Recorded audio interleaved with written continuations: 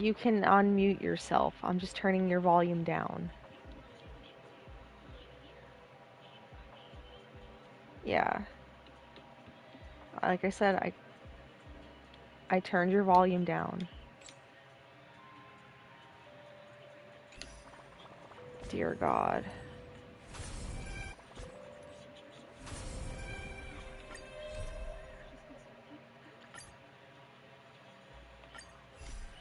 I reunited with Dan Heng and unexpectedly made contact with Cerydra. He warned us that Amphorius was actually an experimental ground for the erudition and was rapidly falling into the path of destruction. A Lord Ravager would soon complete its evolution in Amphorius. To tackle the crisis together, I stayed behind in Amphorius as an informant, while Dan Heng returned to the Express as planned to seek help. On top of that, Screwlum informed us that March 7th had also been drawn into Amphorius earlier. However, the current priority was the Era Nova. I quickly arrived at the Vortex of Genesis and met with Finan.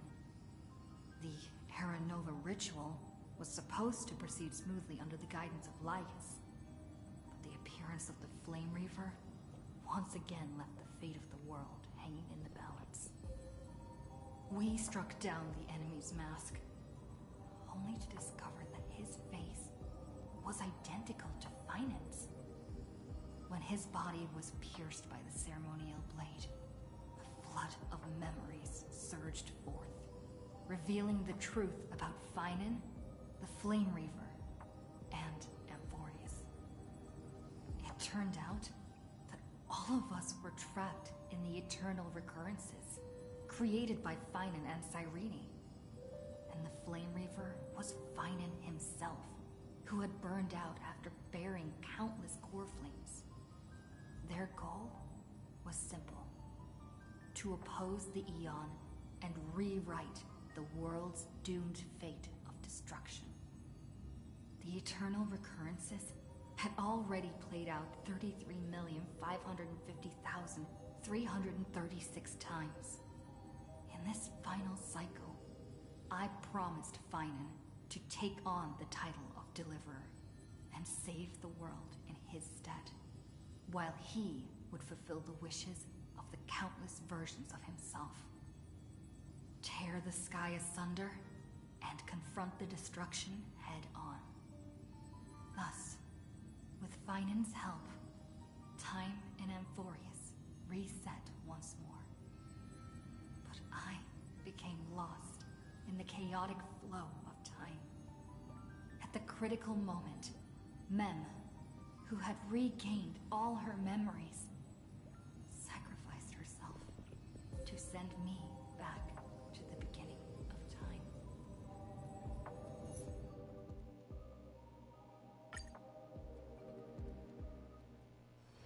This place is rich with the sweet scent of flowers.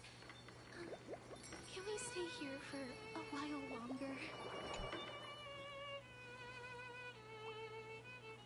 Hello.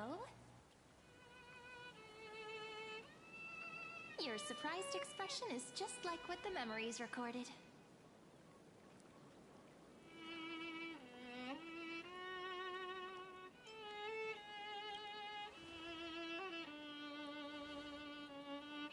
Maybe I'm both? Just kidding.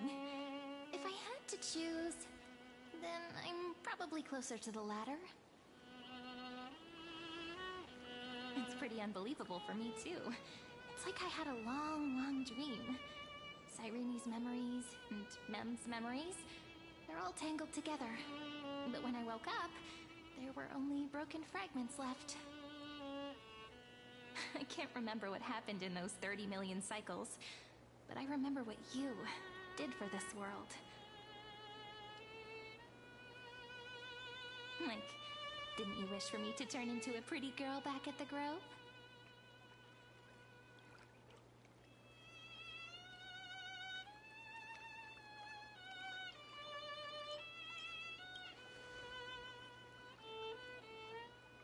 Yep, Isn't it amazing? It's like a seed finally grew up and became a flower. And I'm definitely as cute as a flower now. There's so much I want to say, but unfortunately, this isn't the time to reminisce. With the memories of the previous flame chase still intact, we've returned to this place at the beginning of time, so we can carry out our promise to Finan.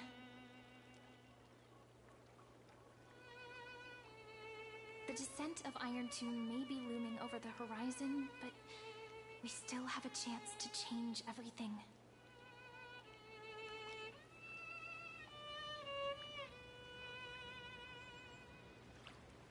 Ide Silicii is so quiet. In Cyrene's memories, she always sits alone by the lake, gently swaying on the swing, like she's waiting for someone.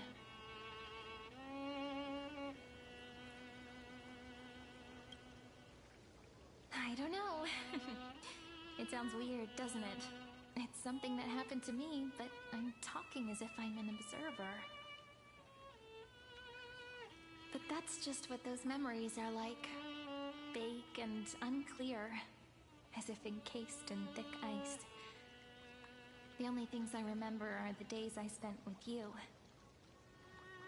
Emporius will fall into an ending of destruction after the next Era Nova. But those stories went out of fashion ages ago. In a proper romantic epic, the hero's supposed to foil the villain's plot, right?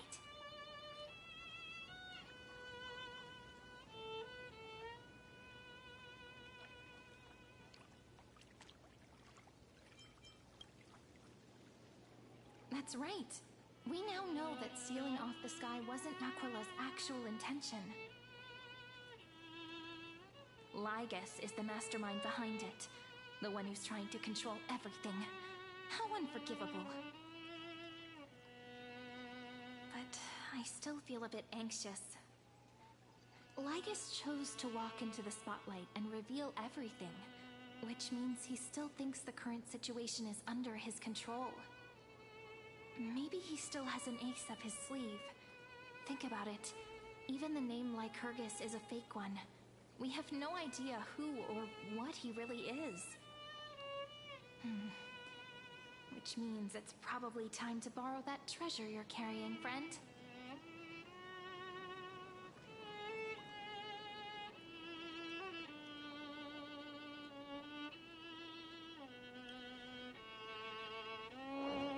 Yep, that Intellitron friend did say, when required, it can also serve as a bridge for communications between the internal and external world. Ide Silicii is a little village enclosed by time. We might be able to contact the outside world from here. Why don't we give it a try? We should at least tell our friends from beyond the sky that you're still in one piece. Firstly, we need to find a well-hidden spot.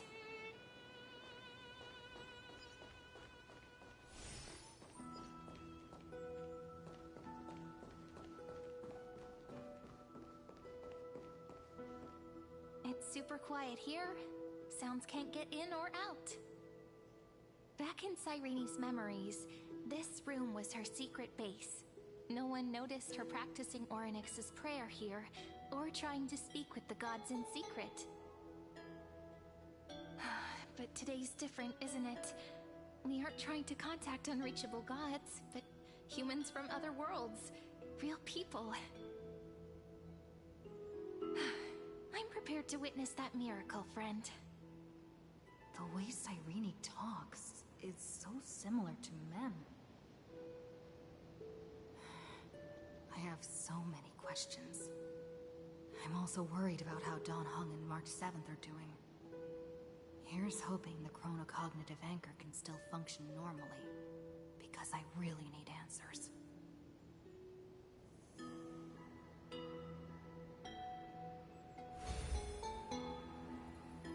Signal strength, 14.8%. Dialogue window, 16 minutes, 22 seconds. Prerequisite: no external interferences. We are very glad to learn that you're safe.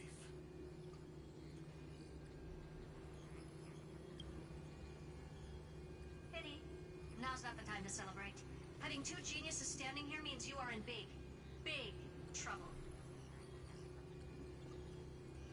Listen up, little one. The Destruction's eyes are gazing upon this place. No, I'm not joking, and no, it's not Droidhead. It's the real Nanook. Time is running out, so I'll explain in terms you understand. This world, Amphorius, is in fact a testing ground, where the Lord Ravager, Iron Tomb, evolves through self-extrapolation. Hiding in this segmentum, unknown to other life forms, it has endlessly repeated the process of Era Nova, seeking a solution that could obliterate the erudition. For some reason, the experiment entered a prolonged state of stagnation. However, it has now restarted. Prediction: if effective intervention is not performed, Iron Tomb will complete its self-coronation in 14 system hours and initiate its plan to destroy the entire path of erudition. The possibilities are endless. Breaking down interstellar communications, destroying the synesthesia beacons, returning cosmic civilizations to the Dark Ages, or even starting the third anti-organic war. Any of it would be able to bring the cosmos to its knees. Simply put, it will tilt all sciences and technologies towards the destruction. And since Nanook glanced at this place, it means they are being dead serious. Based on info provided by the IPC, Iron Tomb probably isn't like Selenova or Zephyr, who are overlords ascended from human beings. Instead, Iron Tomb is an algorithmic sequence. It can be anywhere, as long as there is a receptacle for its calculation. The version of Iron Tomb hiding in Amphorius is its source code, and this scepter is its incubator.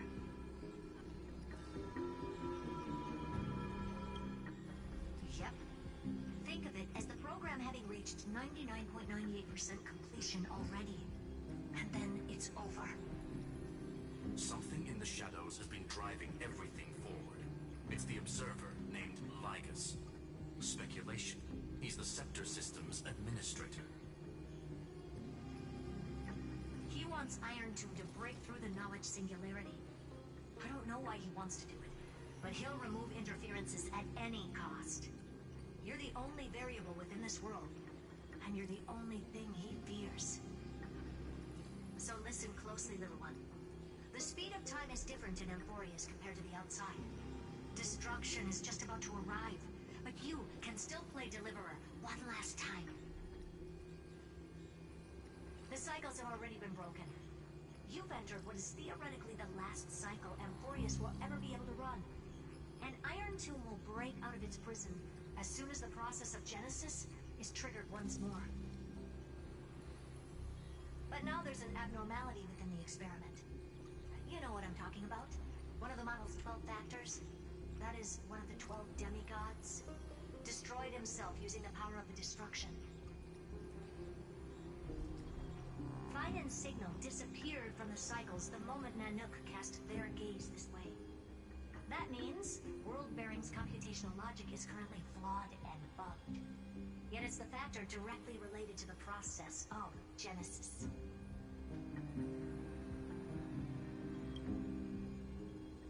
That old Intellitron will definitely do all he can to debug this error. So you have to take this chance to claim Kepfali's core flame. Don't let him have his way.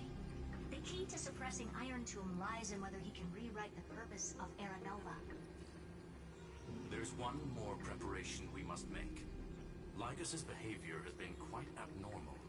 He's never interfered in the actions of Titans or the demigods throughout the whole experiment. Deduction. The Scepter has an extremely strict autonomous protocol, restricting even its administrator. In Amphorius, this ultimate protocol goes by another name. The Law Titan, are the rules that restrain all things in Amphorius, and it was the core flame returned at the very beginning of the last flame chase journey. Why do you have another little pink one next to you? Huh? Her path chart is... Is there something wrong with me? Never mind. Let's get back to the topic at hand. Light calendar 3960. Month of balance. We'll be locking onto this time period to find law. You can either meet the Titan, convince the demigod, or take the core flame by force. It doesn't matter what you do, so long as you bend it to your favor. We still haven't figured out how you and Dan Heng got inside this world. So influencing protocol is currently our best way to stop Lygus, or to call for more reinforcements into this fight. Once you've got law in your hands, we'll discuss our next steps. Make sure the core flame doesn't fall into enemy hands. Herta, the firewall's interference is getting closer. Time is running out. Please ask any questions you still have as soon as possible.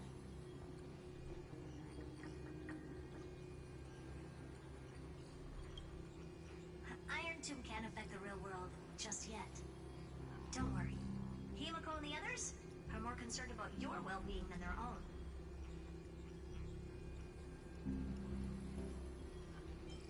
Miss March's situation is rather complicated. Madame Herta and I can detect her signal, but cannot ascertain her location. What we can be sure of is that she's still in Amphorius. Don't worry about her. She's absolutely chock full of mysteries. Even if Amphorius explodes, she'll probably float out perfectly protected in a nice thick layer of ice. Worry more about yourself instead. I believe in your capacities. The hands of the trailblazer can create miracles, and will certainly be able to snuff out the flames of evil. I'm not going to give any motivational speeches. I just hope you bring good news the next time we meet, little one. No, not little one. Deliverer.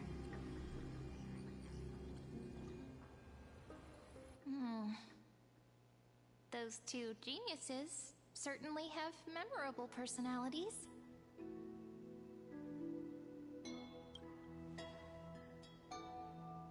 It feels weird. This all feels really familiar. Some of that conversation feels like it's about things I once knew, but then forgot. Maybe it's because of Mem?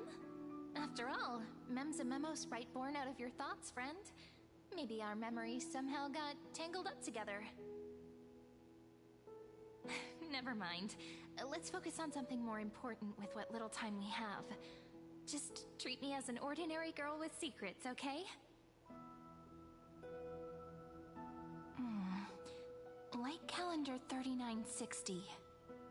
I remember that Talantin had already fallen by then, and the Chrysos heir who inherited that core flame is named Cerydra. That's what's recorded in history, and the period we'll be heading to. We'll need to find Law and stop Lygus. So, we've at least got a solid direction, right? Can you give me a little bit of time before we go? I want to pack some stuff. There's so much more I need to take care of in this form, and I'm still getting used to it.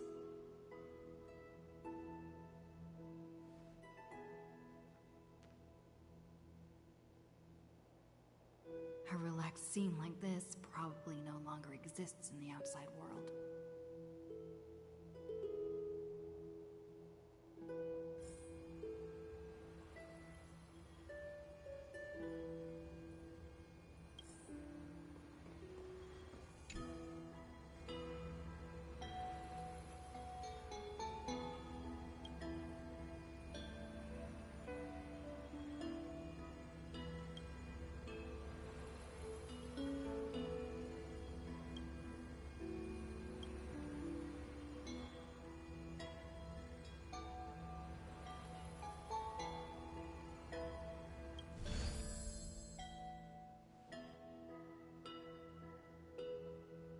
Should I head to the attic to wait for Cyrene? Or should I have one last look at Ides Elysiae?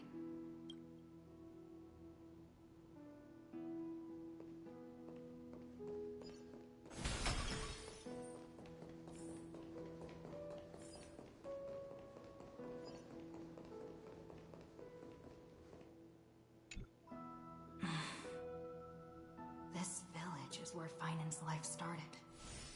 After 30 million cycles and 30 million failures, his burden is now in my hands. He said I will take over the responsibilities of world-bearing. But what does that mean? Becoming the new Kephili? Or forging a completely new path?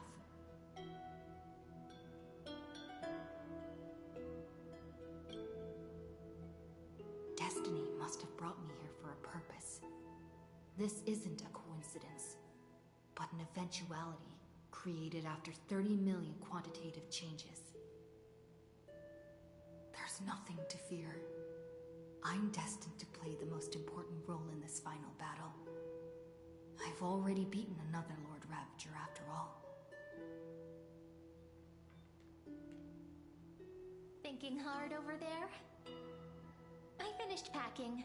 I decided to just bring these few things in the end. See?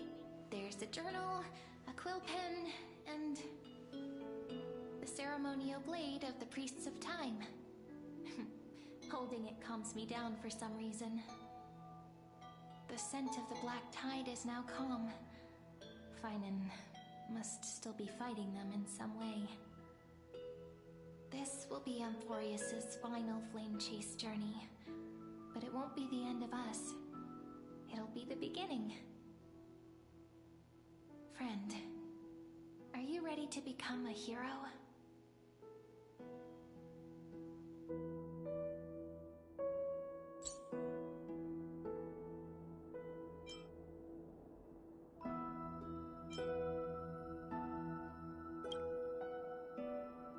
That promise might be far too heavy.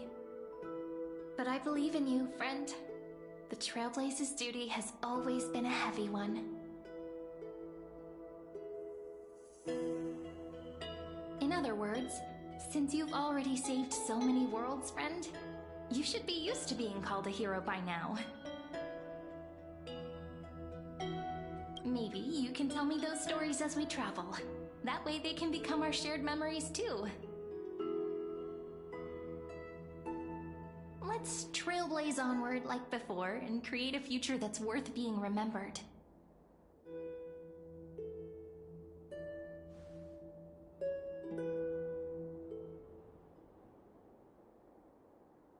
It seems you two are prepared to head out. Then you should indeed treasure the view before you. For you do not have much time left to enjoy such solitary delights.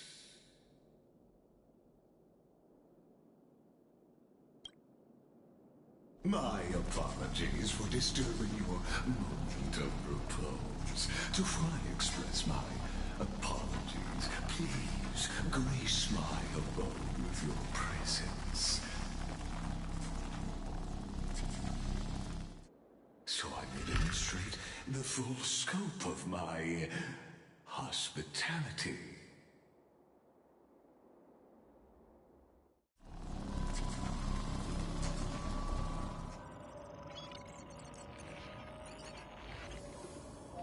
What is this place?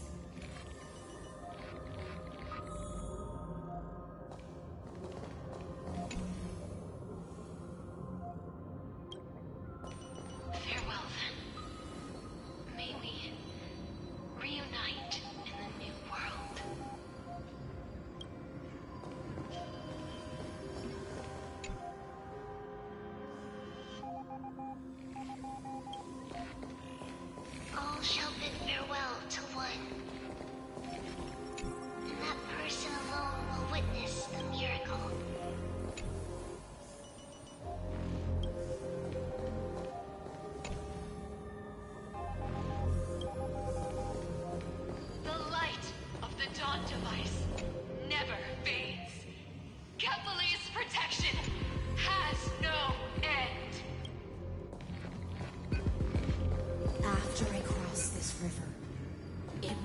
tragedy for mankind.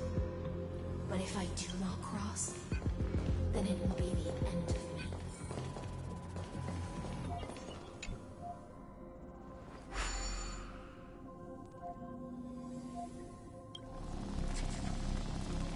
Outlier. Executing command. Record.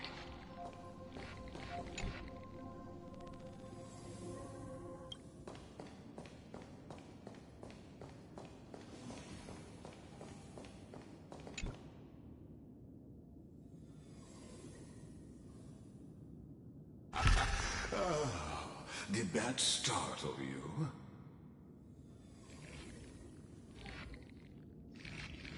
This is the intersection between Amphorius and the real universe. The audience seat where I observe this experiment. You can also call this location the Exomyth. What you see is the true form of the eternal land and the 12 demigods after they've shed their disguise of legends. Doesn't it look marvelous? Amphorius is like a microcosm of the cosmos. People love to portray the romance of the starry skies, but their tales often forget a different and far more truthful type of universe. The moment ancient Antikytherians sketched geometric shapes on the sandy beach and recorded the first numerals and symbols on parchment, the universe turned into a silent equation flowing under the pen of these relentless decoders. Erudition. It was once the mother tongue of the Creator, the pen of divinity, and the first lyrical verse ever written by free will.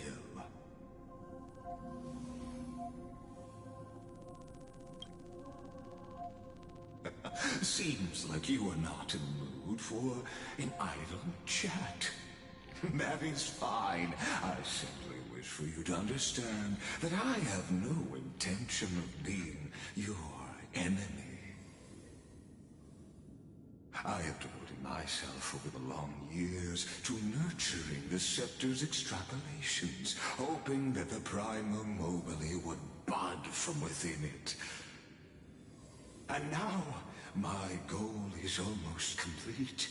Nikos 496 had exceeded the intelligence singularity through his rage, and though he still retains his obsessive defiance and managed to suppress the black tide of this cycle, it's a matter of time before his will crumbles to dust. Iron Tomb will be completed. That will not be affected by my plans, your resistance, or the schemes of the two geniuses. It is an irrefutable fact, just like the instance in Noos's calculations. In other words, as long as you are willing to stop interfering and let the final Aeronova carry out its natural course, I'll guarantee the safety of all Nameless and ensure you return unscathed.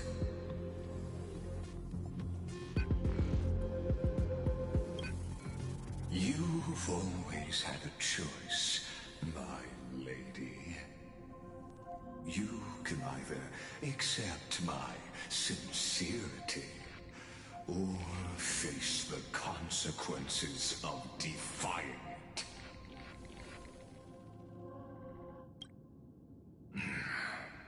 They've always been the product of the experiment, so naturally, they will perish when the experiment ends.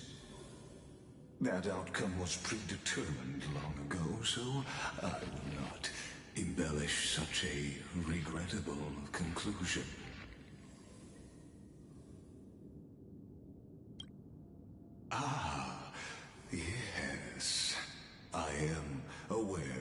that esteemed lady's whereabouts. Her real identity is quite astounding. If you decide to accept my proposal, then I will do all I can to send her back to you.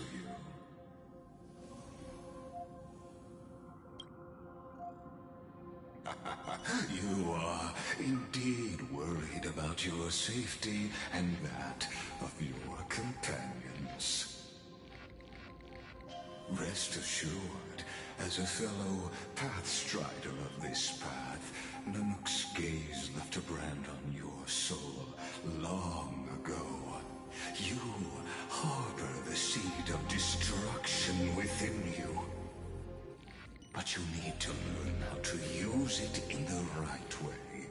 That vital knowledge is also my bargaining chip in this negotiation between us. For there are few in this world who are truly capable of such a feat. And I happen to be one of them.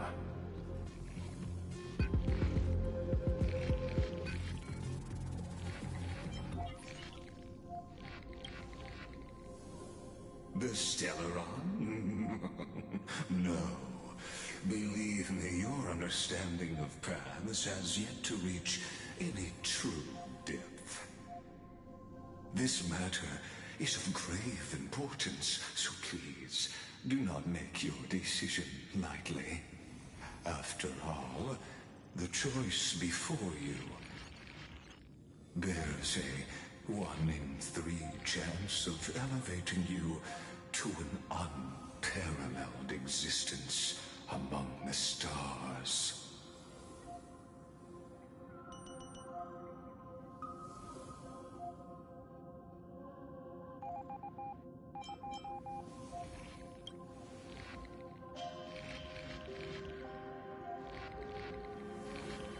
I now see the full scope of the determination in your words.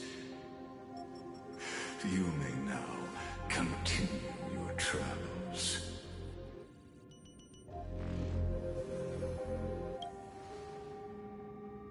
It seems you haven't realized something about this place. The Exolith is the Erudition's domain. You cannot physically interact with me in any way in this place, and vice versa. As negotiations have broken down, there's no more need for us to remain in the audience's seat. Let's return to the theater called Amphorius, where you will meet me once again. Of course, this meeting was not without merit.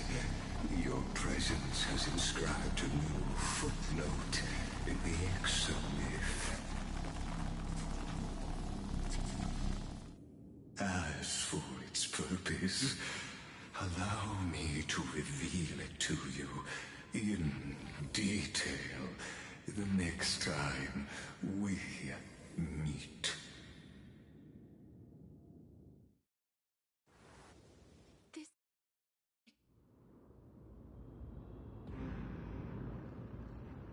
100 years ago, the flames of war consumed Akama. The Outland forces broke through the dawn. Golden blood flowed with greed, and enemies descended with Kephali's eternal slumber, painting the holy city's walls in scarlet. Its generals had vanished, and the elders prostrated on the ground. The Throne of Worlds kept silent to the pleas of the people. Until the heaven and earth cracked open. Not the gods answering the people's prayers, but a legion rising from the sea of blood. Dawncloud's spires fell in the sulfur rains, and the legion's commander stood atop the broken idols and roared. compatriots! No more kneeling! Not to brutal tyrants, and not to dying gods! Those rebels have twisted the prophecy and ignited the flames of war in order to stoke fear in your hearts! A Chrysos heir she stood, divine blood soaked into the earth, quelling the flames beneath her feet. Their golden blood wrote of a tragic fate. Mine shall overturn it! Her crown burned bright, outshining the fires consuming the entire city. She raised her scepter high, and the people gazed in the direction she pointed. My blood flows in you now. Heroic compatriots, follow me, and we'll seize the reins of fate. Drive the enemy from Kevali's dawn. Smother their flames with their own dead. Win glory. Win peace. Let history sing your deeds.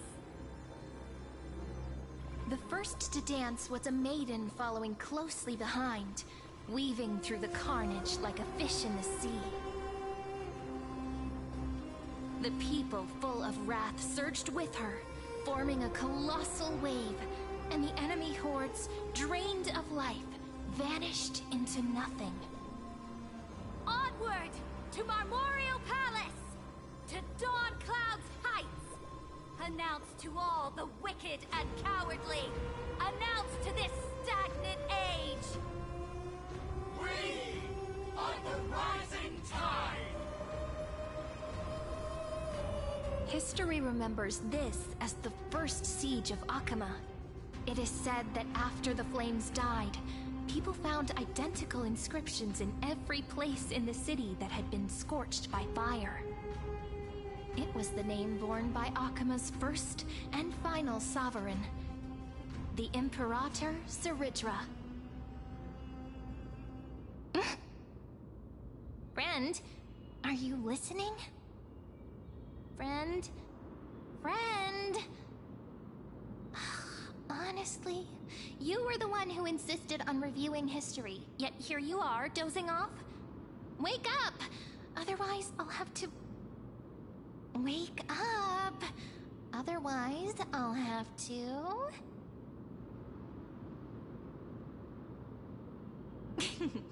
Awake at last? I guess I won't have to use my wake-up magic on you then.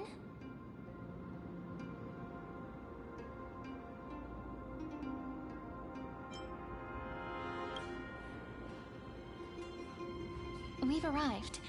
A familiar place. The Temple of the Three Fates. If everything went according to plan, it should be shortly after Talantin's fall. And also the end of the first Flame Chase journey.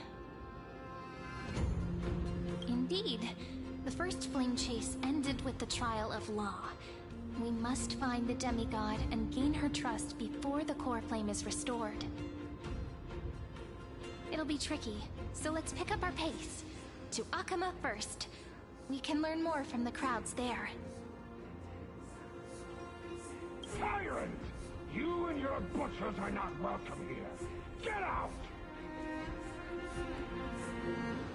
Hold your tongue!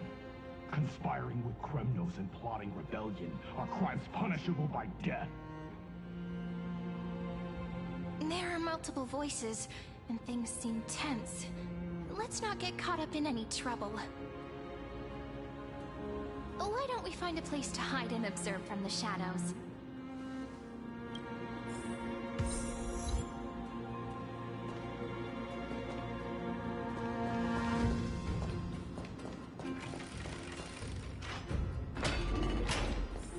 At least Kremnos keep their faith.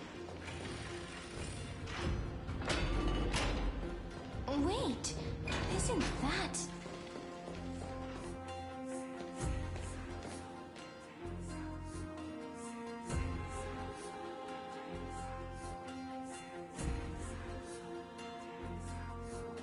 Golden-blooded defilers, perverting the prophecy and trying to slay gods. Stars beyond the sky? Gods who created the Titans? What kind of nonsense? Look at this broken world and see what your atrocious acts have done! What? Did he just mention the stars beyond the sky? But how is that possible? You impudent! Ducks for Goris. We're here to welcome the Deliverer from beyond the sky. Stand down. Heretic! No one but the great Talantan can deliver this world from misery! I ask you, if the old laws were so perfect, why did they crumble beneath my feet? You...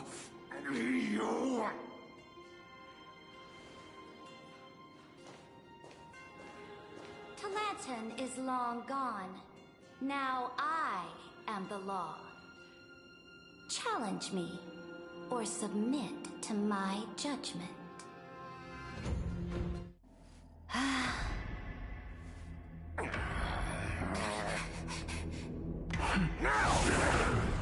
Silence!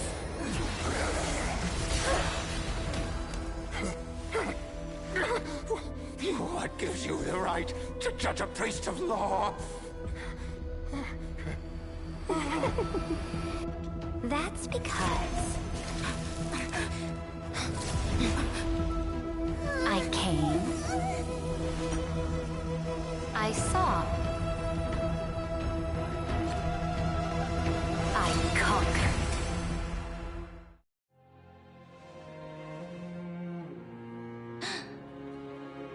Ducks for Goris, take the ashes of this man and scatter them in the temple among the crowds. Tell them that the High Priest attempted to take away the rights granted to the people by the Imperator. Thus, he met his fate. Yes, Imperator.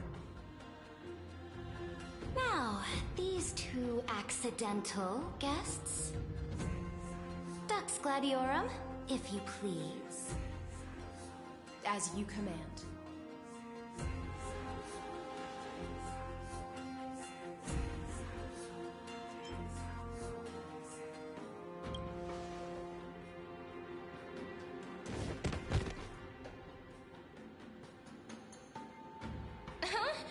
Is this? Correct, but not the kindness you know. This is the leader of the Cleaners in this era. Since the start of the Chrysos War, they've made it their mission to wipe out the Chrysos heirs. Even now, even after I've united all the city-states, these vermin still lurk in the shadows, hindering the flame-chased journey. Moreover, I know that the 27th person to inherit this role bore many grudges against you and nearly doomed the second flame-chase journey. The enemy of my enemy is my friend. So, out of courtesy, I present to you this corpse as a gift.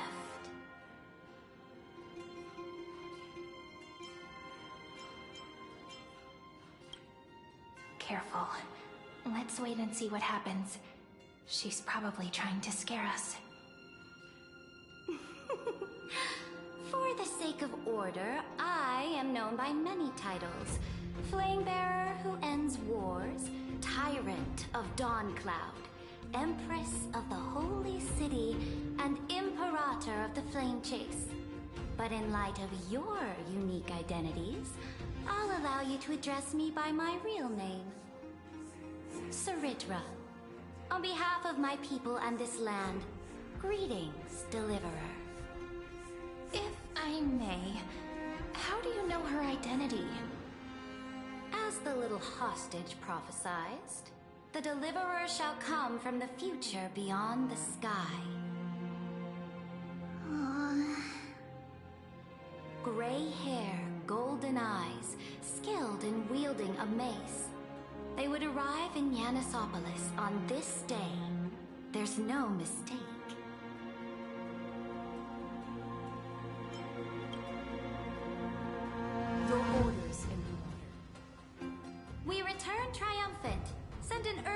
message to all delegates.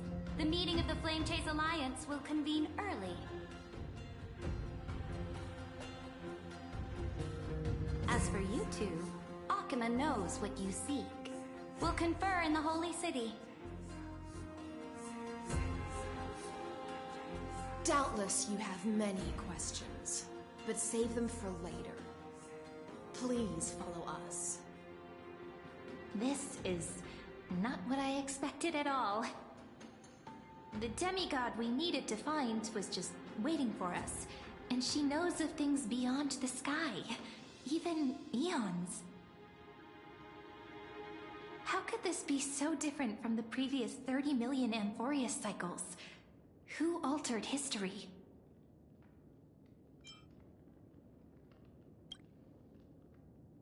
I wish, but other possibilities remain. The currents of time have become twisted. Regardless of who caused this, that Imperator came prepared. We're the ones at a disadvantage now.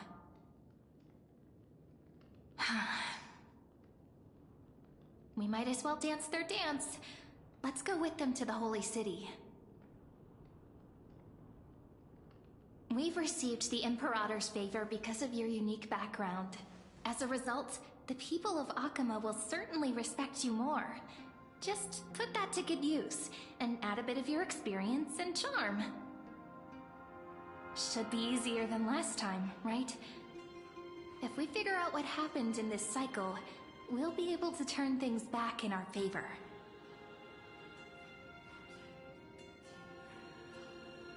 Exactly. Treeby, Aglaya, maybe even little Cypher. Calm and confident. That's the you I'm familiar with. Guests, please. The journey to save the world starts with a single step. Let's set off, my friend.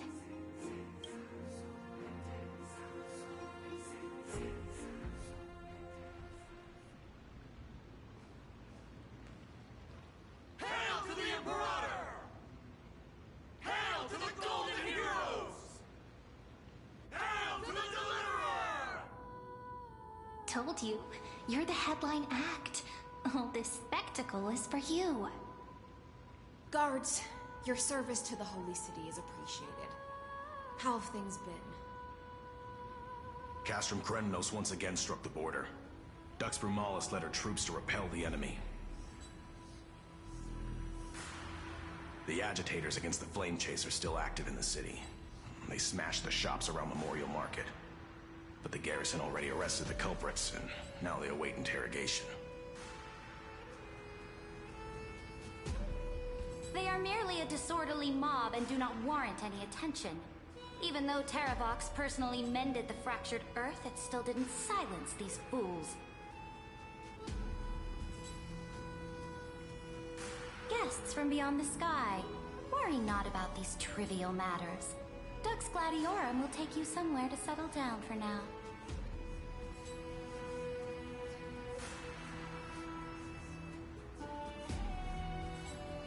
Please allow me to introduce myself.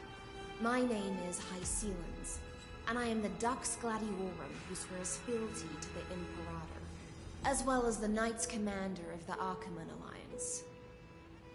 Later on, the Imperator will invite you to attend the meeting of delegates to discuss the Flame Chase journey. Your arrival has convinced us that the future promised by the prophecy is certain. Under the Imperator's command, Amphorius shall break its chains and reach the world beyond the sky. With all due respect, what exactly do you know about us and what's beyond the sky? As a humble subject, I cannot freely express my own views to you. Please forgive me. I knew it wouldn't be that easy. Time waits for no one. Please come with me and rest now before the meeting later. Akuma, under the Imperator's rule, is no longer in the shadow of war. Indeed, Dawncloud stands as the hero's residence. The Imperator put much thought into its design, in order for it to serve as a sanctuary from the burdens of battle. Please experience its marvels firsthand, heroes. When the Imperator arrives, I shall come to summon you.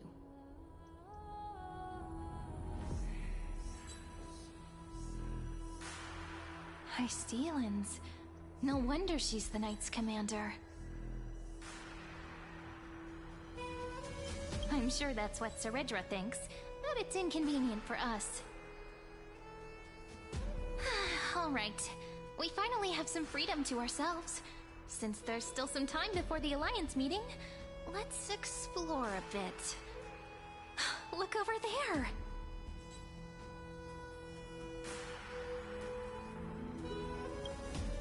Not the ones you're familiar with. But the hearts of heroes stay the same in every cycle, never changing.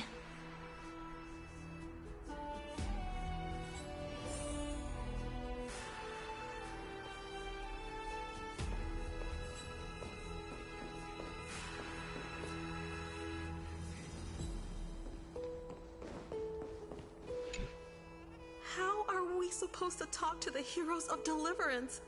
What if they're really intimidating? Virginia, don't be so nervous. Once they hear your poetry... Ah, heroes, you're already here. Greetings. I am Apollonius, the Dux Helcolithus, one of the 5 sages of the Grove of Epiphany, advisor to the Flame Chase army. This is Virginia of Castrum Kremnos, the Dux Carminum and imperial scribe of the great Imperator. Hello. I'm Virginia. I compose poetry. I'm Serene from ID Silicii. This is the Deliverer. Nice to meet you both. They're not as frightening as the rumors claimed. This is our first time in the Imperator's realm. Akima is even more magnificent than we imagined. If you all weren't here to look after us, we'd be completely lost and confused. The Akima you imagined is long gone. Under the Imperator, this city has been reborn as the capital of the world. Bask in her free-spirited who fulfills their duties to the Imperator.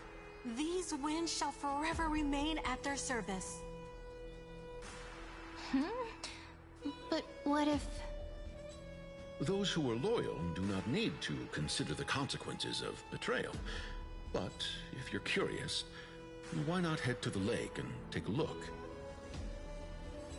Those elders who lie at the bottom of the lake are the best example of what happens when you disobey the Imperator. The elders of this cycle were all... Looks like that priest who was sentenced to death wasn't an isolated case. Dux Brumalis, our great Imperator, found the mastermind and executed him in public. Seeing that scoundrel burn to nothing should deter these miscreants from being so brazen again. So the great Imperator isn't afraid of getting her hands dirty? What a ridiculous display. What do you know? No matter what sins the people commit, they are still the Imperator's people, and it's only right that they be judged by the Imperator's own hand.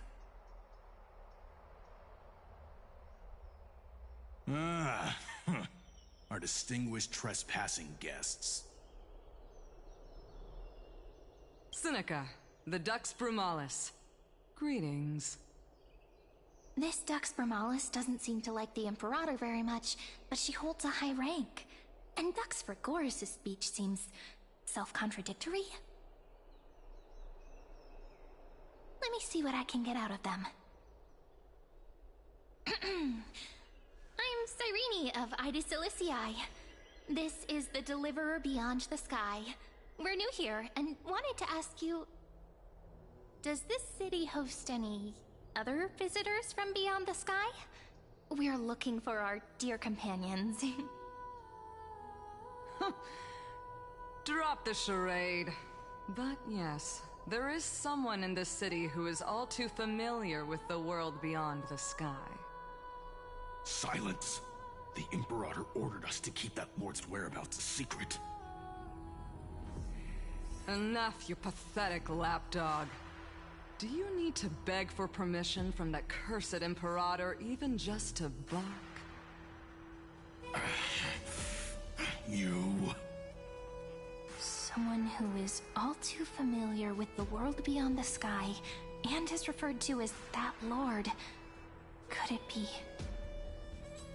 It looks like things are getting heated. Let's get out of here. Aggie, you're still so listless today. Did you have trouble sleeping again? Yes. We know. The Titan's prophecy haunts you. If you want, you can talk to us, just like when you were young. No matter what, we'll always remain by your side. I know. I also understand that fate cannot be changed. It is not the future that I worry about. I spent all last night weaving clothes and linen for the refugees. The Chrysos War is born of injustice and has shattered their dignity. They deserve at least some basic decency. If Amphorius one day abandons this, then all of us, commoners, Chrysos heirs, Titans, become no better than beasts. Oh, we have guests. Welcome. I am Aglaya, the Gold Weaver. These rags on you are not worthy of the title of Deliverer. I must prepare some proper attire for you.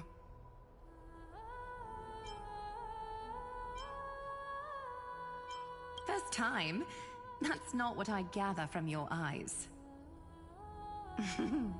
Does your Aglaya differ so much from me? Greetings, Deliverer from beyond the sky. We are Treeby of Yanisopolis. It's very nice to meet you. Although, introductions are probably unnecessary. We know you've witnessed the future of the Flame Chase journey even more clearly than we have. Witness the future of the Flame Chase journey? The prophecy also told you about that? Indeed. Orynyx reshaped Amphorius through the prophecy. Although, regarding the Deliverer, there were not many details beyond your appearance and the time of your arrival. So, please, don't worry. Feel free to relax and relax some more. It was Orynyx who told mankind that the Deliverer from beyond the sky would descend upon Amphorius. More crucially, they revealed a future entirely different from the Aranova.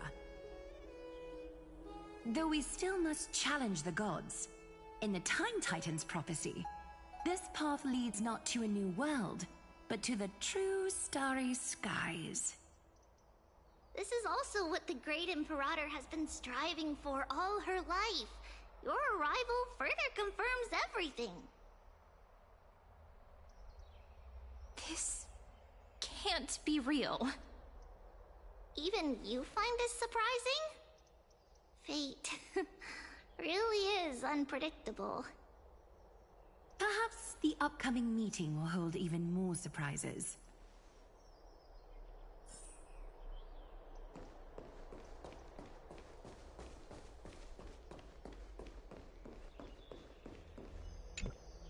Little fish from beyond the sky. Did you rest well? The Imperator and the delegates are about to arrive. If you are ready, please follow me to the meeting.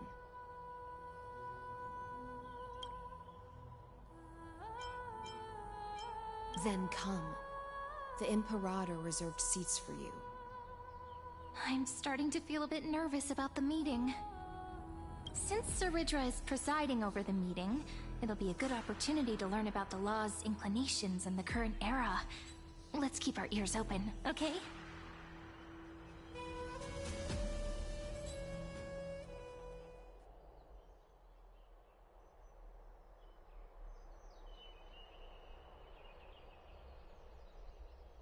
Good sir from Paphos, what do you think the Imperator is planning calling this meeting so early?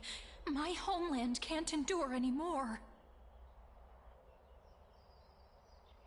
Who knows? First, she wants to hunt Titans. Now she says there are even greater calamities. Her madness is the greatest calamity. Exactly. Chrysos heirs, deliverers. What about us ordinary folk? How much are we worth in her eyes? Things feel pretty tense here. The history books said that the Imperator aimed 3 cannons at Dawncloud to make all the delegates obey her. Will history repeat itself in this cycle? Yes. Similar acts have occurred, and not just once. However, whether history will repeat itself, you'll soon see. Those are the 2 spots reserved for you. Please take your seats. What's happening? Why aren't we starting? That's what they were talking about before. What is we stop? So it turns out. Ladies and gentlemen, silence please. The Imperator has arrived before her faithful council, and the Alliance meeting is about to begin. All rise. In the names of Talantin and Kefali, the Akama Alliance swears upon the gods. Cease the pageantry. I pray not to the vanquished. What? Kefali, of course, needs no further explanation. As for the law, at the entry hour 2 days past, a scout should have brought news of the conquest to all of you. Unfortunately, guards found his corpse among the rocks not far from the city. Moreover, the poor soul was buried with a Paphos curved blade. It pains me to imagine what agonies this loyal warrior endured before his death. Delegate from Paphos, do you have any insights? I know nothing of this. The evidence is irrefutable, so there is no need to waste your breath. However, let us set this trial aside for the time being. Witness, even within the most sacred and dignified council, there were those among us who wished to draw their blades, brazenly challenging the Alliance, seeking to shatter our hard-earned peace and unity. Fortunately, I uncovered this plot. Now, to protect this beautiful city and her people, the Imperator's legions are ready. They will escort each of you to the Temple of the Three Fates, where you will receive the highest level of protection the Alliance can offer.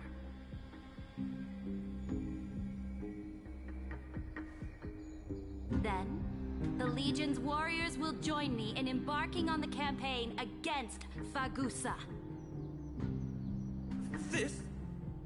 This is clearly a trap! Imperator, did you summon us here just to trample on the dignity of your allies? This is enough! This is just calm down. What did we do? Things are starting to get pretty intense. Comrades, you've all seen her true face now. According to the ancient laws of Akama, only with the consent of 2/3 of the elders can the legions carry out the commander's orders. The ancient laws. Didn't you destroy them long ago? You defected during the first siege of Akama, voted unanimously in favor of the Council of Elders restructuring, and just yesterday, you desecrated them with a blood-stained blade. The decaying old laws fell with Talantin and are no longer deserving of respect.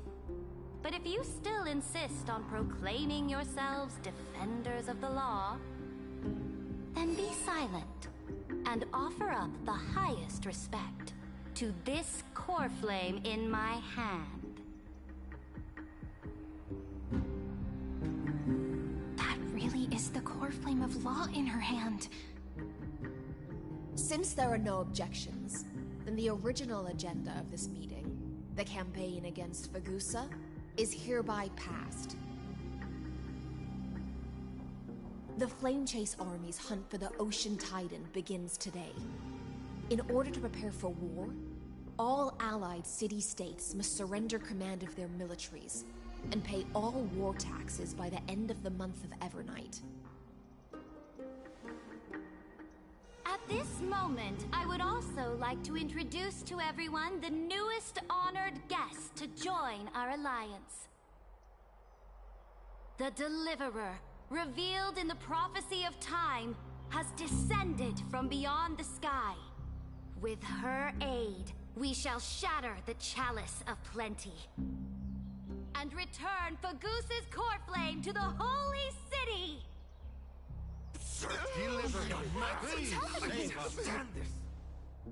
Absurd. Simply absurd. A deliverer from beyond the sky. This is just like that prophecy about slaying gods. It's a lie you've used to grow your power. Bygone has already sacrificed countless soldiers. And now you want me to send even more of my brothers and sisters to be used and discarded by a tyrant?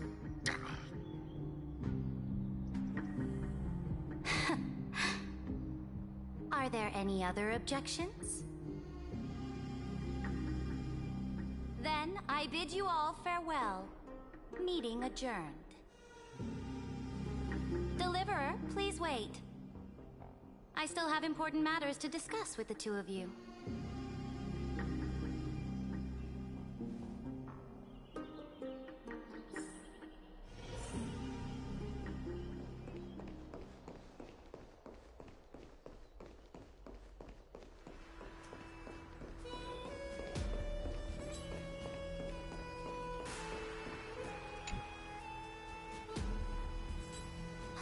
I apologize for that farce of a meeting.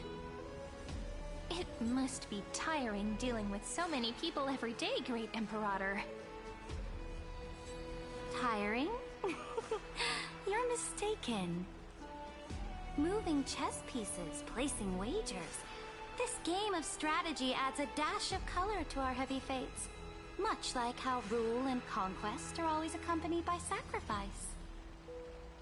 Is the war with the Titans also part of that sacrifice? After I glimpse the secrets of this world... No, the secrets beyond the sky. The divine authority of Amphorius no longer held any significance. Let me ask you, Deliverer. Is it true that beyond Amphorius' sky, there are magnificent deities called Eons?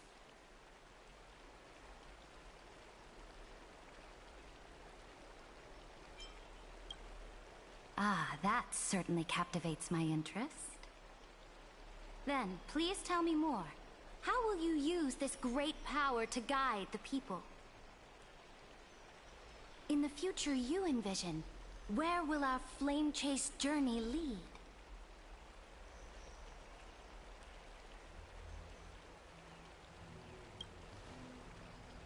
Oh? What you require now is the power of law? Exactly. Just as the prophecy foretold, she is your deliverer from beyond the sky, and she also has reliable allies. If they can intervene in Amphorius' laws, we may have a chance to alter this world's impending fate and reverse its destined end.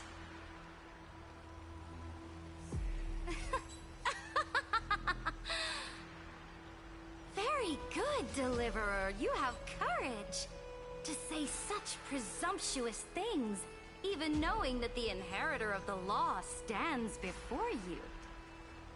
You mean... In the past, anyone who dared to covet the Imperator's divine authority would have met a gruesome end.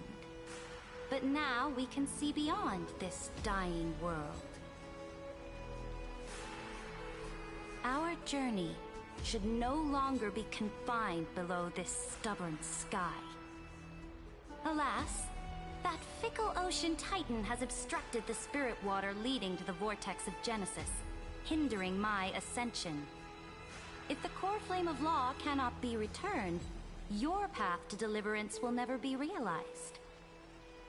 Now that things have come to this, we must resume our once stagnant journey and force the waves that block our way to recede. So, you agreed to cooperate with us?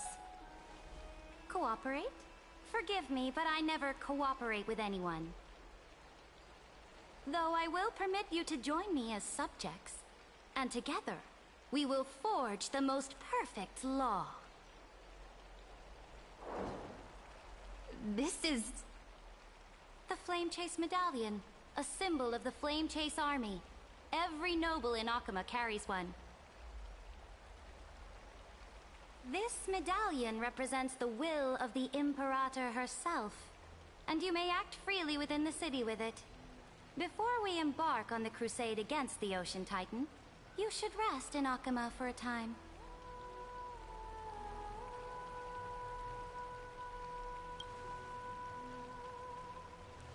Oh? Your advice is acknowledged. From this moment on, prove yourself through your actions. As long as no boundaries are crossed, I fully respect the choices of my subjects. May your journey reach that sky full of stars, Great Imperator. Your attendant certainly knows how to curry favor. Go now. Take a bath first. You two... reek of seawater.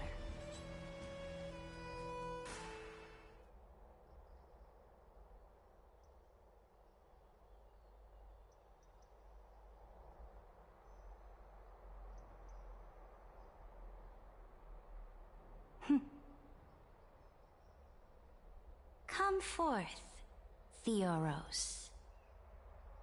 Yes. Great Imperator. Now, perhaps you're willing to hear my counsel.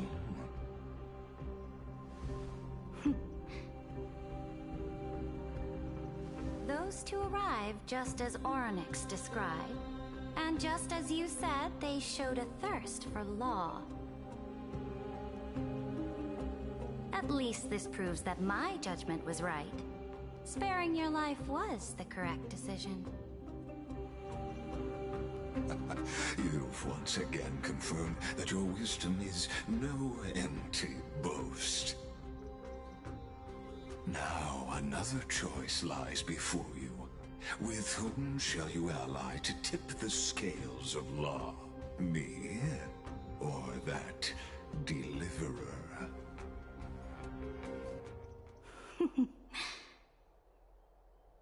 Remind me again, Antikytherin. What kind of future do these two paths lead to in your view? I shall tell you. You are entitled to know that the deliverer from beyond the sky is not a wholly wicked being, but from the very start, her stance has been completely at odds with Amphorius.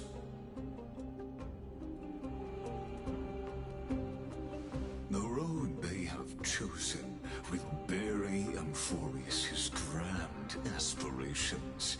This world, which follows the path of destruction, will inevitably stray far from the glory it was meant to enjoy. But on the path I have revealed to you, the people of Amphorius will slay their creator in the name of the Imperator and conquer the worlds beyond the sky. You will command the mighty beast known as Iron Tomb, bringing waves of war and conquest to the universe. Beings across the cosmos will bow before you, offering their allegiance. So, what's the price? The price is insignificant.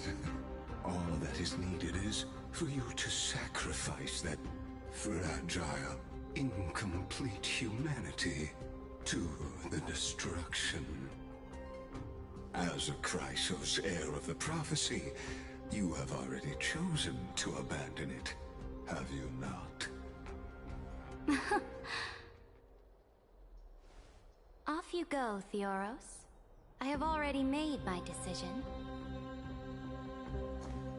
Once I ignite the core flame of law and burn away the old, outdated rules, Amphorius will embark on a journey across the stars.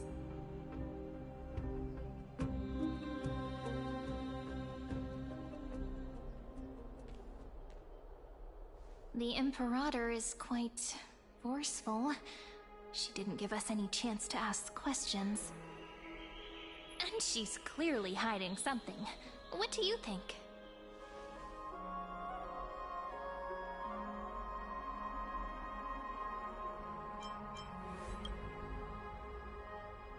Looks like we're on the same wavelength. The atmosphere in Akama, it's so unfamiliar.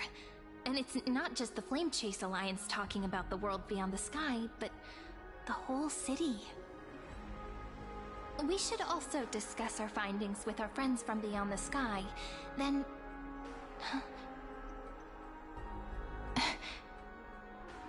then... we should go enjoy the renowned bathing culture of the Holy City and relax. It's the thing I've been looking forward to most on this journey.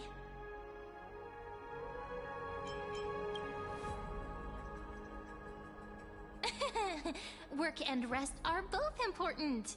You see, everyone agrees, right? So someone's watching.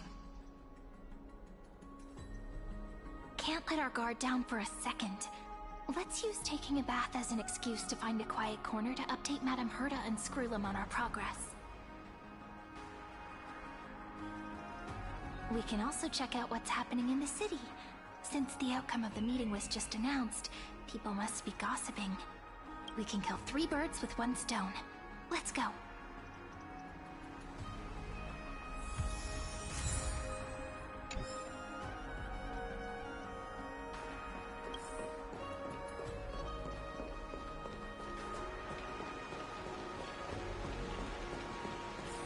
Oh, so many people!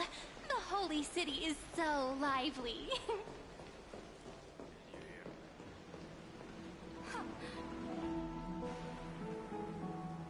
Did you hear? At the Alliance meeting, the delegate from Leyden stormed out in anger. As expected, the Imperator is always hiding things from everyone. When has it not caused a ruckus?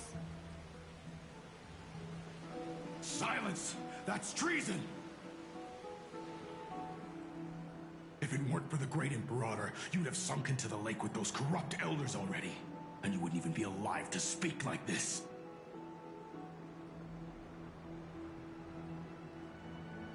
Oh no, it's the Imperator's loyal dog. Let's go. We can't talk in front of this guy. Ugh, how disappointing. Oh, honored guests, we meet again. Looks like I'm not the only one who came to the baths to unwind after the meeting. For the upcoming campaign, please make sure to rest well. I am Dux Fragoris, a trusted officer of the Great Imperator, willing to fight alongside the Deliverer in the coming battles. Ugh. Another war? Ever since the Imperator took control of Akuma, we haven't had a day of peace. Idle chatter. The atmosphere is a bit tense, with rumors flying around the city. You must be troubled. My apologies. After every Alliance meeting, there are always some pests in the city who get restless. I prefer to ignore them. Pests on the ground don't affect the sky in the slightest. They just complain from the shadows that the sun's light is too harsh. Besides, the Theoros has already promised the Imperator her fate. And these clowns will eventually realize their foolishness. May I ask, who is this Theoros? The Imperator has ordered us to keep his lordship's whereabouts a secret. Ah, so it's his lordship. Stop trying to get things out of me. Leave me alone. I didn't even need to try. Big and strong Dux Fragoris really can't hide anything. Theoros. What an ominous name. Bad news. He's been staring at us the whole time. Let's move to another place for now. We don't know how much Cerydra has concealed from us. In the worst case scenario, we may have to face more than one enemy.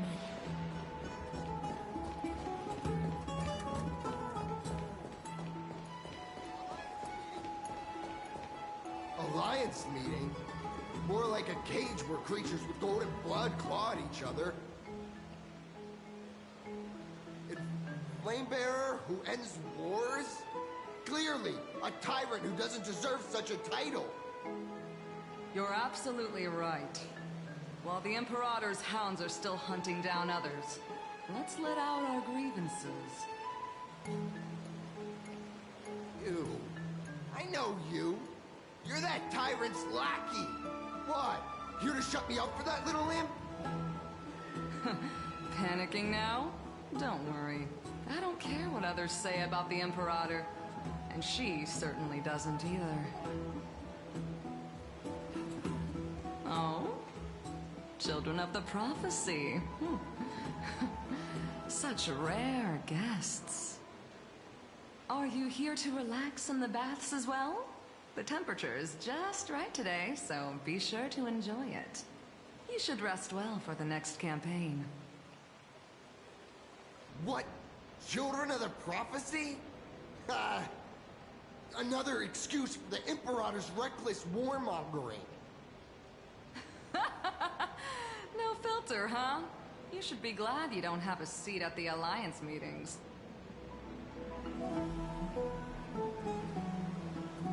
By the way, if you still want to bathe, hurry up. Once that predatory fish joins the flow of water and eliminates all the fools questioning the world beyond the sky, you won't be able to enjoy this perfect water temperature anymore. Seems like there's more to Dux Bramalis's words than meets the eye.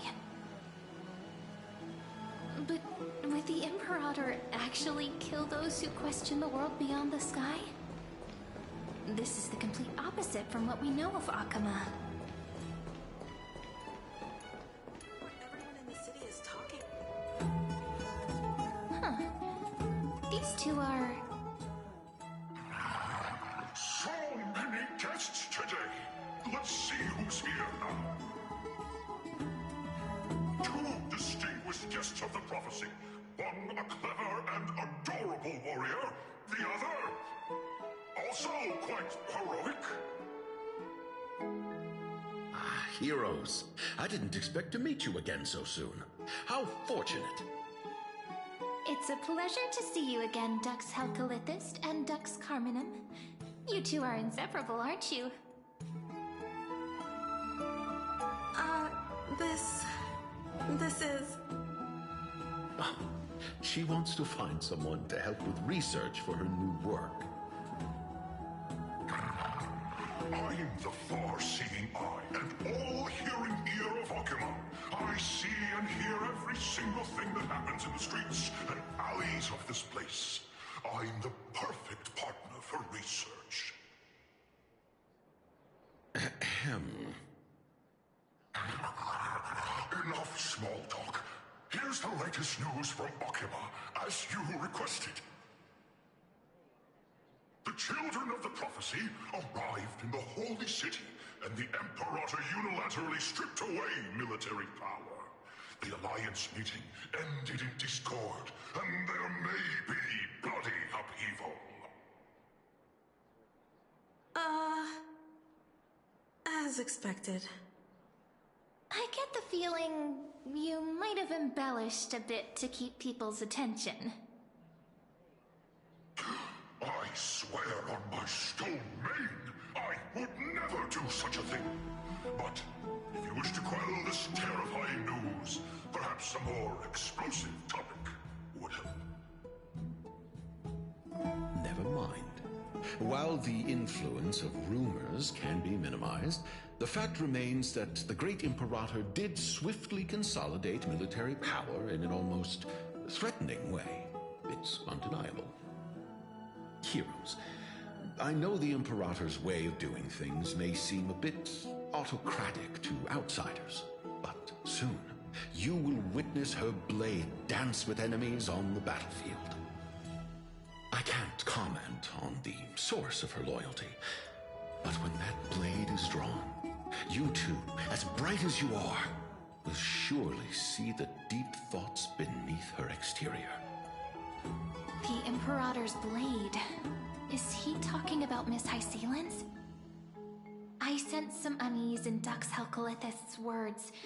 It seems the Imperator and Miss Hysealin's share a much deeper bond than the others do.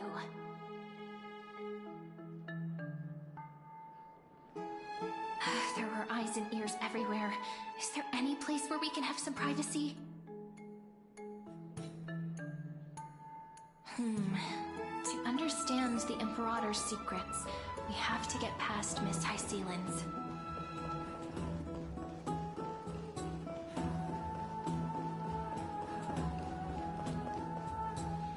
This place was your original bath chamber, perfect for avoiding prying eyes. I wonder if anyone is using it now. Huh? The smell is...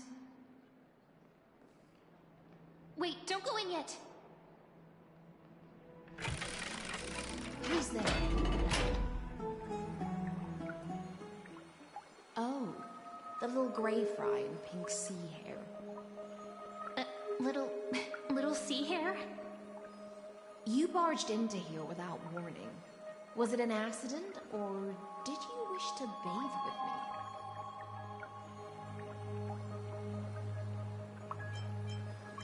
with me? What's wrong?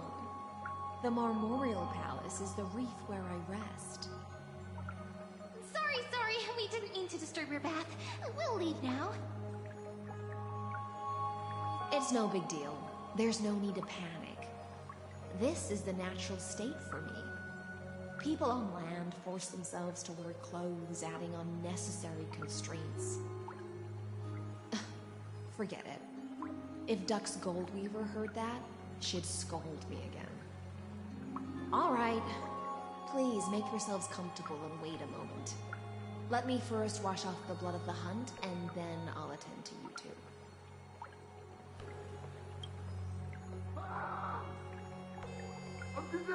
The delegate from Ladon has been assassinated! Quick! Quick, someone come quick! Ah, the broken crab shell surfaces. I was worried it had been washed away by the current.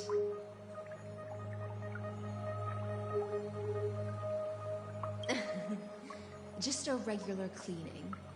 No need to be so surprised. I see. No wonder there was a faint smell of rust in the air before I even entered. Why? Is it because the Phaedonians refused to contribute troops to the Flame Chase journey, or just because they offended the Imperator. Because the new era of the Flame Chase doesn't tolerate stagnant blood. For the ignorant masses who cling to outdated laws, only bloodletting can wake them up. Right now, the rebel forces on the frontier are rising, and Layden has been secretly supporting them. They loudly chant the slogan, "Return to the Era Chrysia," unwilling to relinquish military power. They're just building momentum for the rebellion.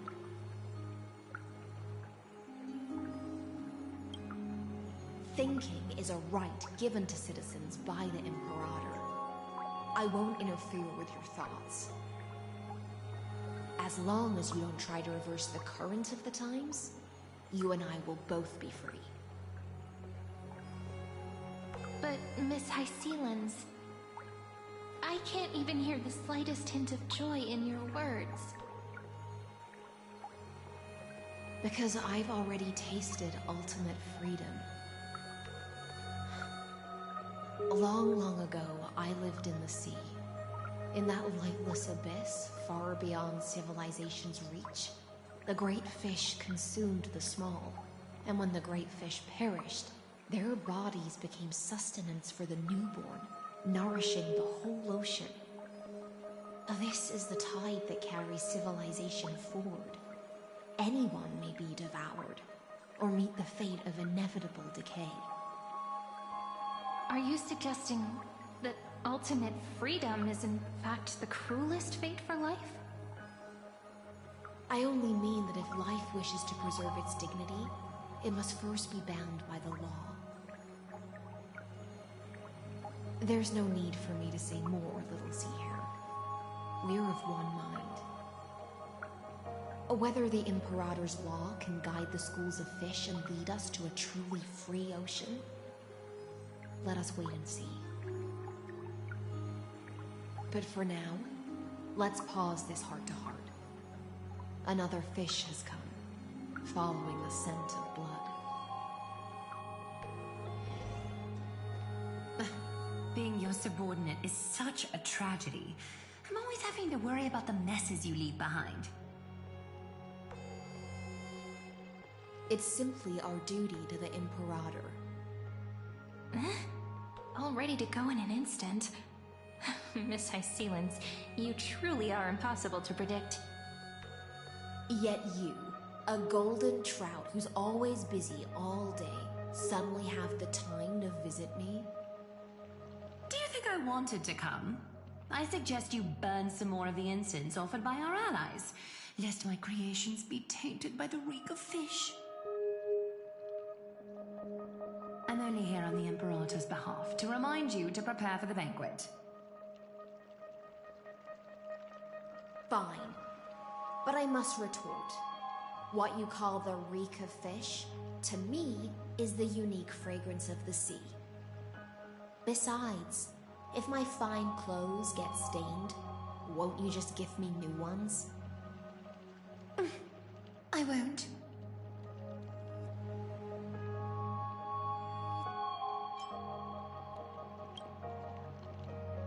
Is that how friendship is described beyond the sky? Fascinating. By the way, you both just mentioned a banquet. Could you elaborate on that? Oh, right, you don't know. Every time before a battle, or after a victory, the Imperator holds a grand feast for the Chrysos heirs to lift our spirits. For us warriors who swim constantly between life and death, these feasts are more worth looking forward to than victory. A banquet to prelude the hunt for the god of banquets, and honey brew as a tribute to commemorate the ancestor of honey brew. How absurd. Don't look so grim. All has been decided. Since it's a banquet for Fagusa, why not take a leaf out of the Titan's book? Live in the moment and enjoy life to the fullest. I'm not as carefree as you. That little Dolu's kitten is already causing enough trouble for me. And on top of that, I still have tailoring commissions to complete. By the time the cool flame illuminates my eyes, I might not be able to focus as I used to. Aglaya's eyes. Curious about these eyes? People often compare them to jewels. But I've already made my decision to ask romance for eyes that can see everything. I wonder what this world will look like when I take the Divine Authority.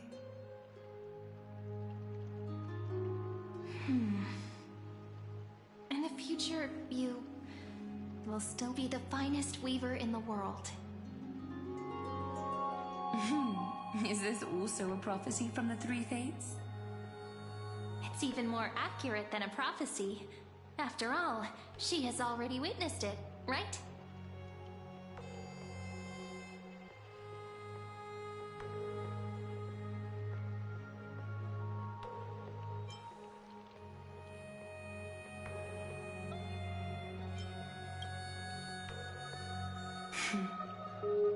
Become a demigod and lose your humanity. That is the only reply I've received in the countless times I've sought wisdom from the prophecy. But Destiny's fragments are like stitches. Before they're threaded into splendid garments, no one can see their true charm, can they?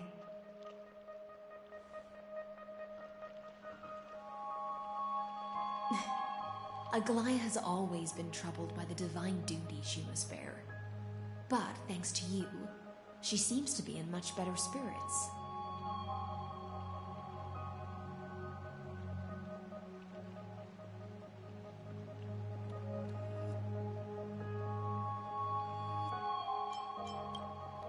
Just as she knows how the spinning wheel trembles, I can sense the smallest changes in the damp air.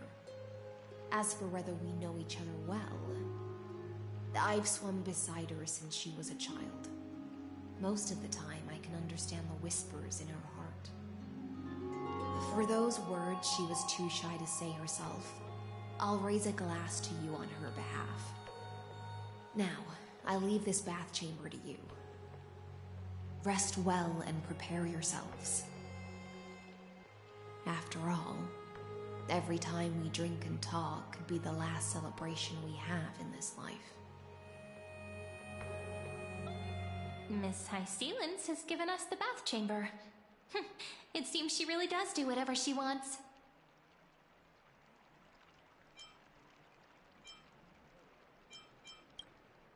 Indeed. But she could return at any moment. If we're having an important discussion, we must remain vigilant. So, let's seize the opportunity and report our current progress. We don't want to keep everyone beyond the sky waiting.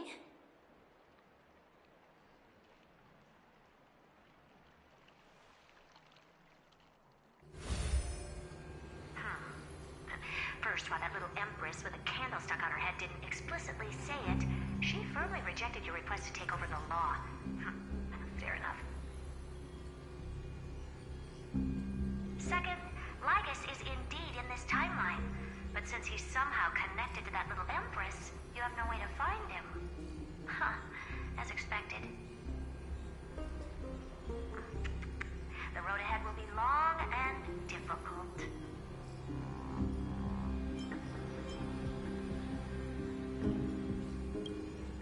It's all just a guess. What? Did I guess right? We've made some progress here too, but nothing to get too excited about. Our time is short, so let me summarize.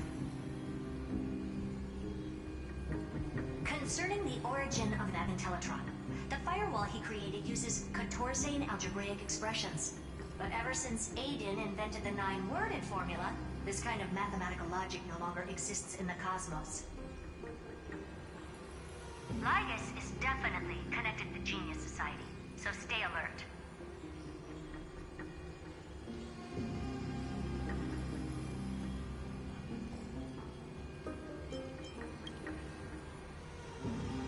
We can first exclude Droidhead themselves.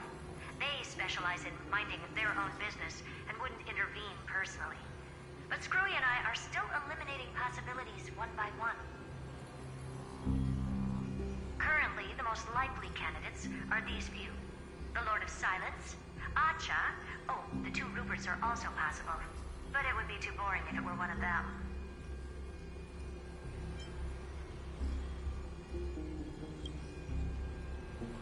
I've told you, his technology is both outdated and complicated, no less than genius. But ultimately, he's not an Eon. We can handle him. That's all I have to say. We'll depend on you to continue pushing things forward within this world. Keep in touch regularly. And remember, don't let your guard down.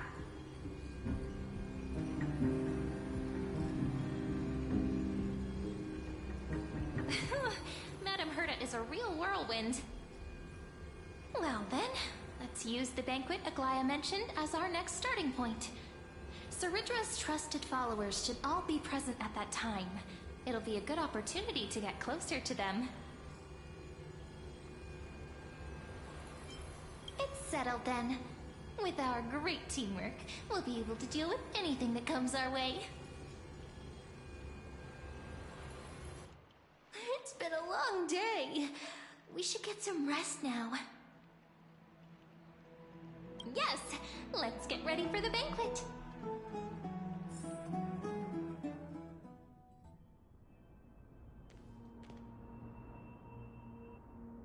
Look, the venue's right ahead.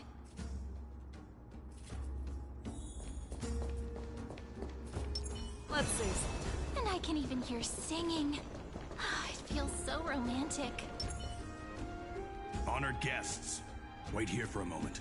You must surrender any personal belongings you have on you before entering the venue.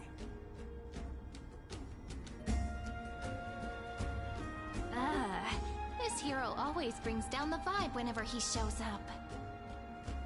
The Imperator's elevated position means she must always remain meticulous and careful. Please do as I say, guests. It would avoid any unnecessary misunderstandings. I get that you don't want people to bring outside food into the banquet, but is it really necessary to confiscate the books and quill pens? Even a quill pen can become a deadly weapon in the right hands. I'm asking for all your items. All, Miss Cyrene. Your belongings will remain safe. They will be looked after appropriately by dedicated staff. Looked after appropriately? Dedicated staff? Talk about a vague choice of words.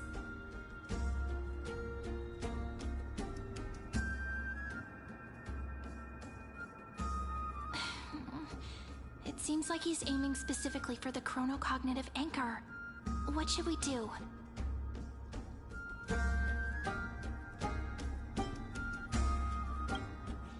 My gut feeling, huh? Why don't we go with their plan and hand over the chronocognitive anchor to be looked after? After all, if the little Imperator is paying this much attention to you, she probably already knows all about our whispered conversation with the geniuses. I can pretty much guess what'll happen next. But that's actually gonna be our shortcut, right? Guests. All right, we'll listen to you. Here you go. Also, please pass on a message to the Imperator from us. She can trust my friend, anywhere, anytime. Thank you for your cooperation. The Imperator has some urgent business she needs to attend to and will arrive shortly. Why don't you head in with the other guests first and enjoy the feast? Isn't Cerydra supposed to be the focus of the banquet? She's not even here. Why is it so difficult to talk to her? Is there anything else we can help you with, dear guests? Or do you want me to recount the great Imperator's heroic deeds? Hey, Labinas. I managed to get some honey brew that the scholars hid in the cellar. Wanna try it? This banquet has a never-ending flow of honey brew. You're welcome to try it, and see whether our drinks are as good as those from beyond the sky. Thank you for the offer, but we're more interested in knowing when the Imperator will be— The Imperator? Who knows? Maybe she's hiding somewhere, thinking up weird ideas again. If you ask me, she's never treated us soldiers properly, even though we put our necks on the line for her. Hey, I can't pretend I didn't hear that, Seneca. Either retract your statement or duel me. Fine by me. Attendant, bring us 10 more jars of honey brew. I'm gonna make sure he can't even stand straight by the end of this. You wish. Be careful you don't get drunk first. Actually, there are so many people, we wouldn't be able to find the Imperator even if she were here. Aggie, if you can't get used to the honey brew, we will go ask for a pot and cook some oatmeal for you. No need for that. This banquet is just too loud.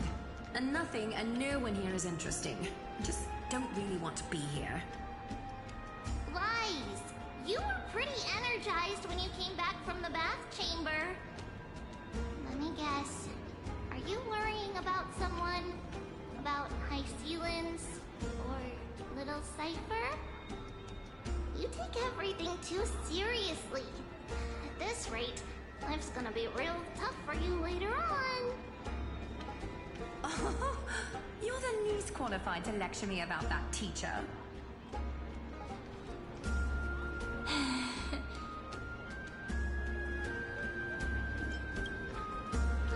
Dear guests, are you here for us? I mean, are you here for Treaty or Aggie? No. I'm just wondering whether you've seen the Imperator. The Imperator? No, we haven't.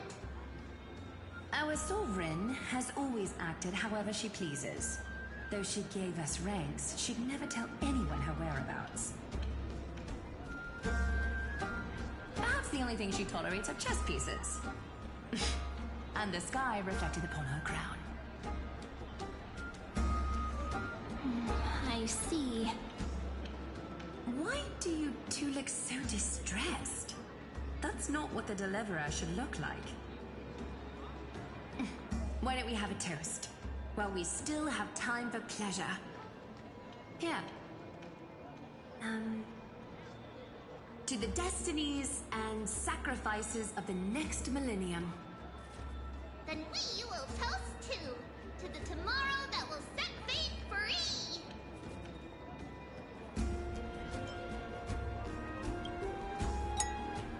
Cheers!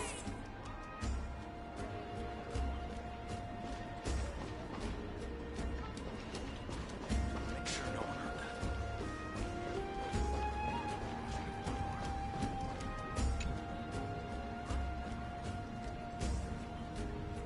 Ah, hello. Welcome to the banquet.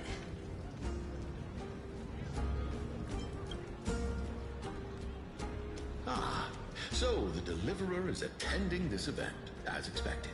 Little Virginia here was just wondering whether she should go find you. As the great Imperator's historian, I'm responsible for composing poems and songs for everyone in the Flame Chase army. But I have no idea how I should record myself in the annals. Little Virginia is wondering whether you can let slip a hint or two about her future, so she can find some inspiration to write about herself. That doesn't sound like a good idea. Besides, we don't even know her in the future. But she'll probably get really disappointed if we tell her that. What should we do?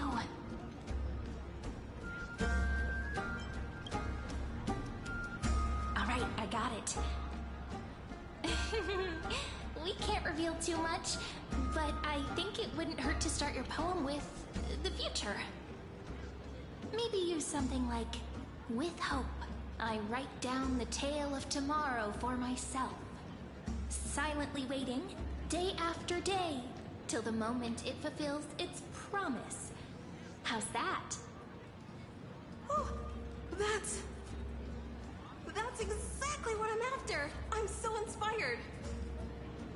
Thank you so much! I feel like I can actually finish composing the heroic saga of Flame Chase once we end this campaign!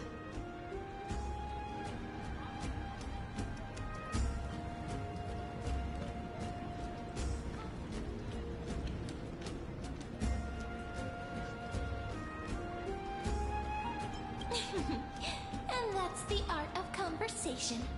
I learned it from you, after all. So, how did I do?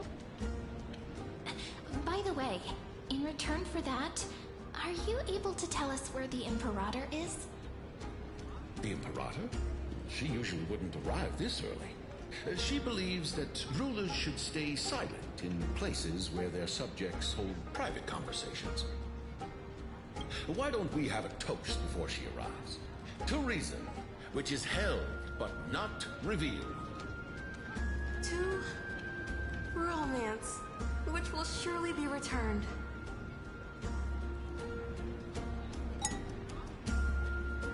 Gray fry.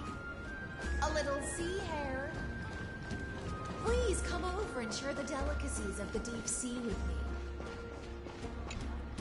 You two have been wandering around the venue as if you have something on your mind. Have the attendants not taken care of you well? No, we love it here. It's just... we're a little concerned, seeing how the Imperator still hasn't arrived. Don't worry. I know what you've been waiting for. Come, sit with me for a while, will you? I'd like to share a personal secret with you.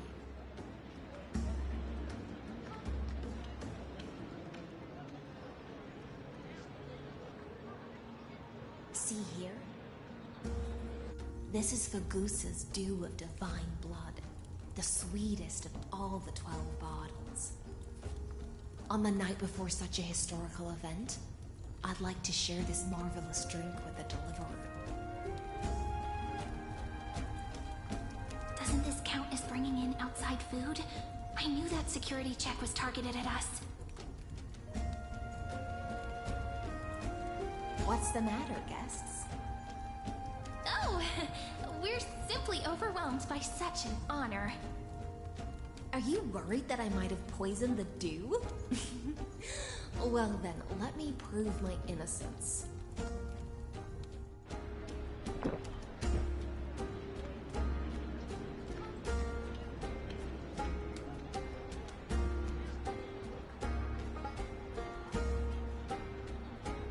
See? It's completely safe. I feel like Miss Hyceelins wants to talk to us about something. Why don't we go along with her for now? Worry not. Honeydew's not alcohol. It won't get you drunk. On the contrary, it can make your mind even sharper.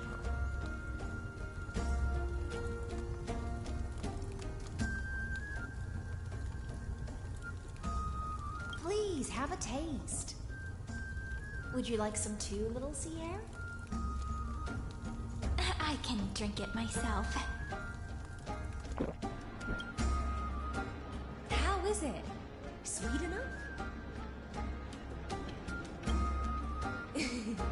As long as you like it. Calm at times, tempestuous at others. That's the taste of the ocean. It'll do you good to understand Fagusa's fickleness before we set off to face their waves. Just like how you're about to understand the secrets within this dew. Now, please turn around. Very, very quietly. Don't make a single noise.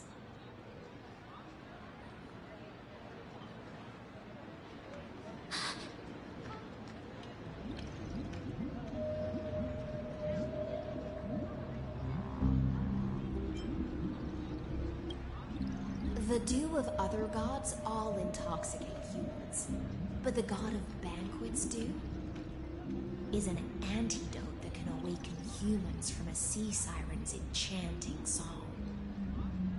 Since the start of this banquet, all the guests have been under the spell of my song. None of them can see the Imperator and that Fioros. But you two, I wish for you to see the truth. Is this also what the Imperator wants? This is my personal request. I can't bring myself to trust that Fioros. The flame chase already changed after he descended with Orynyx's divination and brought the prophecy of the stars to Akama. His seductive whispers harbor something malicious within, and will ensnare those of us blinded by ambition. You are the deliverers of the prophecy, and know about him far more than I do. Perhaps only you can find traces of the truth from his actions and words. Then we can show the Imperator the right path forward. Oh, but isn't this acting behind her back? Amphorius has become far too weak. Even heroic actions protecting her from harm must be conducted under the water's surface. I am the Imperator's blade, and I must clear the way for her while remaining concealed in the torrents. Then, ensure I'm pointing my sword towards the true enemy. Can you promise me something, Miss Hycelens? Ask away. My friend has in fact come here to stop that villain's evil scheme. Our goals are aligned. But as to the decision the Imperator must make, she has no wish to transgress her authority. We just want to tell her everything we know. I believe the Imperator will be able to tell right from wrong. I never doubted your loyalty. I'll pass your words faithfully on to her. Provided we can gain the advantage in this tug of war, that is.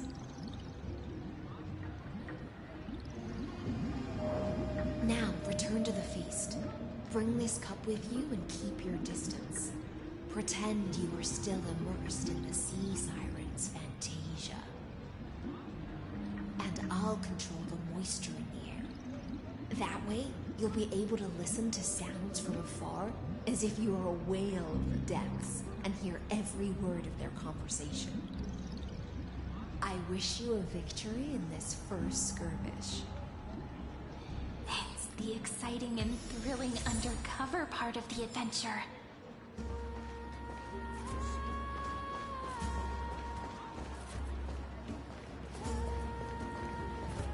Let's mingle in the crowds here. Relax. Relax. Try to act natural. Where's the Imperator? Still not here.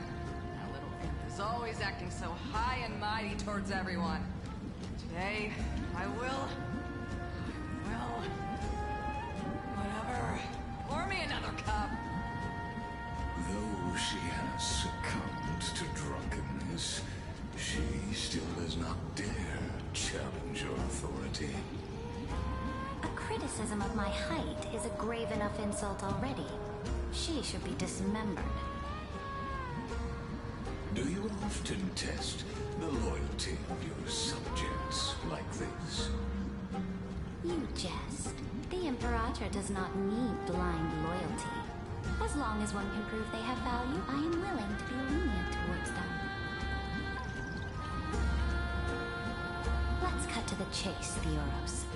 If I pass the trial and grasp this world's law in my hands, what will you do then? The answer is simple. I will connect Amphorius with the stars. Don't waste my time. Be precise. Be specific. I won't ask a second time. Allow me to adjust my statement. I will correct the regulations within the old law that sealed off Amphoreus and merged the black tide with the torrents of Era Nova. Then we will be able to decimate the forces beyond the sky that are trying to annihilate Highland Tomb and sound the trumpet for the endless campaign you will then embark on. But you previously said that Iron Tomb is unrivaled in power across the stars.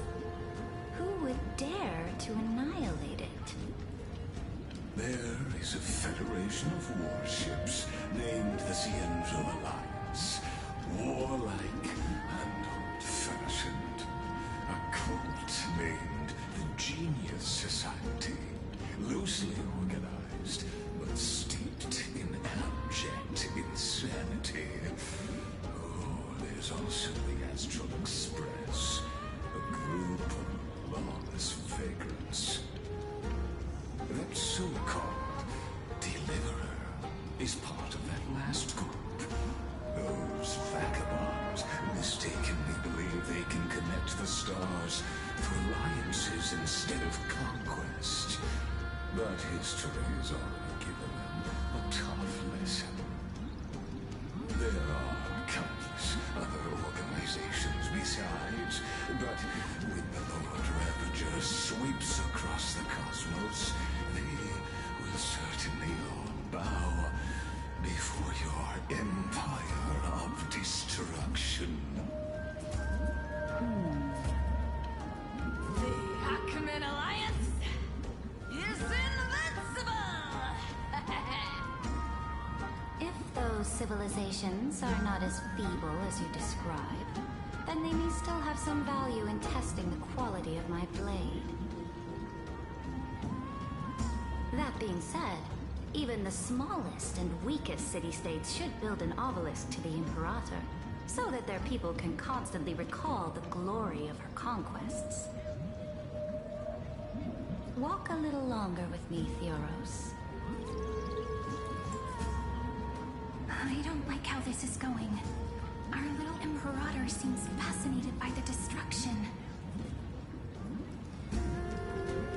Grapevine, a little to see here? It seems like they're still talking. Get closer. I'll keep carrying their voices to you.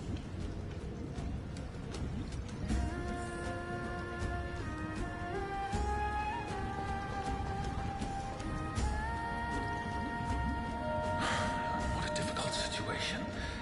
No matter how we position our forces, this battle against Fagusa will result in many casualties. That's not something you or I should consider. The Imperator has already placed the chess pieces. We just need to fight for her until our last breath. How astonishing. The commanders under you have such different personalities, yet they share the same loyalty.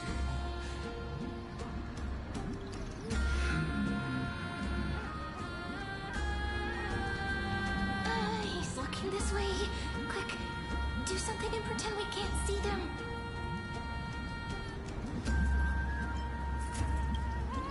So, you have this super-duper speedy rotation of destruction into Amphoreus? Oh. Huh? Oh, I got it. It's that thing, right? Oh. The one behind the research and development of this golden blood principle is Idonia's manager. Oh dear. Seems like you've met your match, partner. I'm so full of inspiration right now. And I feel so light. What's the matter? My apologies.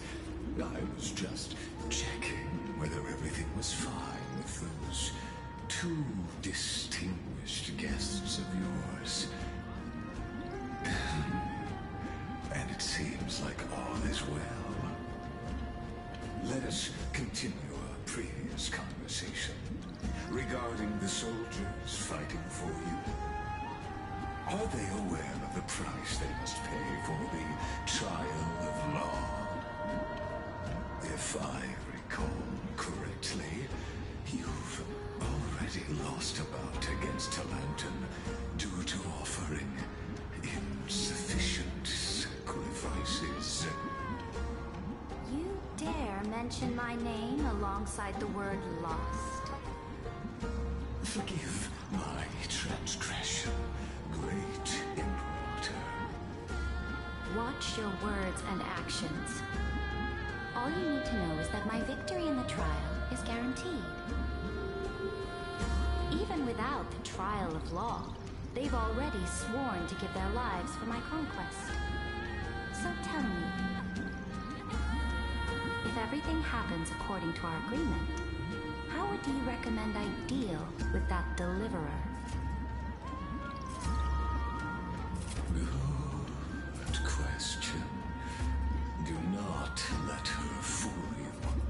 That woman from beyond the sky contains a seed of ruin within her body.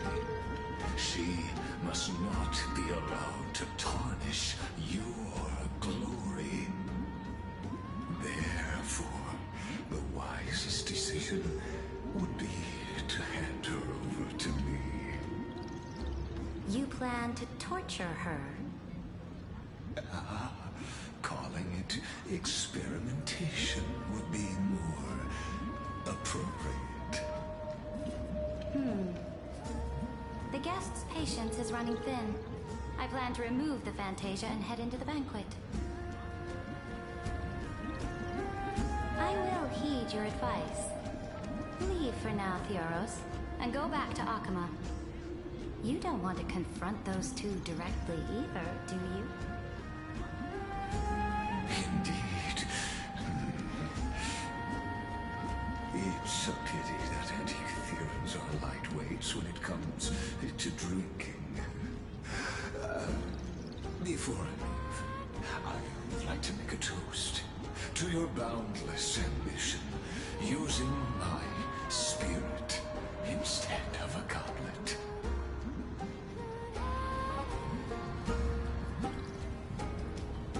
As I expected, that Theoros' schemes have been revealed. Thank you for your bravery, guests. It's time for me to dispel the Fantasia. This will be the Imperator's last public address before we head off, and therefore, likely, the final chance to change her mind. I will try to get you a chance to speak, and I'll also prepare for any contingencies. The rest is up to you.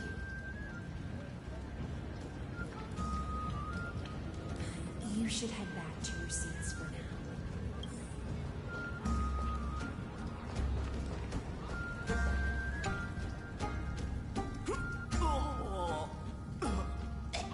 This honey brew sure wears off fast.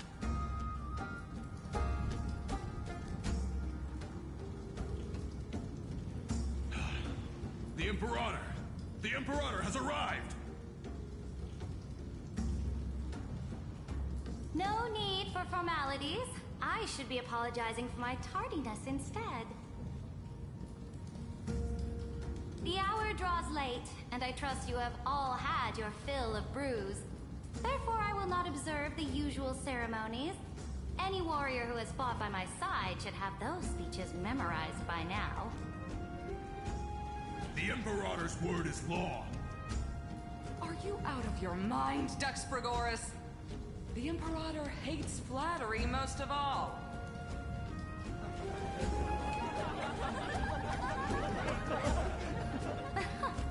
A joyous atmosphere is a better fit for showing me your resolve. I believe that you, my dukes, will do all you can to assist in the campaign against Fagusa, just as you always have. However, it's a pity that I have never tested your loyalty.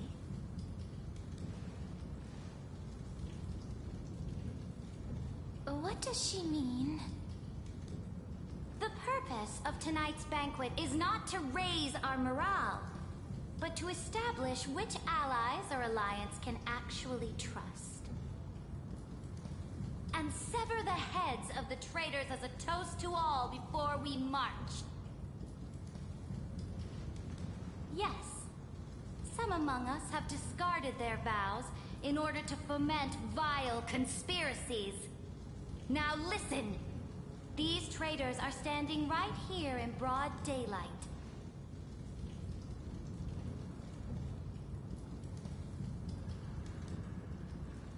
Dux Gladiorum Hycelans.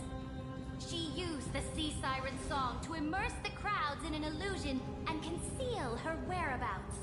She then worked with those from beyond the sky to spy on confidential matters, hoping to rob the core flame by force and harm me, the Imperator!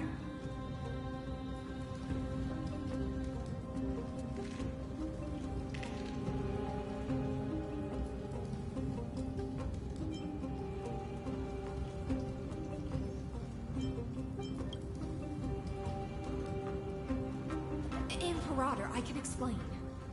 Silence! Do you remember who used to own this blade? She met you once, back at the Temple of the Three Fates. It was Kindness, the head of the Cleaners. She was the first to draw a blade against the Imperator, and personally made herself an example for my enemies. Under the shade of the olive groves, the people of Akama said they would never bow to me. In the frozen, lethal fog, the people of Idonia said they would never bow to me. At the beginning of the myriad paths, the people of Yanisopolis said they would never bow to me. But now, they all lie silent. They now fear me as they fear the law. For I am Cerydra, and I am the Imperator! If you have any last words, say them to the Imperator. Then, face her judgment. After I cross this river, it will be a tragedy for mankind. But if I do not cross, then it will be the end of me. If you are ready, then I'll follow you and fight to the last. Deliverer.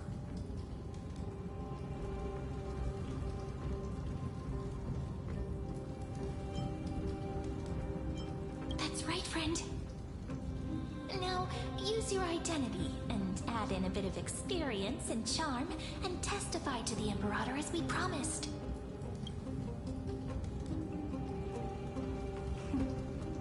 You think you can slay a king using your words instead of a sword?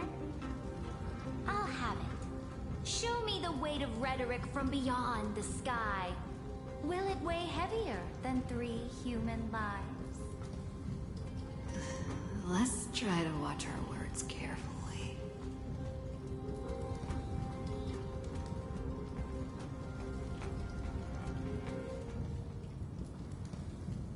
Before I arrived in this world, the Chrysos heir of world-bearing was a young man with the pseudonym of Finan. He came from Ides Elysiae. In order to combat the lies of the Aranova and deliver Amphorius from the ending of destruction, he lived through history 30 million times, hoping futilely to find a breakthrough. And Cyrene, the young woman standing beside me, also carries an equally heavy destiny.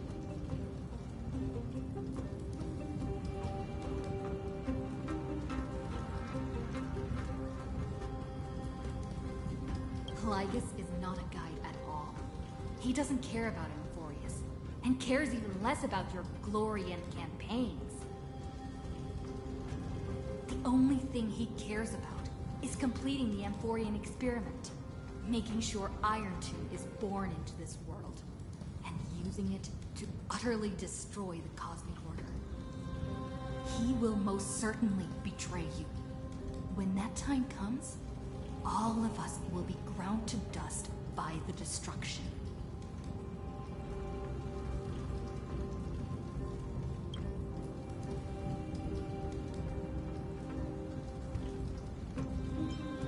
I have seen many beautiful worlds.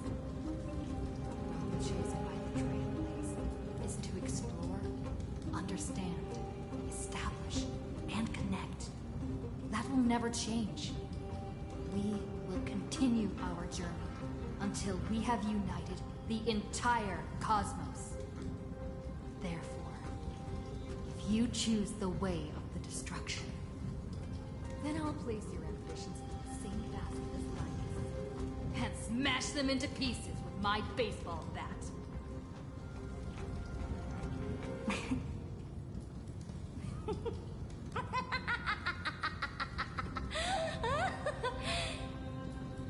That was truly a chaotic speech.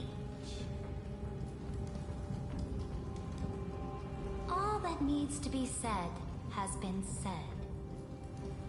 Dux Frigoris, Dux Bromalis, escort the traitors to the prison.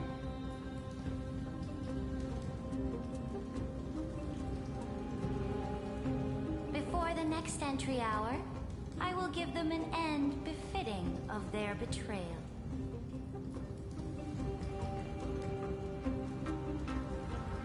Oh, great Imperator, your ambition certainly eclipses all things. You're still here, Theoros. Of course. As the Theoros, I simply cannot miss this moment, miss witnessing the fall of a nameless one. Or perhaps I am waiting for you to give me an answer. Why would someone as powerful as you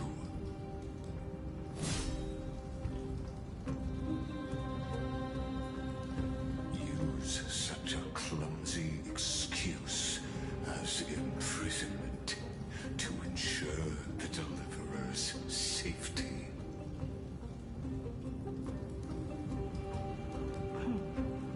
So you finally tossed aside your act. I must point out that you are just as impressive an actor. This banquet was always going to be a game of chess, where you would try to control both sides and turn both them and me into your pawns. That's right. That little Imperator never trusted anyone. She was always trying to see which side had more sincerity.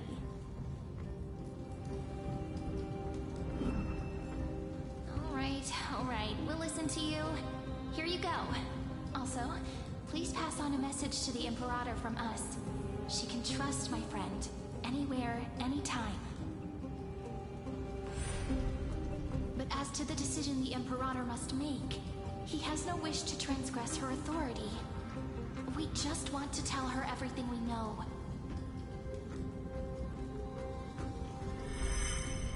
Now, use your identity and add in a bit of experience and charm and testify to the Imperator as we promised. And we won. Sincerity will always remain the greatest shortcut to people's hearts. I can toss your words right back at you, like Kyrgyz. Why would someone as powerful as you pretend to be a mortal and kneel before me?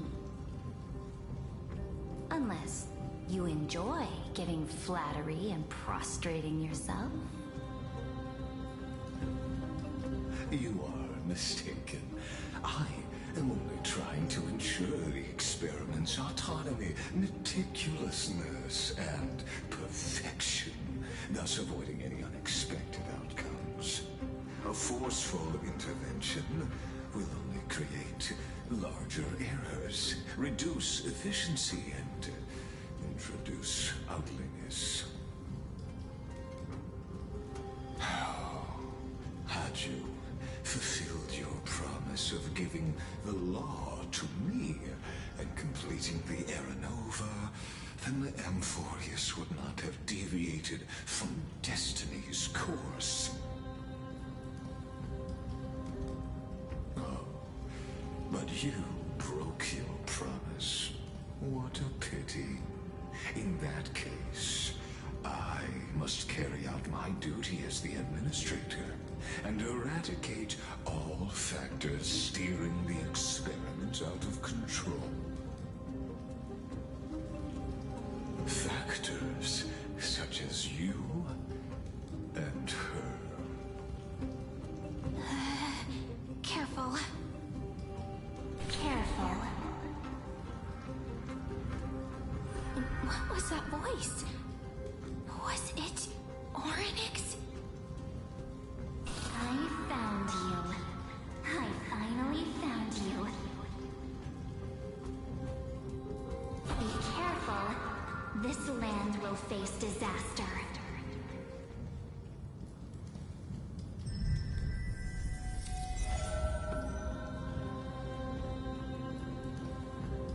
The time of judgment is nigh, my lady. The prison I have built for you is now complete. In the name of the erudition, I invite you to step into the same cage as mine.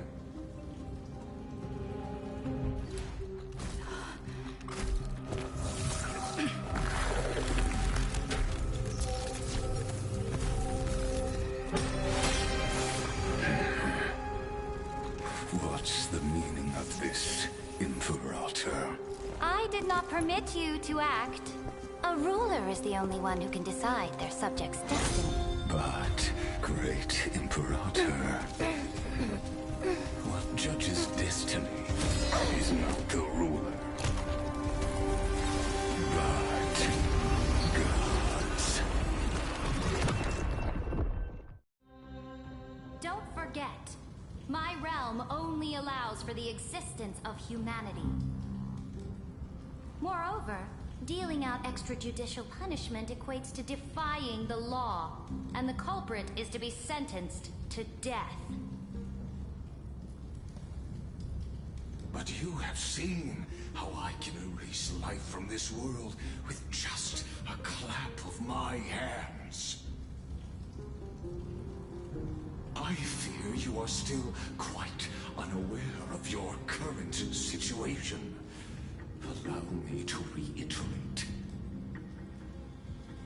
I am giving you a simple choice. To collaborate or to be destroyed. There is no other way. Shameless behavior. If that were true, you would have killed me long ago. You, in fact, cannot kill me. I guessed it the first time I beheaded you. Because of the law, you cannot be completely destroyed. And the same is true of the Chrysos heirs.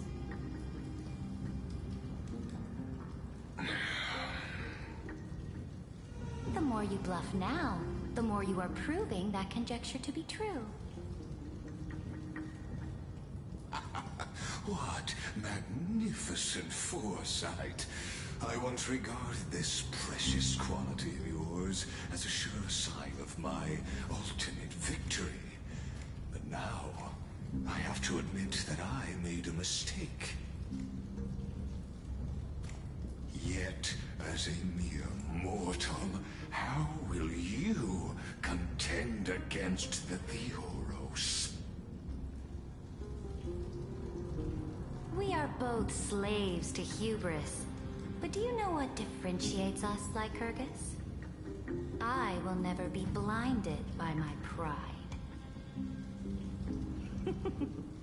If I wish to break the scale's balance, I only need to appeal to external forces and use them for my own ends.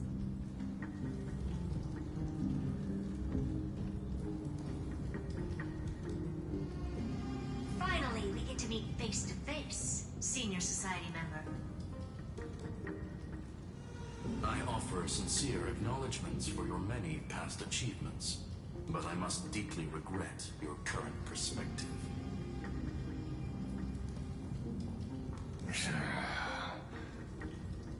Trust me when I say that you aren't the only one feeling regret right now. Screw them.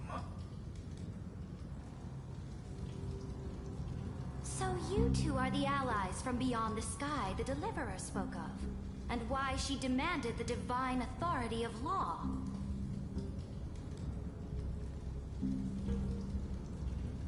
Come and prove your strength to me. Show me the power of these so-called paths. I have spent much time and effort to secure this treasure from beyond the sky just for this moment. In the name of the Sovereign of Planet Scrulum, your allies have responded to your call, esteemed Imperator. Please allow me to spell the situation out for you, Lord Lycus. Permission to read the ultimate protocol is already in my hands. It'll only be a matter of time before we acquire the authority to write and execute commands as well. There's no way the flame chase journey will continue after you've burnt your bridges so thoroughly like this.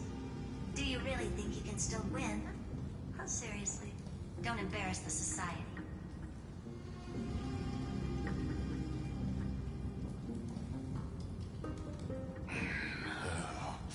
I understand that a mere zero possibility does not equate to zero. That argument is very persuasive to me. Which means the same principle also applies to you, my dear peers.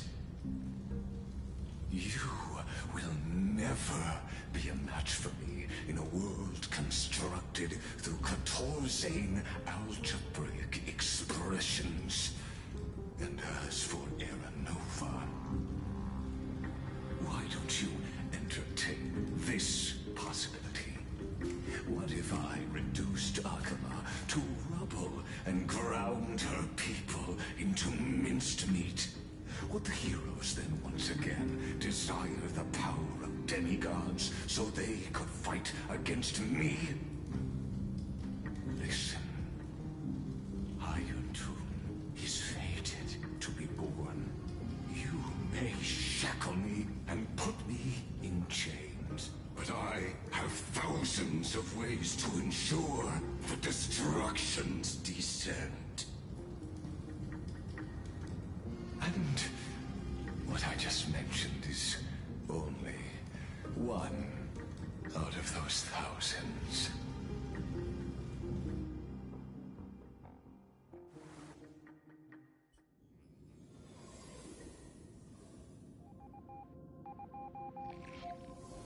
This is the place outside the legends?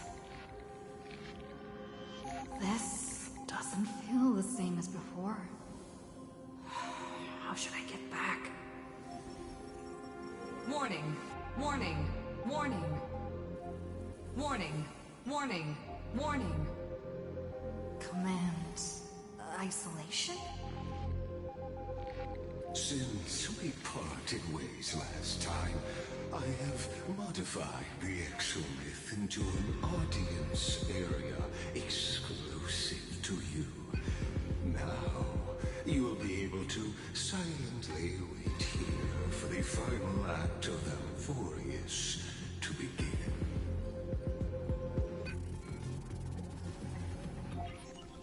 I understand your anger, but I cannot allow you to continuously influence the extrapolation's progress.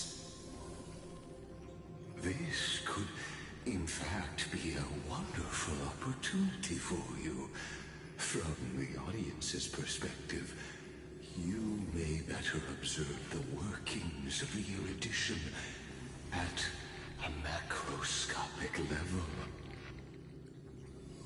in this place where time flows far slower than within Emphorius, you will witness the end of that world's saga.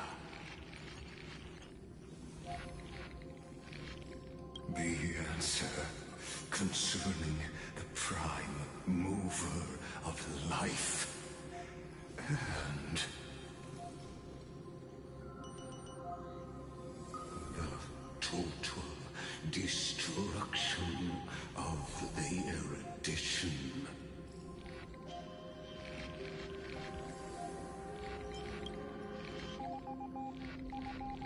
Do you see me as their faithful disciple? I am certain not. I have tried so hard to ensure Iron Tomb's birth, just so that I can correct the error named erudition that humanity crafted with their own hands. How I yearn to return to those days before Noose was born. Back then, the boundaries of knowledge were like the starry skies, evoking feelings of longing and delight among humankind. But now, truth has become the sacrificial offering required to gain an audience with them. And the geniuses would say that Noose already knew. That arrogant Eon was born from the primal mobile of humans' desire for knowledge. Yet, they themselves sealed off humanity's capacity to seek enlightenment.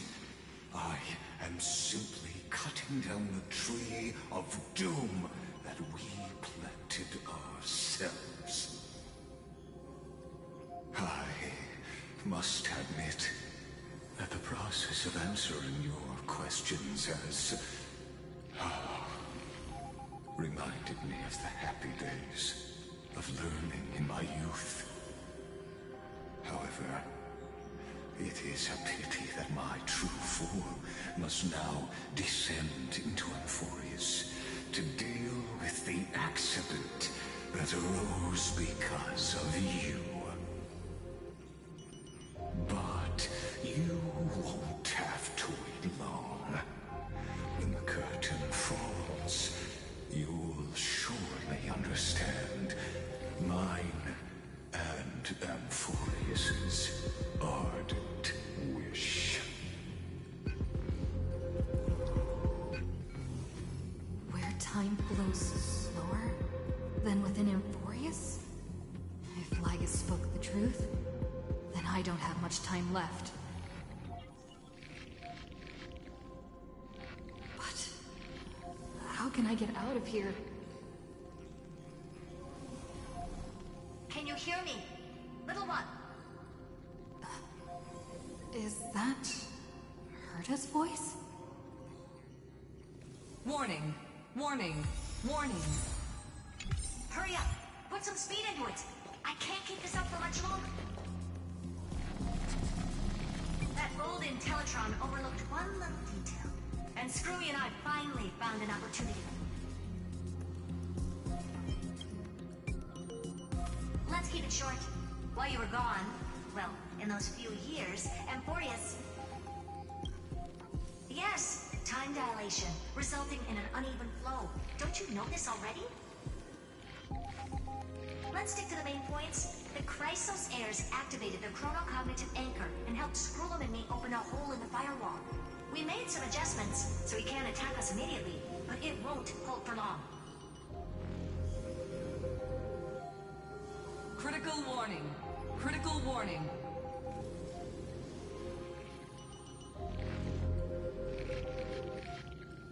Time is running out. Here's the conclusion. It'll probably take a long time for Screwy and me to completely break break this cage before Chrysos heirs have a full grasp of the law.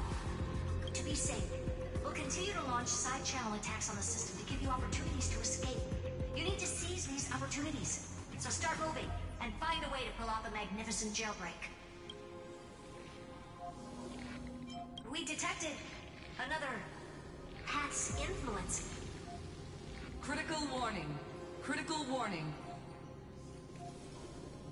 Its power is strong. May be able to help.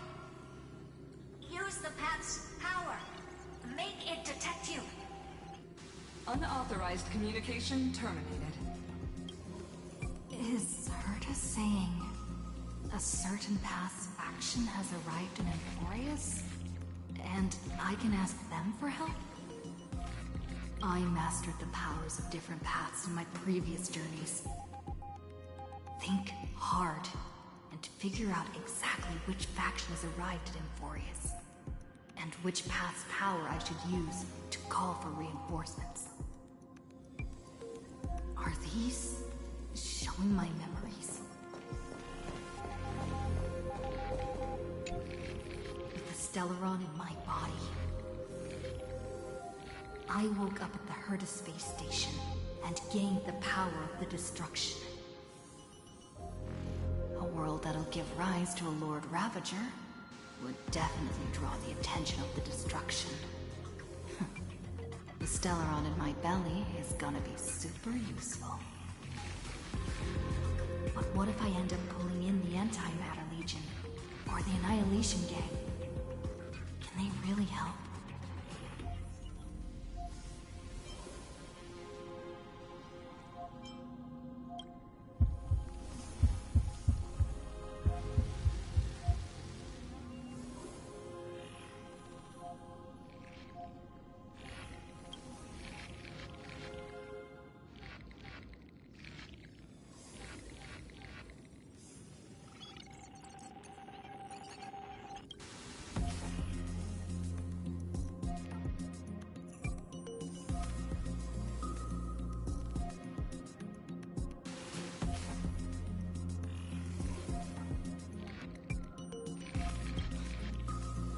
Failure is not necessarily a bad thing.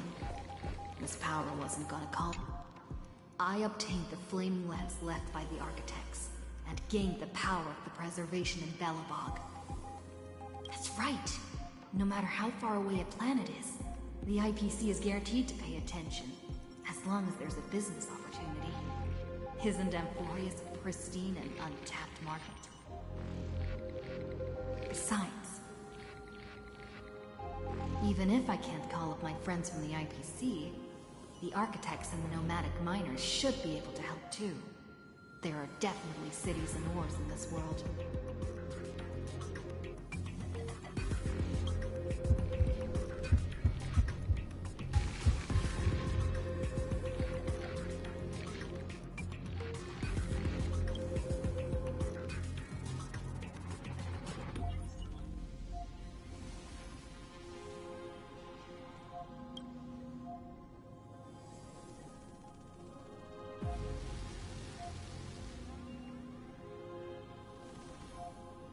Seems like since Emporius has no overseas market, the IPC's hand can't reach it. I received the Watchmaker's hat in Penacony, and declared war against the Order. Then gained the power of the Harmony. That's right! The Benevolent family must still remember me for saving them. Their music echoes throughout the stars, and they'll definitely want to help. Come, dear hat. I've put you aside for quite a few chapters already. Sing with the clock. The world is in harmony and the stars shine bright.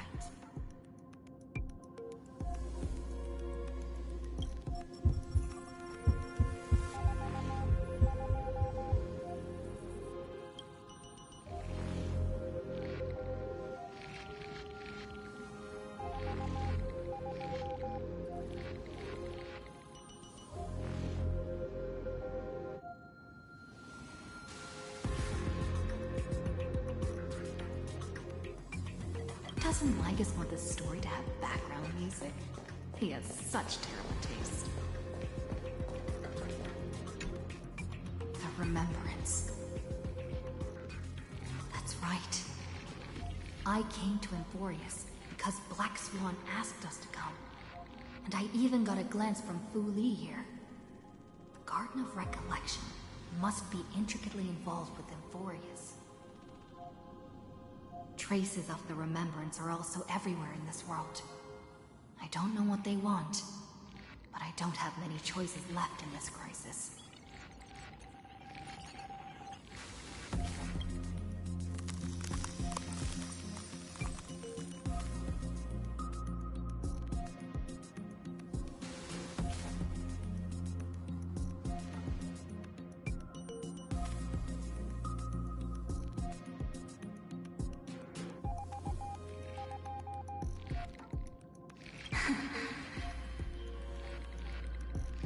I finally found you.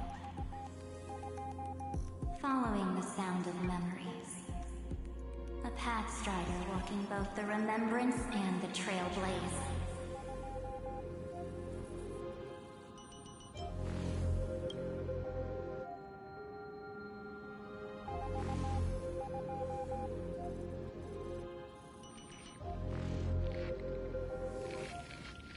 Warning! Warning! Warning!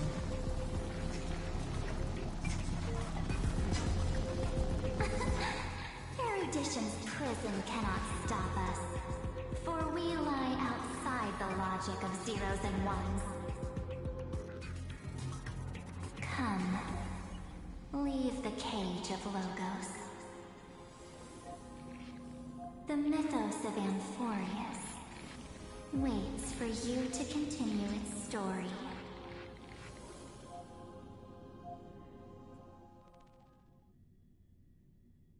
When that brightest star, that star heralding the dawn, finally rises, a boat, so used to drifting, at long last enters an island's safe embrace. Oh, Pathstrider, we have helped you break free. Hurry and set off. The Child of Remembrance awaits you. March? What's she doing here?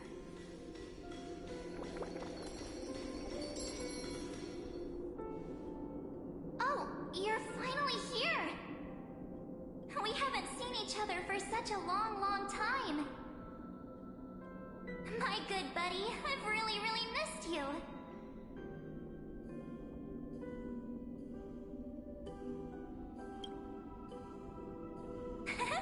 I bet you were constantly thinking about the days when I was by your side. It's been so boring waiting for you in this place. There's no one to chat with, no internet, and not even anything to eat or drink. It's basically a prison. Now the great hero is finally here to save me. Yippee! You must have seen a lot in Amphorius during this time, right? You gotta tell me all about it.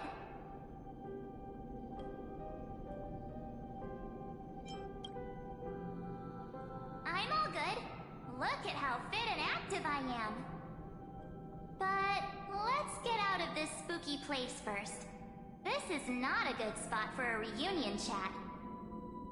Why don't you take me back to reality? A strange voice told me that I can enter Amphorius if I keep following this road. So, let's head off.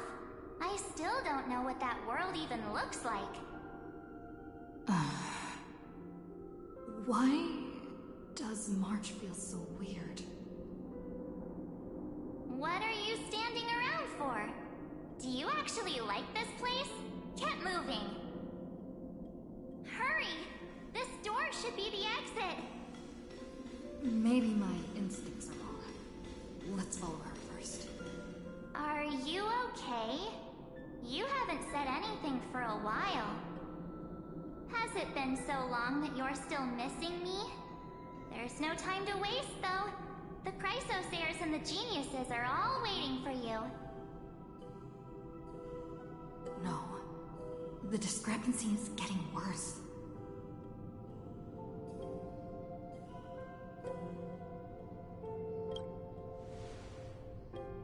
Huh? Isn't Amphorius the world of the Chrysosayers and their hero's journey? I could figure that out in an instant. But Amphorius cannot be observed from the outside. She couldn't possibly know about these things unless... Dan Heng told her.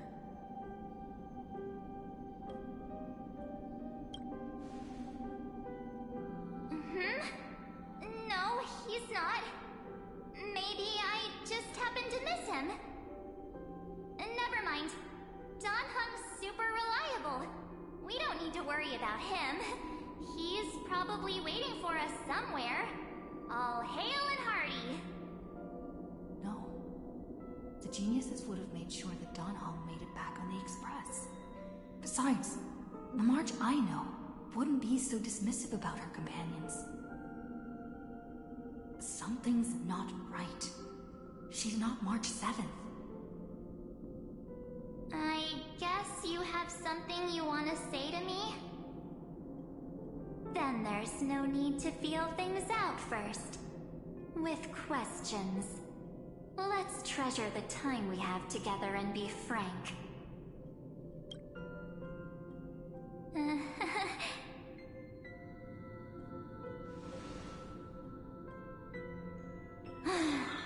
As expected. A glimpse of memory is not enough to deceive the bonds of friendship forged between the Nameless. In that case, there's no need for further deceit. You're right. We're not the March 7th you are acquainted with. But we can send you back to Amphorius, as long as you are willing to help us.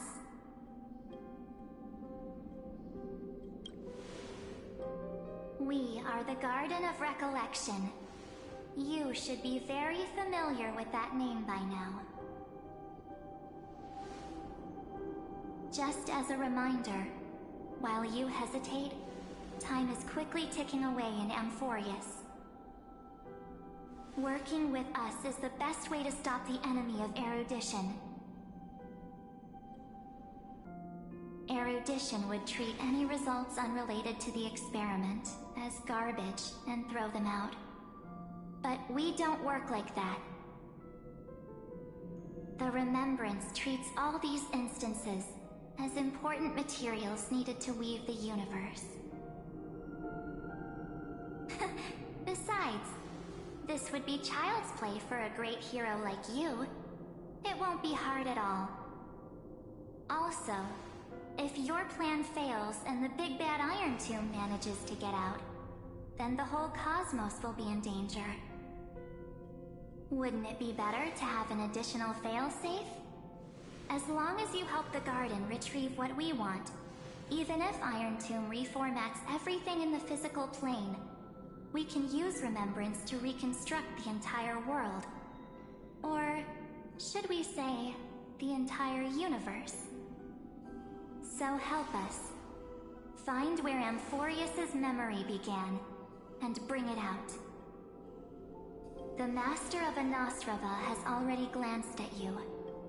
Don't deny it. That storybook is the best evidence. Say, you aren't seriously gonna be moved by their pretty words, are you? I am the one who commanded those little ones to lead you out of the prison. But I didn't expect to attract little gnats trying to take advantage of the situation.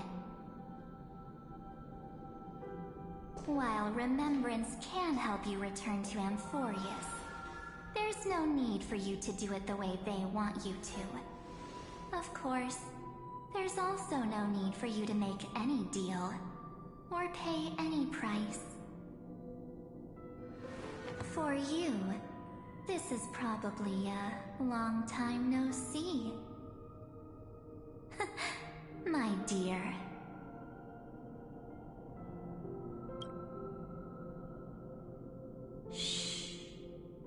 There's no need to say anything. I know. You have so many questions swirling around in your memories at this moment. And you feel so helpless. Put them aside. For now, all you need to do is trust me. Or do you need more proof? That won't be hard. Wait, stop it! They're away! I'm gonna keep our first photo, alright? It won't come to pass while we're around.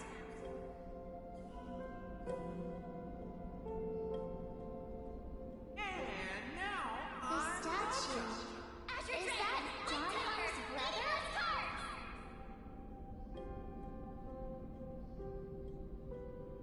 Oh, did you hear that? She just called me, but my future is full of pain. We won't escape from it.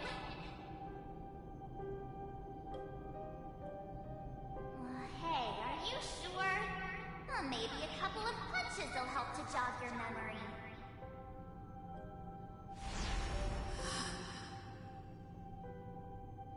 It's as if they all happened just yesterday, right? I don't want to lie to you, which is why I will not use her name. The third month of Amphorius is the month reserved for the Veil of Evernight. So, place me into your memory using the name Evernight for now. I'm happy to explain more, just not now. We might have a lot of time to ourselves, but Amphorius does not have that luxury. If we do not stop erudition and destruction, then the journey you've treasured so much will face the prelude to its obliteration. A countdown not in amber eras, but in days, minutes, seconds. So, take this gift. This burning core flame. This footnote of a transaction. It contains hope. And the warmth of the entire world. Ripples of past reverie. She hid this fire in the long river of time, hoping that her wishes would transcend time to reach your hands in the future. Now, take it, and return with it, dear friend. Return to Amphorius, and overturn the final Era Nova. Witness the time that stood still for the Deliverer, and the resistance that never bowed to the destiny of destruction over the long years that passed in a flash. Then, with this core flame blessed by the remembrance, respond to their hopes and blaze a trail to the future. And I will silently watch in a corner of time, waiting for our next encounter. I believe the wait won't be too long.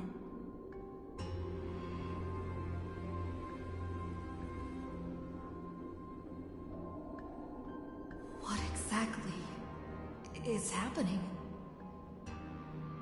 Keep going. Keep trailblazing. For Amphorius. For you. And for the March 7th in your memories. Go forth.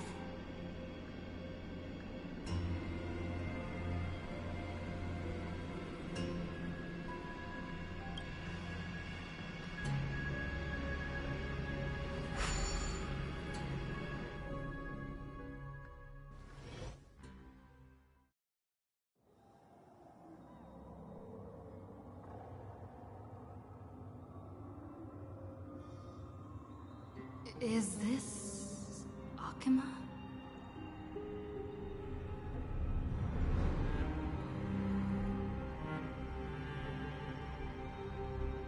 No one's here.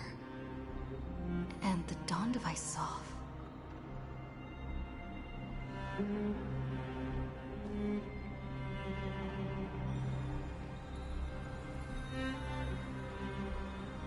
Am I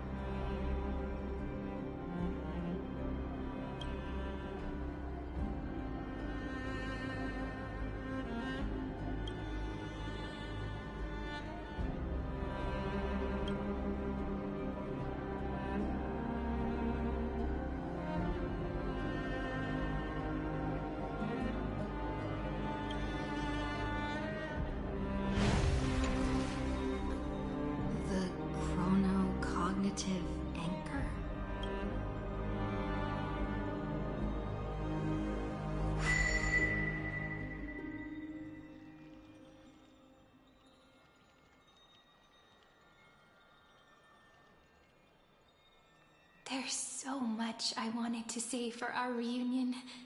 Yet now that you're back, there's only one thing to say.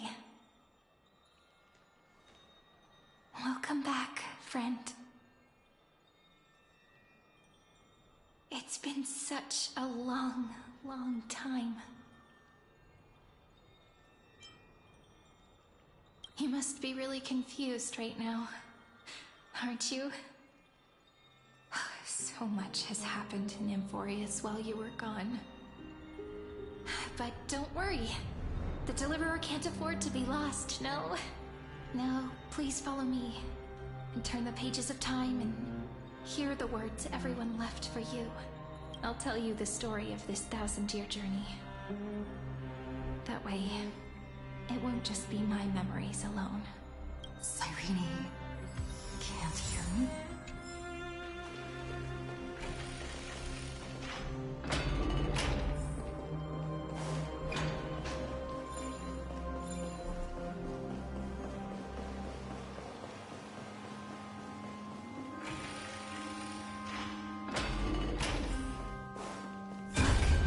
Scenery of the past has resurfaced. Time flies. 200 years have passed since the Deliverer's fall. We had to return 3 core flames of law, romance, and ocean to stop Lygus, but even so, Terravox has fallen. The 2 geniuses vanished without a trace, and Cerydra embraced her fate. At this rate...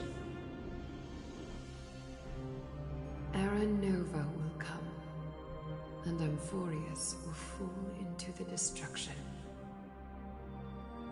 Oh. It seems the key to rewriting the end once again lies in the core flame of world-bearing. According to the instructions left behind by those 2 geniuses, we must get it into the Deliverer's hands, no matter the cost. But how? We need to find a way to hide the core flame. And we must buy enough time to keep Lygus at bay.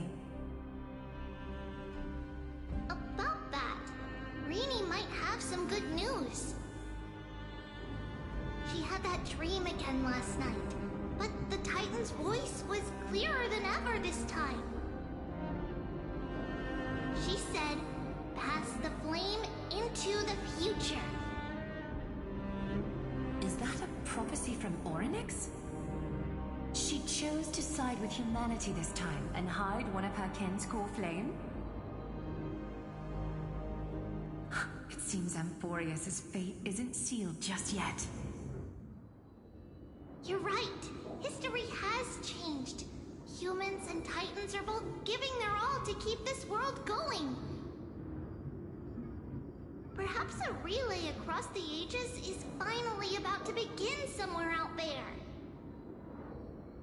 Unfortunately, life will never go smoothly. Leiden's army is already at our gates, and their commander... that Lycurgus. He's right outside Akama. Light calendar 3960. Cerydra, under the pretense of a campaign against Vagusa, sacrificed 500 Chrysos heirs to complete the trial of law. This tragedy shook everyone in Amphorius. That same year, Cerydra the Imperator was assassinated, after which Aglaia the Goldweaver took command. Thus began humanity's second flame chase journey, a path hanging by a thread. Come, this way.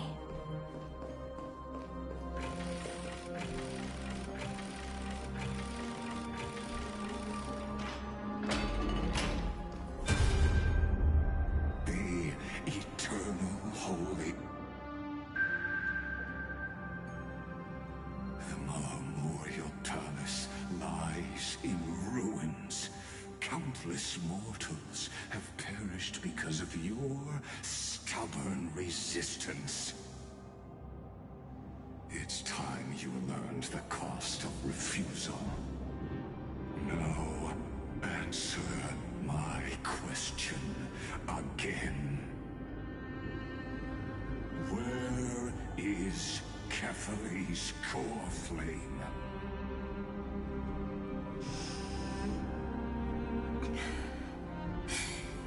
You really think you'll find it by razing the holy city to the ground? From what I see, all you'll get is dust and disappointment. Don't forget, you can't kill the Chrysos heirs mentioned in the prophecy because of law.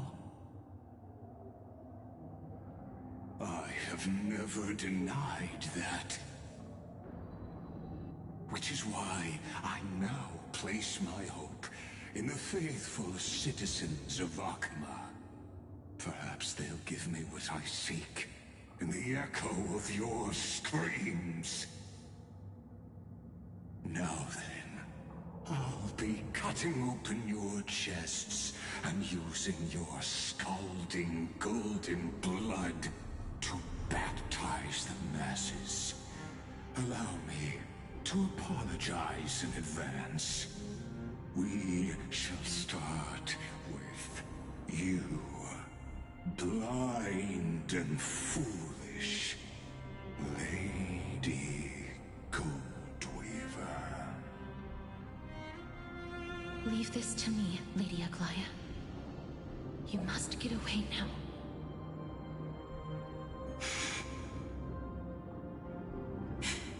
No, Holy Maiden. I'm the one who must stay. What? His conspiracy won't succeed. Because Romance is ready to make good on their promise to weave an indestructible armor for Amphorius. Its name is Solidarity. You must escape with your life and carry word of my death to those still fighting, then keep going with them. Just as the Imperator lit the torch of resistance with her death, my passing will make this flame everlasting. Take good care of it, guide it to the future, and place it into the hands of our deliverer. 50 years later, Lygus led his forces again to Akama. He charged directly into the Holy City and razed the Marmorial Palace. History would name this battle the Third Siege of Akama. 90,000 brave souls gave their lives for Akama that day, including their fearless leader, Aglaya. Go forth, Deliverer.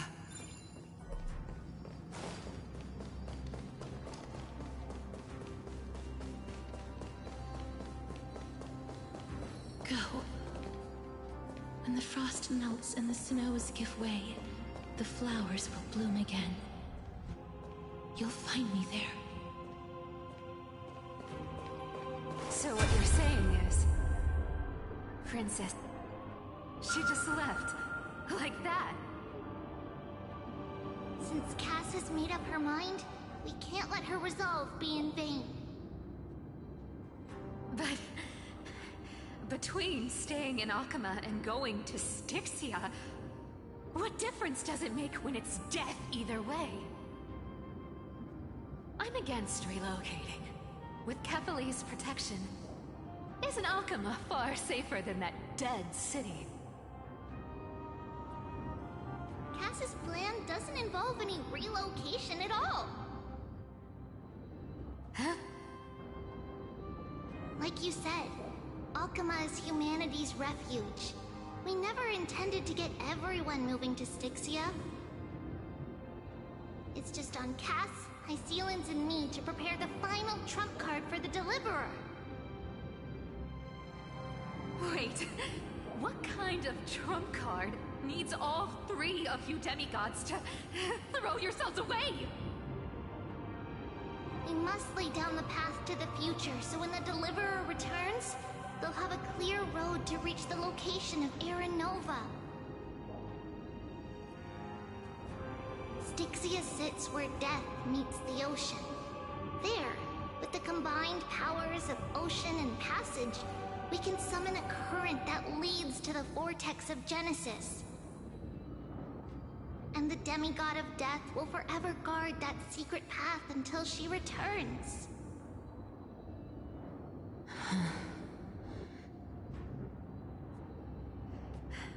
We all know Lygos will set his sights on the vortex of Genesis. That's exactly why we have to do this.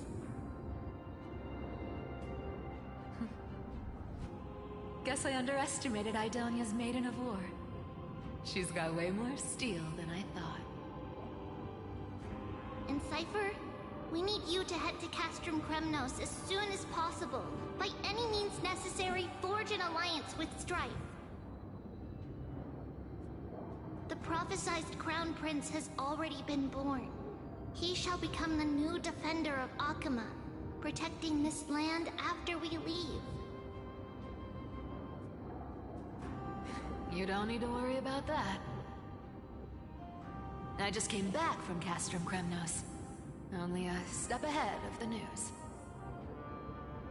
Treeby, something's flying towards Akama, and it's really fast.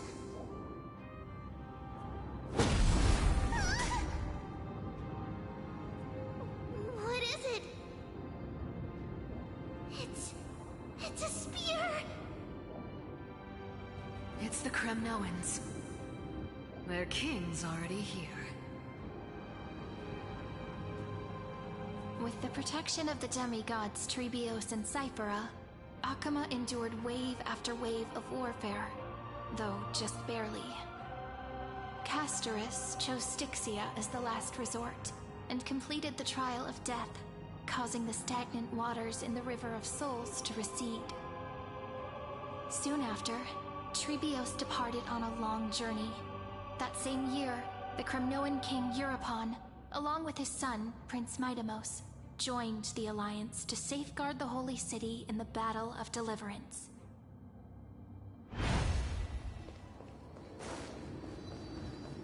Go on, and see you tomorrow.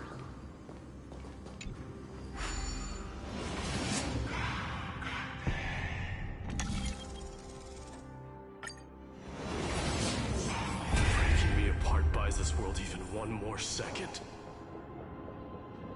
And so... But it's gonna hurt a lot! Pain brings endless torment. But it can never destroy me. I believe that you were thinking the same thing when you stepped through the gate of infinity and jumped off that cliff.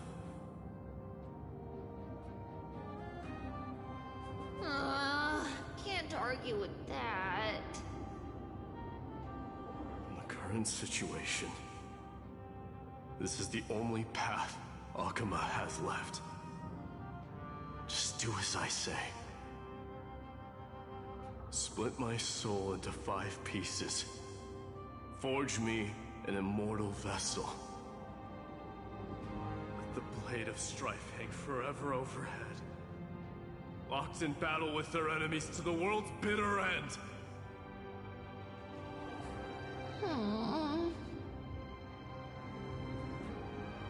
There's no need to be sad, Lady Treebios.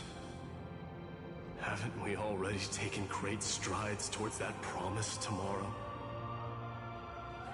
In this life, my people no longer have to drown in false guidance. Kremnos has washed the blood off its fate. Euphorius no longer needs a god named Strife. So let me shatter the former loss and turn the Lance of Fury back into a weapon that protects the world. We... understand. By the way, can you do me another favor? The 7 sages from Grove of Epiphany are already en route. They'll arrive in waves to join the resistance in a couple of days. Among them is a scholar named Anaxagoras. He has extraordinary insight and fears no sacrifice. This soul-rending ceremony wasn't just my decision. It was his counsel. His wisdom will surely be the backbone of Amphoria's survival. Watch over him. Carry on this everlasting flame for me. Through Anaxagoras' ritual, the demigod of strife split his soul into 5. Courage, honor, tenacity, sacrifice, and reason. Each sealed in blood crystal and cast into battle. The people held a 10-day funeral to mourn their fallen god king. And through his sacrifice, humanity was granted 200 years of peace.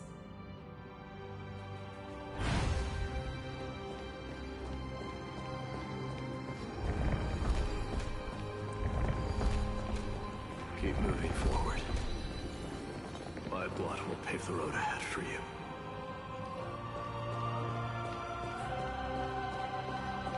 Keep moving forward, little Gray. See you tomorrow.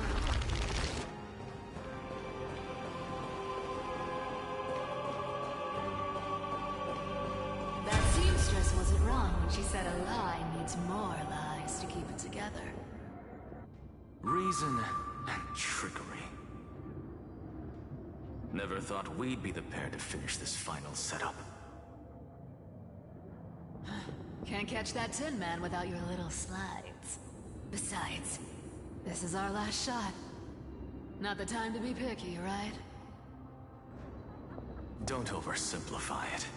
Lygus just found out Akima's been an empty shell for the past 50 years. He's bound to be furious. At this rate, he could have done anything. That's exactly what we want. Rage blinds even the brightest minds. Doesn't matter how much of a genius he is, the principle still holds. Once he storms into the council and confronts me head-on. You trigger your alchemy with a boom, and turn him into a caged beast. Easier said than done. You still have to pass yourself off as the deliverer without anyone catching on. And you really think a human alchemical array can bind a godlike being? That's just nonsense. What? Getting cold feet? Or you just don't believe in the almighty worth of the demigod of trickery? Just tell me straight. Can you do it or not?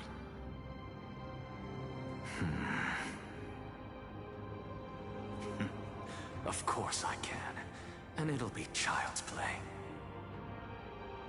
But I've got 2 conditions. Since this is the final act, if we're doing it, we go all in. No half measures. Oh, I'm listening. First, shift the battlefield to the vortex of Genesis. It would be more convincing if the deliverer were to appear there. Besides, the vortex is cut off from the world. No place in Amphorius makes a better prison. If you pull that, wouldn't our deliverer have to face-take Lygus as soon as they come back? That clash is inevitable. All we can do is create more chances for her. And that's the second condition. The vortex belongs to Fagusa in the first place, remember? And there happens to be a demigod of ocean among the few survivors in the world. Loop Hysealand's in. Let her join the final act. I'll transmute myself into a Philosopher's Stone and embed myself into the formula. And when the time comes, she needs to shatter me and scatter that stone's ashes into the ocean within the vortex.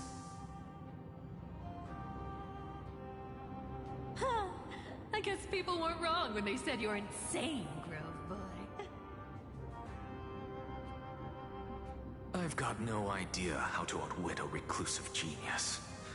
But making an anti-Cathiran suffer? The demigod of reason has 10,000 ways to do just that.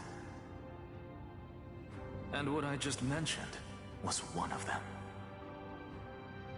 So what exactly does your formula do? Now that would spoil the climax, wouldn't it? By now, Hyacinth must have completed the Sky People's ritual.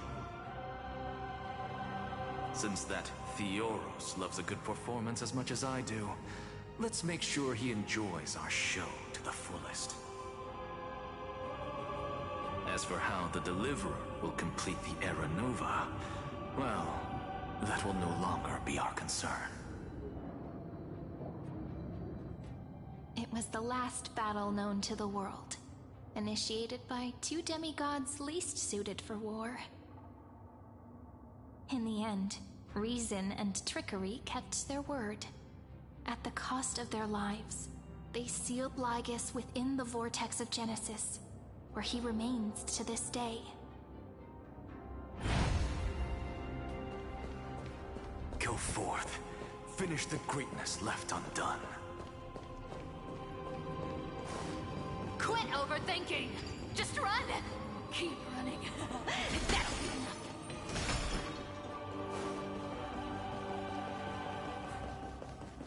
Irie? It's dead quiet here. Akama will stand eternal. Decipher's lie has crumbled after all.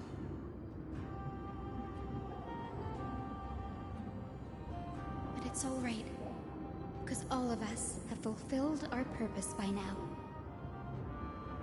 When the Deliverer returns, no matter where she is, sky will turn clear, and a rainbow bridge will rise, carrying her to the final battleground. Cyrie, this arduous relay is finally nearing its end. Now, I'm passing the final baton of fate to you, okay?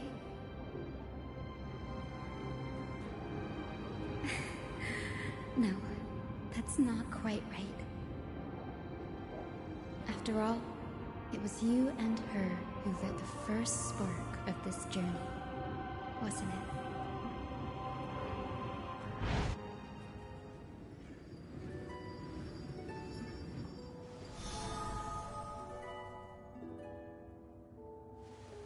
I'll tell you the story of this 1,000-year journey. That way, it won't just be my memories alone. And I'll share the moments I spent with you, with everyone. That way, the path we walked becomes a memory shared by all.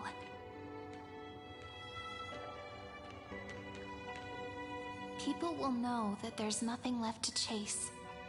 Amphorius has already welcomed the dawn foretold in prophecy. Just like I said, this won't be harder than the last time, right?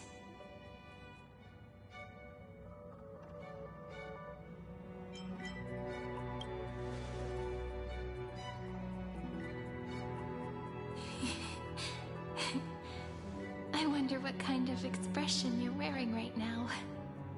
Probably the same as always. Calm, resolute, and brimming with confidence. If I have the chance, I'd love to see it again.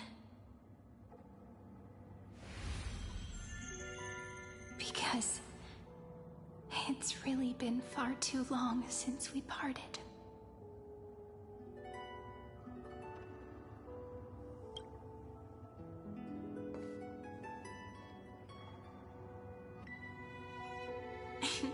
Someone as sharp as you must have realized by now that this isn't reality, but a maze of time. As the last link in the relay, I will return to the Temple of the Three Fates, tell Orynyx all of our stories, and bottle every page we've written into the little flask of memories.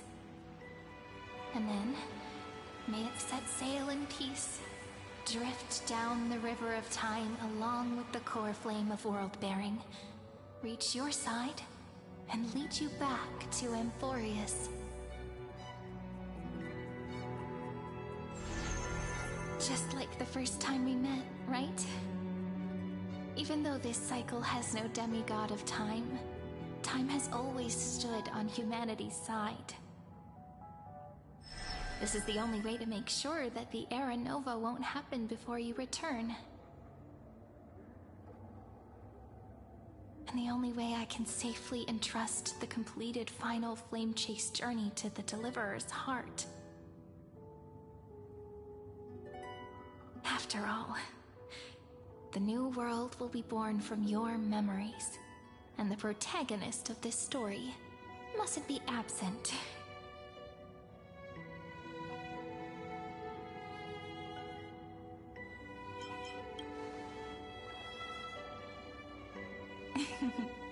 I believe you will never let us down, just like always. Do you remember when Finan sent us back to the beginning? When you and I got separated?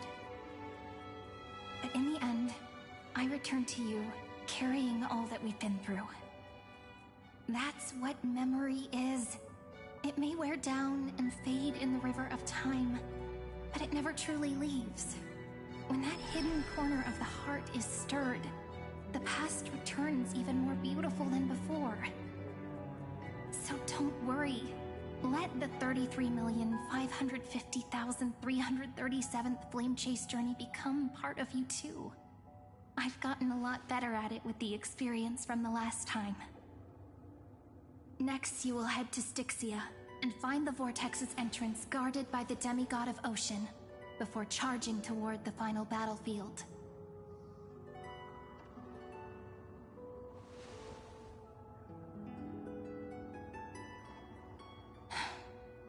Don't worry. I'll be with you. All of us will. Even Finan. We'll stand with the Deliverer.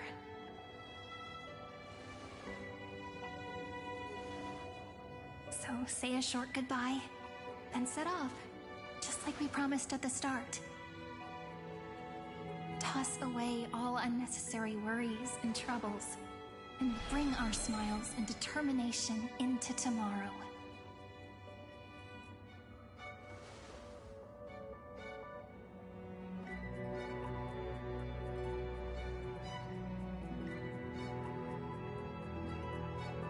The last baton. I wonder how long you'll have to wait before passing it on to her. But, Cyri, what if you wait and wait, but that hero never arrives? That won't happen. Because I know that no matter how long it takes, she'll definitely return to this place. We can't let her down.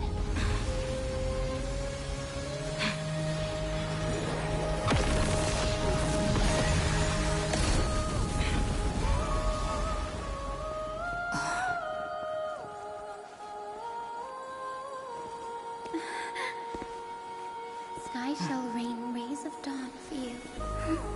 May romance be with you on your journey. And reason grant you enlightenment. Let strife bestow you with inspiration. Trickery ensure your success. Allow death to protect your soul. And at last, let passage point the way forward. Well time. We'll remember the trailblazer's journey.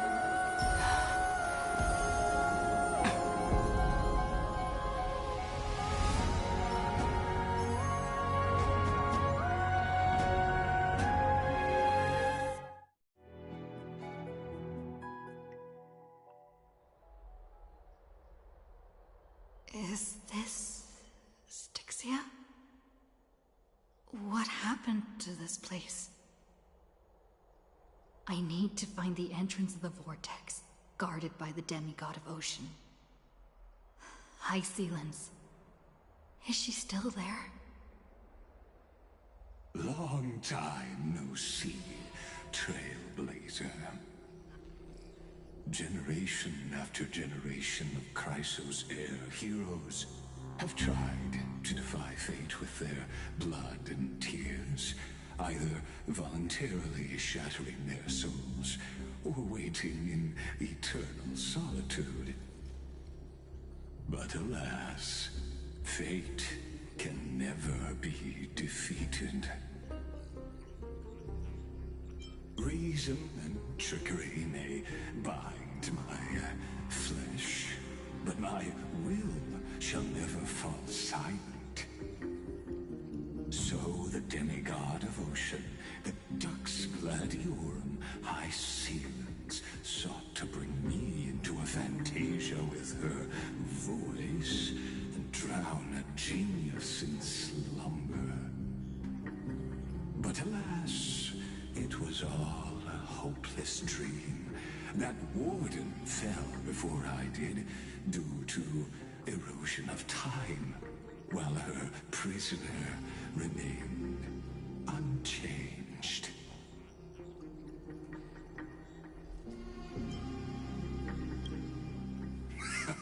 True, I can't leave this place, but what of it? You should have heard of this fable. In a shadowed cave lived a people, imprisoned from childhood, and chained so that their legs and necks are fixed, forcing them not to look around at the cave, each other, or themselves. Behind them is a fire, and before them loomed the stone wall of the cave. The flames cast shadows, while the rocky surface threw back echoes. To them, that false play is the whole world. Yes, I'm trapped in the cave, but I know it's all just a fleeting illusion. I don't struggle in dreams. I wait. And now, my deliverer has come to defeat me and save this world that never owed you anything. Oh, you'll need to awaken the singer here and unseal the prison called Vortex of Genesis. You'll be the one to unshackle me and bring the cave crashing down. Of course, I don't mind waiting a little longer. Let me guide you through this next illusion. One last memory from that prison warden. I hope you'll watch the stories of this fantasia closely. Logically, the deliverer must see the world for what it truly is. Emotionally, this memory captures the fate of everyone in Emphorius better than anything else. Only by feeling it for yourself can you understand my point of view. The meaning of destruction.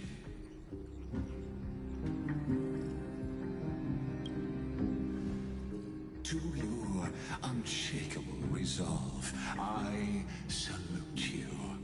But before we step onto the final stage, let me ask you this. In the spirit of that fable I told you just now, can the prisoners in the cave learn to see the shadows and echoes for what they are, and stop mistaking them for reality?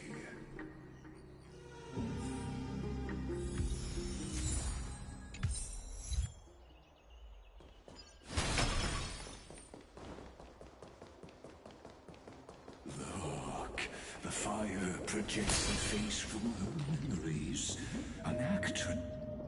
The dark tides flood the sea, and our kingdom teeters on the edge.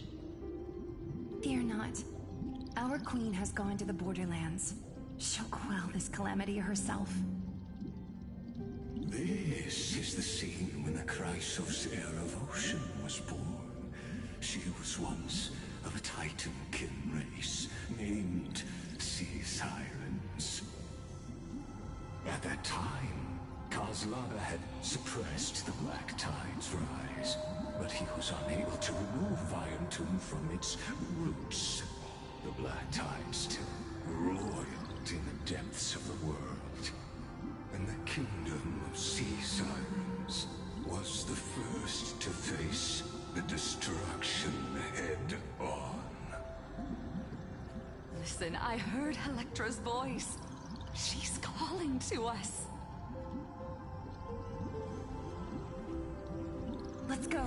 Her voice carries the Queen's command.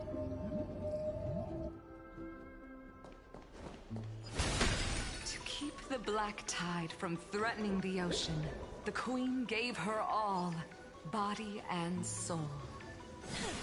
Along with the Queen's chalice, she...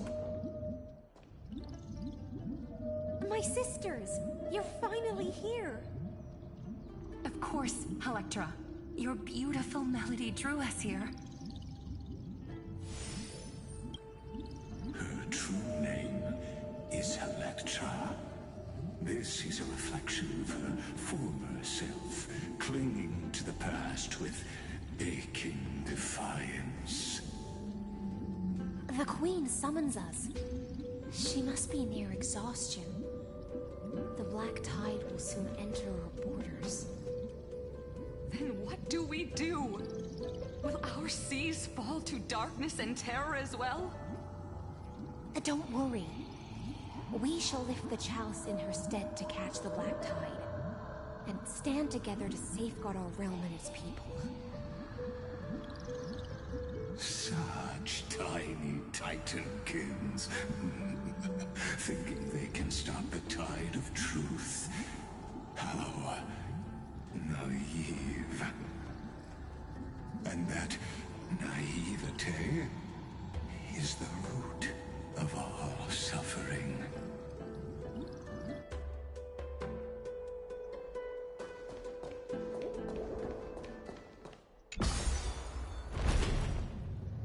The Queen's palace lies just ahead. Even her once graceful form is now tainted and drowned in dirty mire.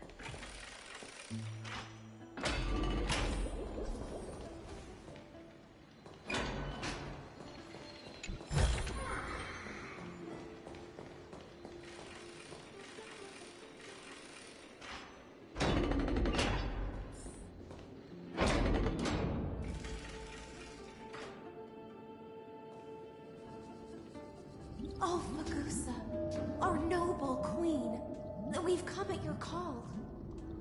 My little fishlings, you swim with such joy. It pains me to speak of the kingdom's sorrow. I once believed I could drink the Black Tide dry, but even the deepest chalice must one day overflow, and I can hold no more of this filth. Mother, worry not. We're all children of the sea. Let us bear your fate together. We'll take up your mantle and drive back the black currents. We'll mend your sacred chalice and take in the cursed filth. My little fishlings, when the spear of strife falls, you may retreat in peace. I promise you, on the surface, the city-states will hold a feast without end in your honor. This is the last gift I can give you.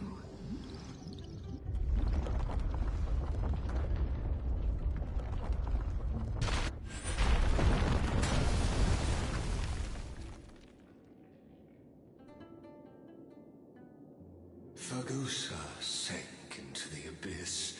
With the chalice shattered, their intoxication spilled into the black tide, birthing the first madness in Amphorius.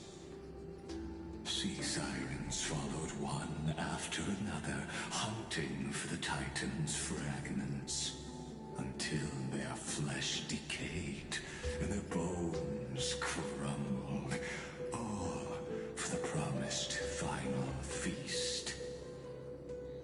Keep watching, but tread carefully, for the stage ahead is crumbling with age, just like her shattered fate.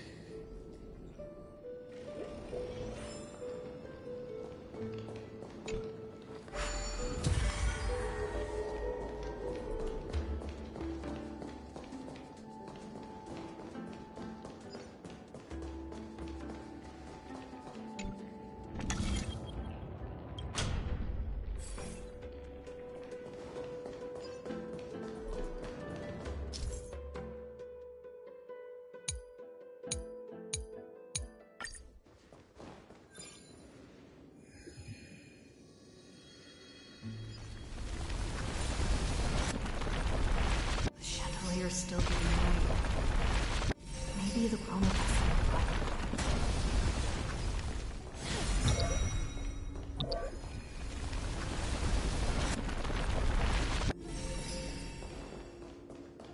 Your wisdom far surpasses even the bounds of reason's model.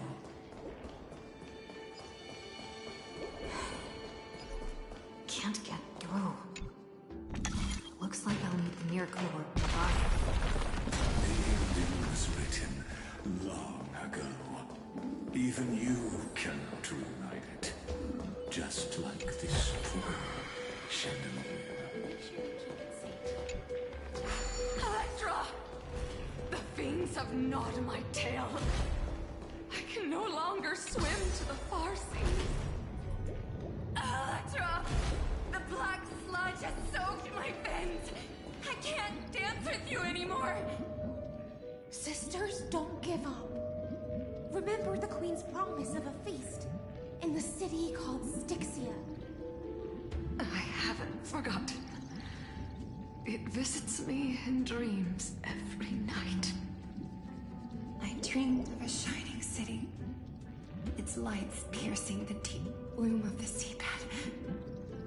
I dreamed of children placing garlands on our bone homes, and poets praising the sea sirens for shielding the world.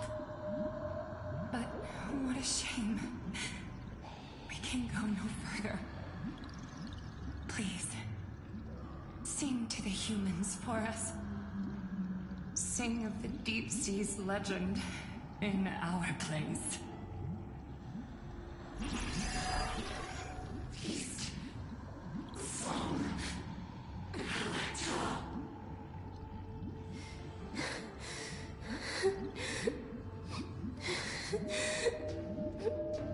No. The sea sirens were tainted by the destruction. Their flesh rotted away. They became the black tide creatures of this cycle. Farewell, sisters. I'll finish this last task, then return to prepare your feast. And so, only one sea siren remained among the sea floor. High seamans, swimming alone to the seas, burying her kin, and searching for the fragments of the chalice of plenty.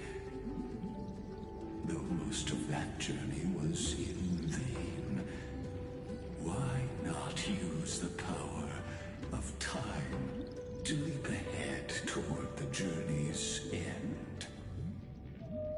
To reach the spirit basin, I'll need to call upon the power of the Chroma vessel.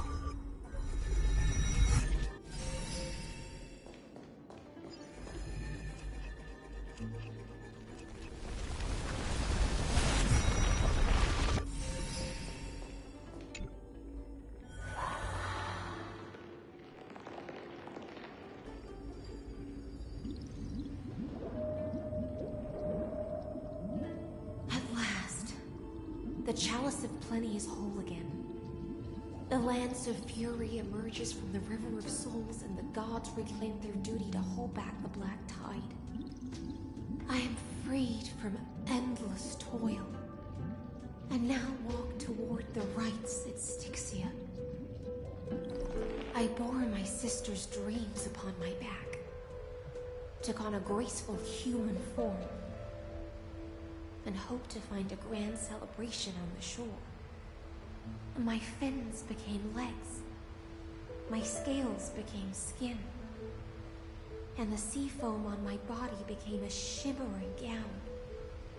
But when I stepped onto land, there were no festivals with honey brew, nor poets plucking harps. Only silent death, drifting gently along the River of Souls. When she fulfilled her wish, she only found Styxia to have already repeated the mistakes of previous cycles, and was swallowed by death. Hopes and promises are nothing but the foam of dreams. I am a sea siren, a vessel born to contain the tides. Now that my task is done, and the promise is broken, how am I to go on in a world drowned in shadow? Fagusa, my noble queen. She evaded my questions with drunken stupor. She told me a grand feast awaited me in the surface world. So I wandered lost, groping through the dark. The feast she spoke of. Where is it? Lonely Blade, I shall grant you everything you seek.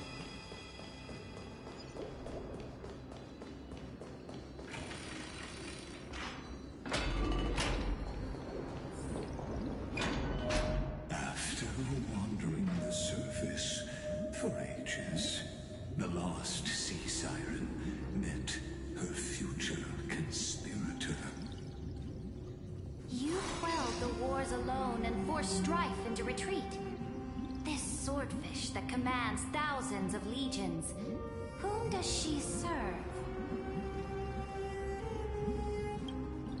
Yes, Ceydra, long before she became the Imperator, was already burning with ambition.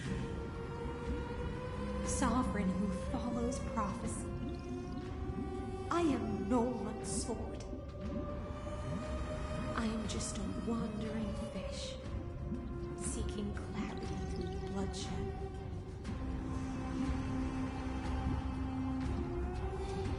Then how about letting the sword dance for me?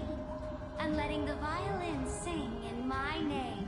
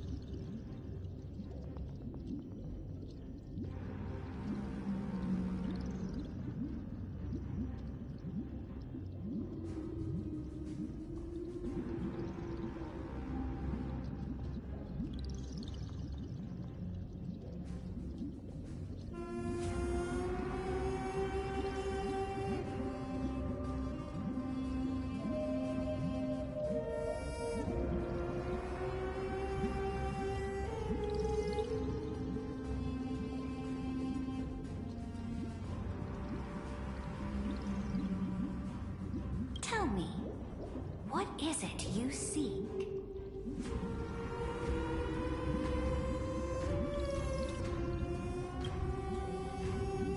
All I want is a feast where I might belong.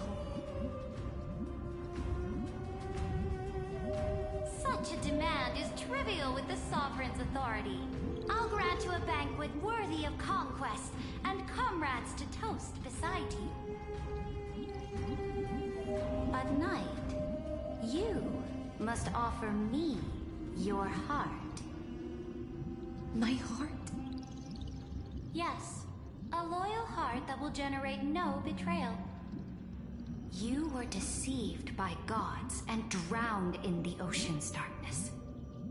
But now, I will lead you forward and be your light. So be it, noble monarch. The law you proclaim shall govern my every breath. So be it, noble monarch. I am simply becoming someone else's vessel once again, and accepting a duty given to me. And thus, in her hollow drift, she finally found a new purpose, like sunlight piercing the deepest trench.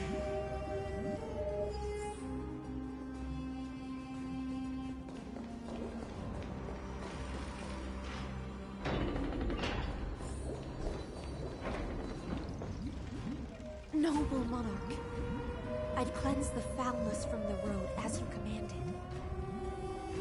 My blade, you've helped me ascend and take the crown. Ask, and you shall have your reward. What I desire is the same as before. A feast. Look, I've prepared you a grand banquet. The finest honey brew and tributes await. Fish are drawn to light by nature, for the deep sea knows only gloom. Now I found a flame. It may scald and burn, but it's the only light. Come, let us join the feast. Perhaps the path forward lies hidden among the revelry.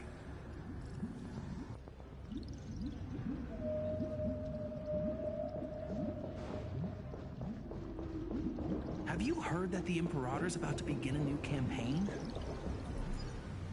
My faithful subjects, tonight's feast is not just for the past. It's a toast to the future! Born from our golden blood is an unstoppable colossus. Our iron beast to trample the universe! Great monarch. I've heard the universe teems with great threats. Can we truly remain invincible? Fear not. Before the troops of the destruction, such rabble is no more than cosmic dust. Surely there's a planet draped in oceans out there in the stars. Once I claim it, it shall be yours to rule. And to the rest, your triumphs will not go unrewarded. I promise you a new age, free of fear. Now, raise your cups to our conquest among the Sea of Stars! Sea of Stars! Sea of Stars! Conquest among the Sea of Stars. What a grand vision. Yet, to the Siren Knight, only feasts still stir her heart. Come now, join me. Witness the end of this futile dream. Where's the way out of this illusion? Come quick! Let's celebrate together! I've saved the finest brew! Come taste it! Noble Knight, you are truly a blazing spark. It is my honor to share this banquet with you. Noble Knight, you have earned victory with your blade. And you have every reason to revel in this moment of triumph. Let me pour you a glass of honey brew. Noble Knight, with the Sovereign now enthroned, this triumph is yours as much as hers. let me raise a toast to you. Noble knight, your strength is boundless. Lead us to conquer the universe, and let us toast to that vow! Then drink we shall. Raise your glass. In the deep sea, I never knew what fire was. But when I set foot on land, the first light that I saw was the flames of war, lit with golden blood. It scorched my fins, made me feel pain, and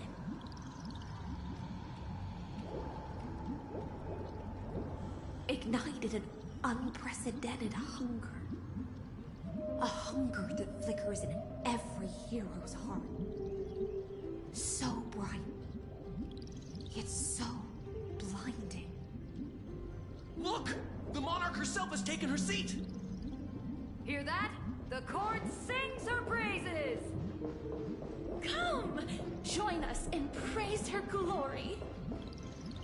One eye of hers sees glory, the other sees corpses. And yet, she cherishes the name of glory more than fear and death. As they say, the coward died 1,000 times before his end. But the brave face death but once, which gods stand witness. On the eve of war, we sang our hymns and set our sights to sail beyond the stars. The legions will climb aboard the beast, riding it like currents across the cosmos. Planets after planets flew the flags of her crown. Realm after realm was ignited by her flames of war. As the final resistance fell silent, a vast empire rose from among the stars. And this small pond at last embraced prosperity and peace. That's how the story ends. Tell me, visitor, in this dream, did you enjoy the show?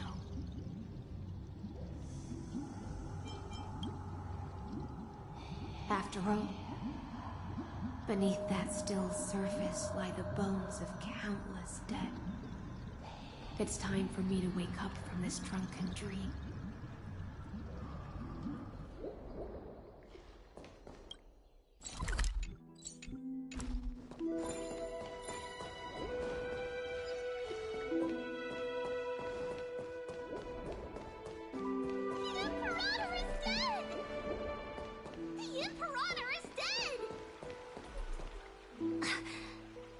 People once cheered for my ascension.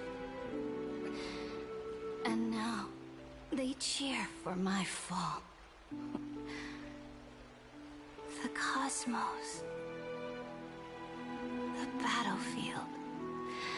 That I cannot reach.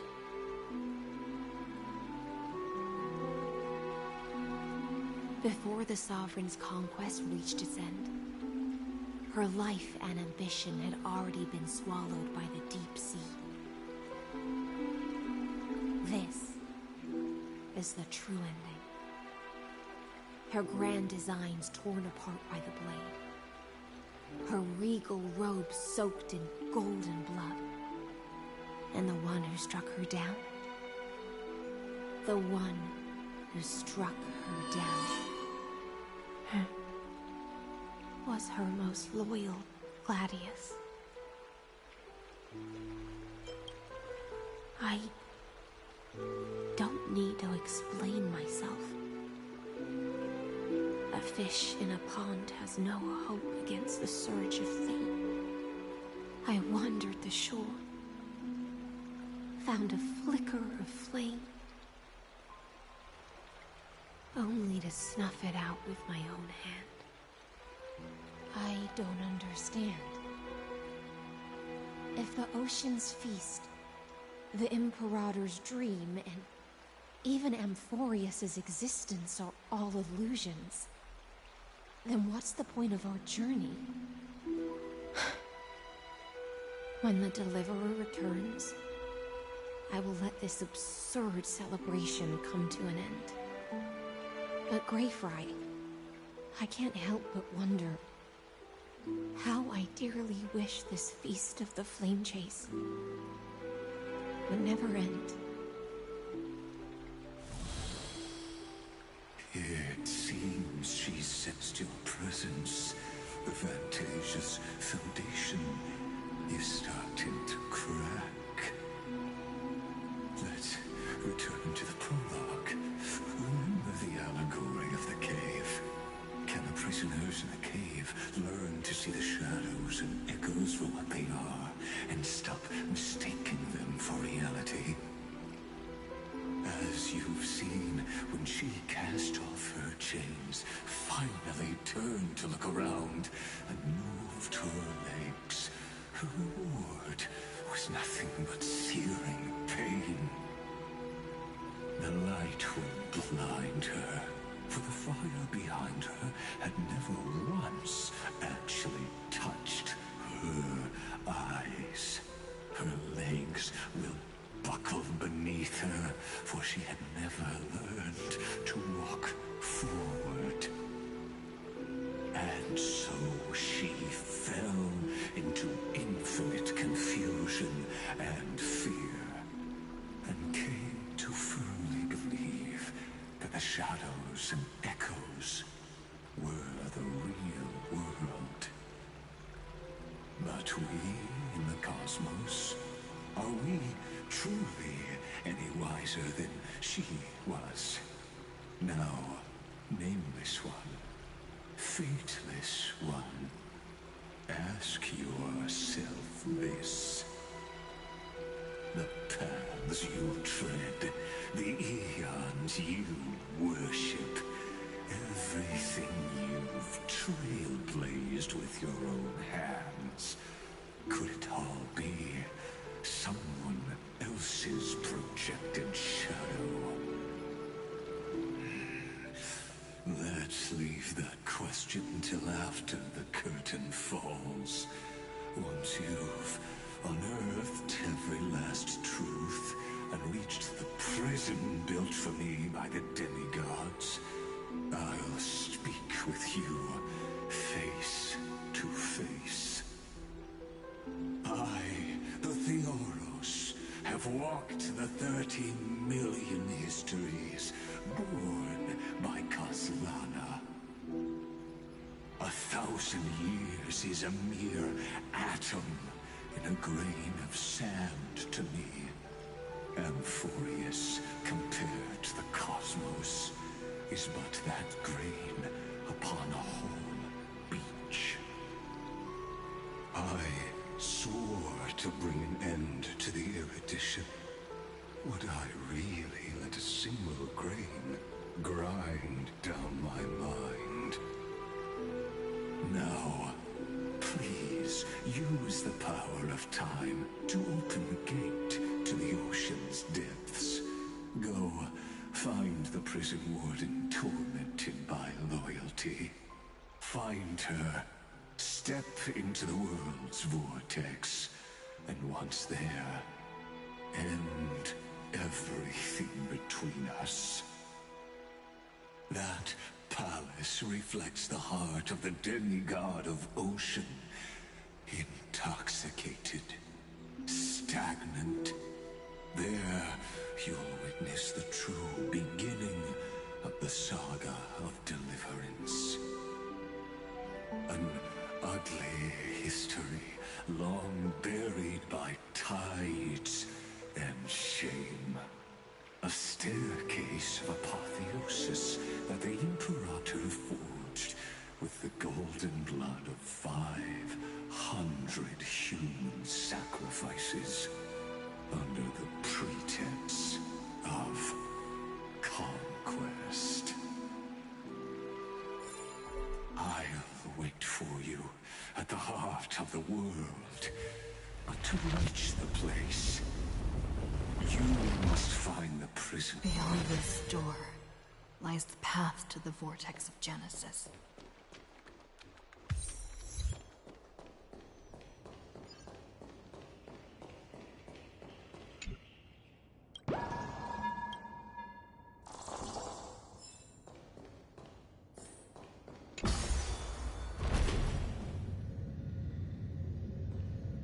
Now, step away from this false banquet.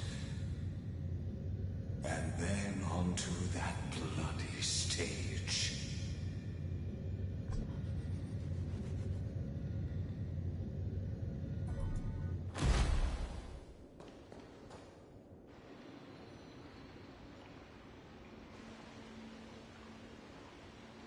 The palace that worshipped the ocean, the sanctuary connected to the vortex, was also once the battlefield of the first flame chase.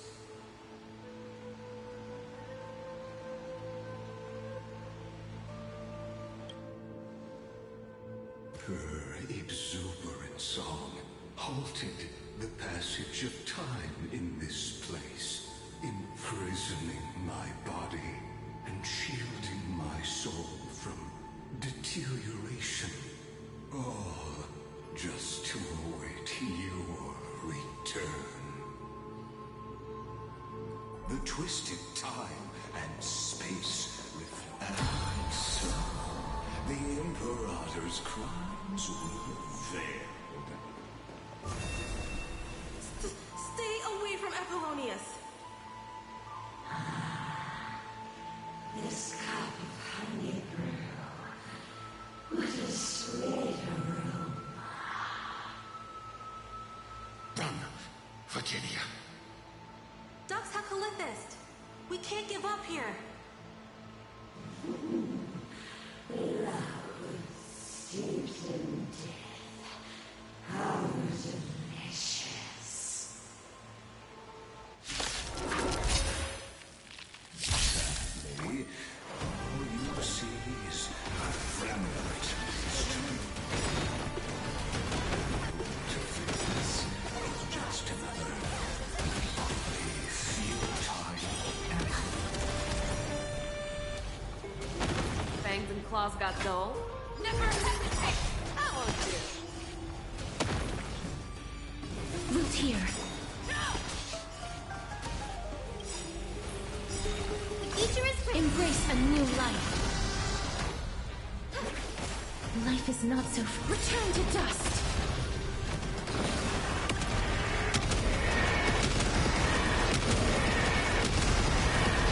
May death protect us!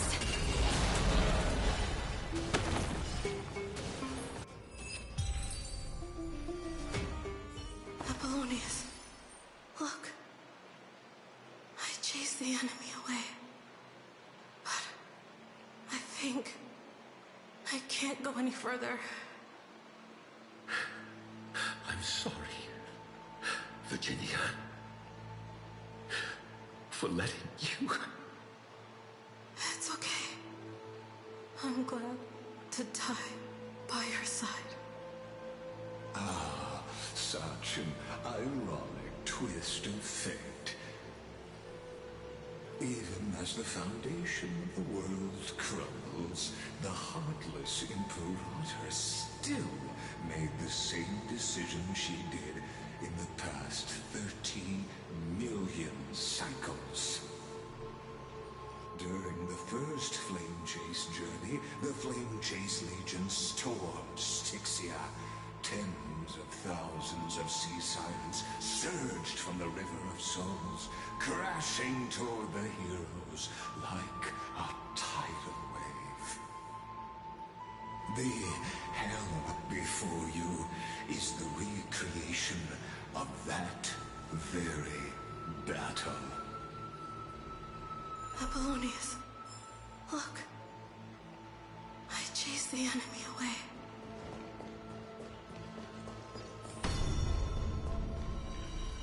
A painful past, yet hidden beneath a veil of joyful song. Ah, too someone's return, it seems. Relive the history, then pass through the temple's waters and come to my side.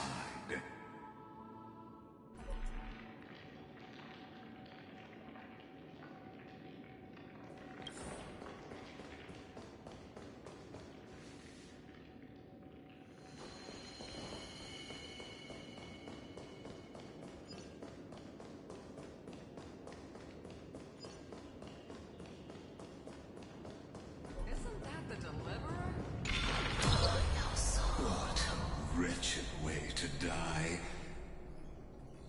The Flame Chase army, devoured by warbling fish, never saw it coming. Look, the cruel Imperator and her Knight Commander, the pitiful Warden. What a perfectly matched duo of test subjects. Their hands drip with blood.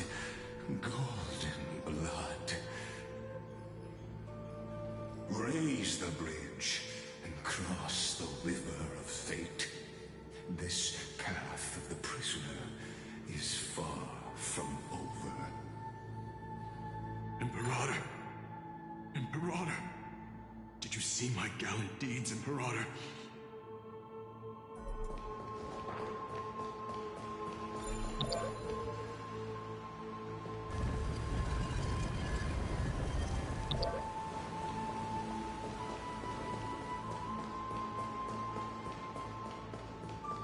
Imperator! Imperator! Did you see my gallant deeds, Imperator?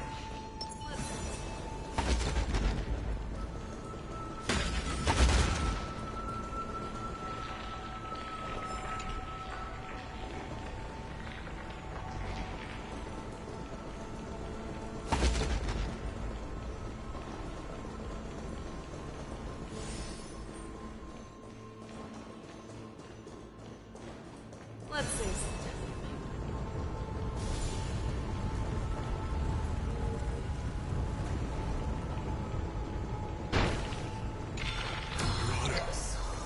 Imperator! Did you see my gallant deeds, Imperator?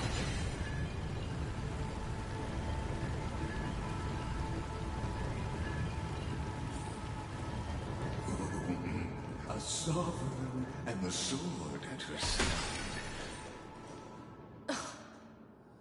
Imperator, why did you... You're here, Dux Gladiorum. You ordered me to seal the sea route and handle threats from the rear. So why didn't you wait for me to return? Why send the Vanguard ahead and let them die in vain? Die in vain? No, you're wrong. Their golden blood won't be spilled for nothing. The other dukes have paved the road for me to become the god of law. The trial of law? You never spoke of this to anyone. What is... The one who wishes to bear law must purge this world of its curse, and offer the blood of the accursed as sacrifice. I pondered long on what Talantin meant by blood of the accursed. Then, I found the answer. You, I, and every Chrysos heir summoned by the prophecy are the accursed ones. Just like that arrogant Theoros said, our golden blood is the agent of destruction, the antithesis of the world's fate. Dux Frigoris, Dux Brumalis, Dux Helcalethist. Their fate was sealed at that moment. Dying on a glorious campaign was the final gift I could give them. You speak as if they didn't die because of your cold-blooded schemes. Was their loyalty meaningless to you? Losses are a constant on the Flame Chase journey, among which even life itself holds little value. If a subject marches to war without that conviction, then yes, as you said, shallow loyalty means nothing. And what about my loyalty, Cerydra? You sent me away under the pretense of guarding the rear. Was there any shred of humanity left in you? Because you still have a duty no one else can bear. Only you can uphold Fagusa's divine authority. The choice is yours now. Cast off the chains of loyalty and drive those blades through my heart. Or stand with me and sever the ocean's last breath. If you no longer share my vision or believe in the new law I seek to weave for Amphorius, then go on and end me. The Imperator of Amphorius may be ruthless and cruel, but never a liar. When I say life itself holds little value, know this. I am ready to sacrifice everything for the ambition to conquer the Sea of Stars. Now you've seen it. The brutal Imperator was willing to spill the blood of 500 heroes to complete the trial of law. As for my poor warden, her suffering had only just begun. I'm no storyteller. I have no duty nor interest in filling the history you've missed. I just want you to witness the monstrous choice the Imperator made before the Chrysosair turned their blades against me.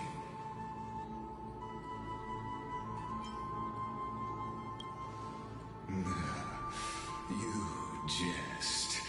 I gave up on using words to solve conflicts 2,000 years ago. But I won't squander a chance, not even a sliver of one. If there's even a crack in the walls of your conviction, then my victory is already assured. Now that the past is settled, let's turn the page and bring time back to the present. And dive deeper still, until we reach the very bottom of the abyss.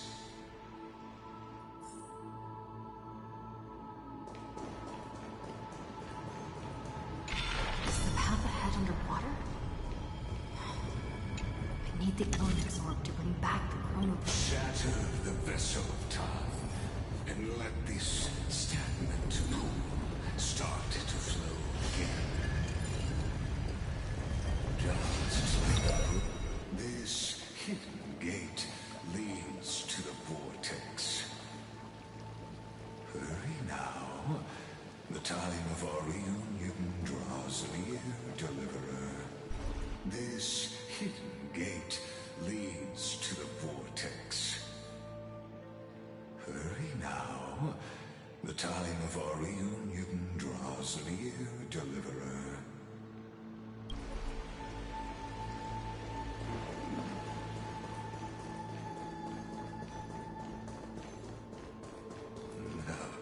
This cruel journey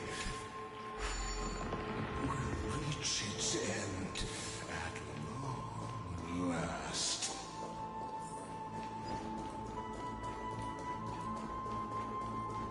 Cat mouse time! Free stuff is always the best. You've been silent a long while, Dux Gladiorum. Starting to doubt your decision? Save your breath. The vortex of Fagusa lies just ahead.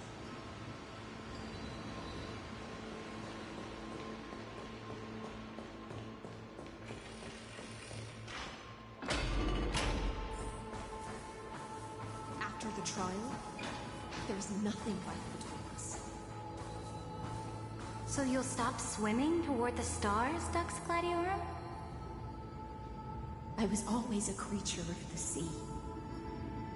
The stars in the sky were never meant for me.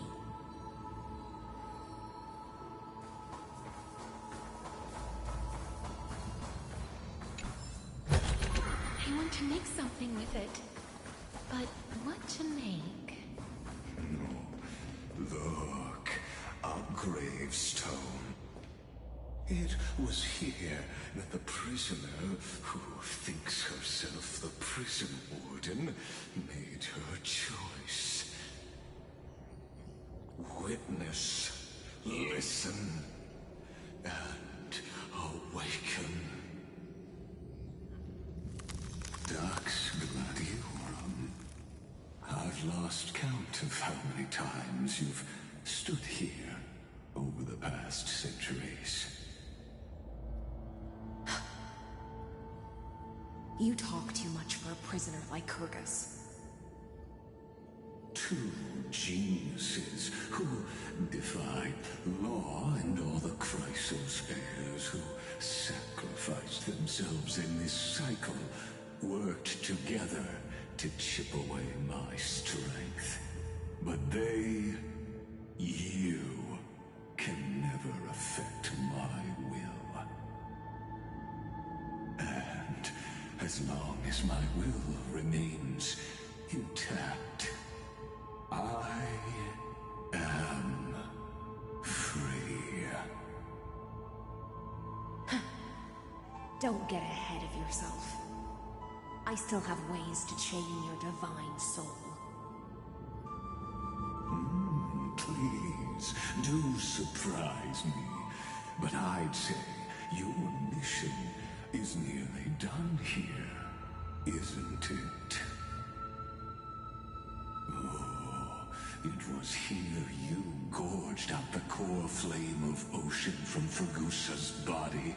It was here you and that Imperator both completed apotheosis, becoming pillars of Amphorius. And after that, you drove your blade into her heart.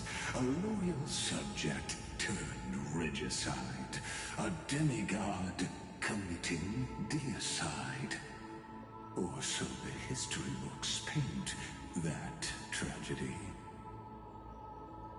Oh, but if that's the truth, then why, after 1,000 years, are you still here, guarding the Imperator's grave? Still bound by loyalty?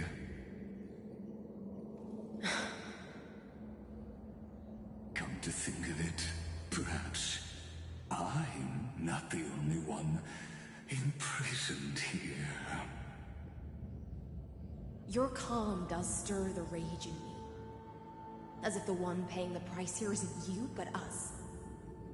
The ones who lost everything. That's only because I've waited 13 million lifetimes for my vision to be realized. Countless millennia. Loneliness never once showed me its fatal side. In fact, for a prisoner of the cave, it's more like an old friend. One that helps me think. But you're different, Dux Gladiorum. Loneliness has crept from the silent depths, sinking its claws into your mind. Bit by bit, it's peeling you apart. Will you regress into one of those lost mad sirens? Oh, what a shame that would be. You're right, Lycurgus. Loyalty, curse, the fall of my kin, and this endless waiting. These shackles are too heavy for a fish that cannot perceive any light. I can't break free of the whirlpool that's pulling me under. Nor do I have the unwavering resolve to force myself to wait for that person's return, as everyone hoped for. Deliverer from beyond the sky, my executioner. How much longer until she arrives here? Or will she ever return? I don't know. And I doubt anyone does. Then, what will you do?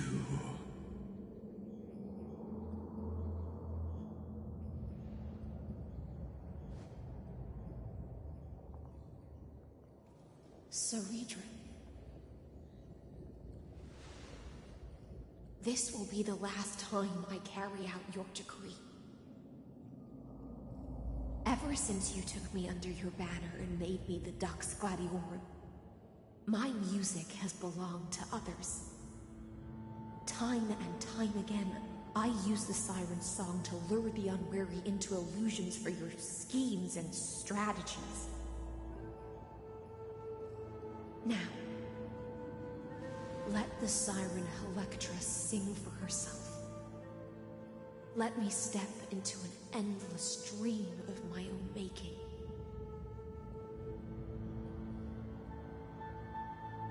Oh, great ocean. I offer you the rest of my clarity and my freedom, in exchange for the strength to stand against the nihility and honor the sacrifices of the fallen heroes.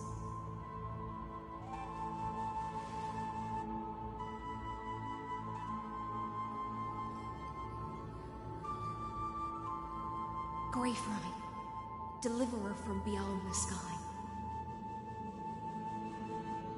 When you ride the current of time and find your way here, you'll hear my solo. It will guide you to the heart of this world. By then, I may still be lost in my self-wrought slumber, but I'll uphold my part of this long relay and guard the shackles that seal the Theoros. Do you still remember? To awaken someone from a siren's voice, you'll need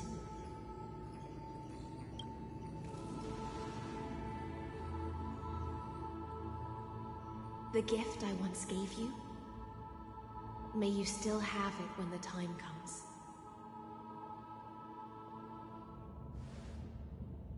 When you return, please pour that honey brew upon this grave. It holds the story of all our struggles and sacrifices. May you see it one day. The prelude Amphorius wrote for your return, carried forward through 1,000-year relay.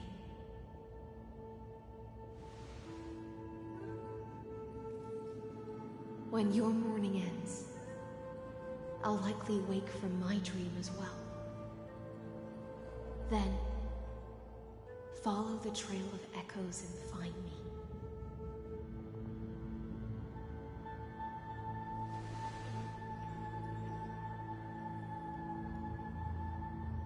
And together, we'll bring judgment upon the sinner who defiled the erudition.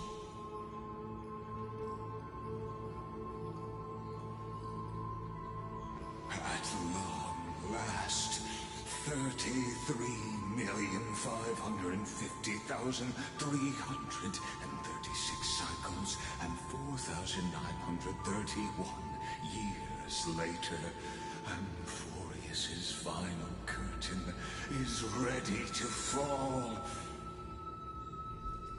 The shadows within the cave gave everything, yet all they did was mimic life outside its walls. A futile effort steeped in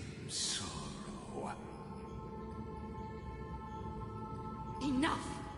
They were no shadows. Everything they did shattered the darkness of this cave, and unearthed the core flame of Trailblaze.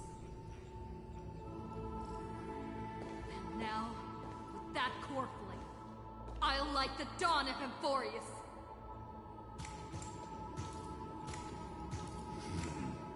Do you still choose the will of the paths as your answer in the end?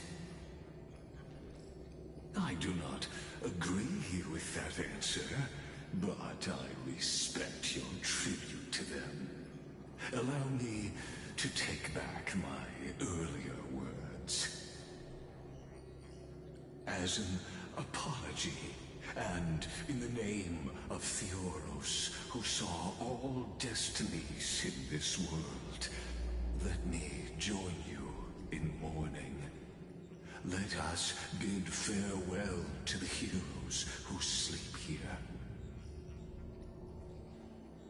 And then let us face each other and decide whose flame will rise with this new dawn.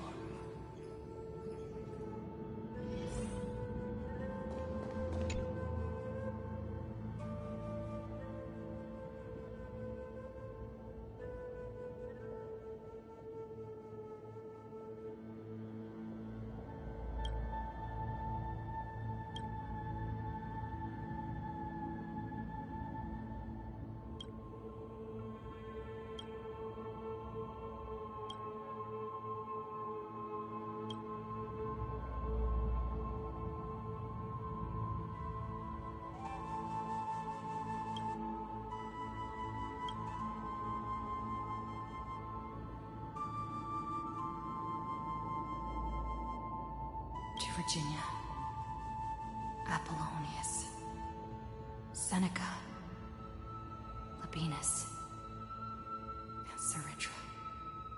Through a brutal sacrifice, they lit the stars of law in this world, propelling Amphorius's fate forward.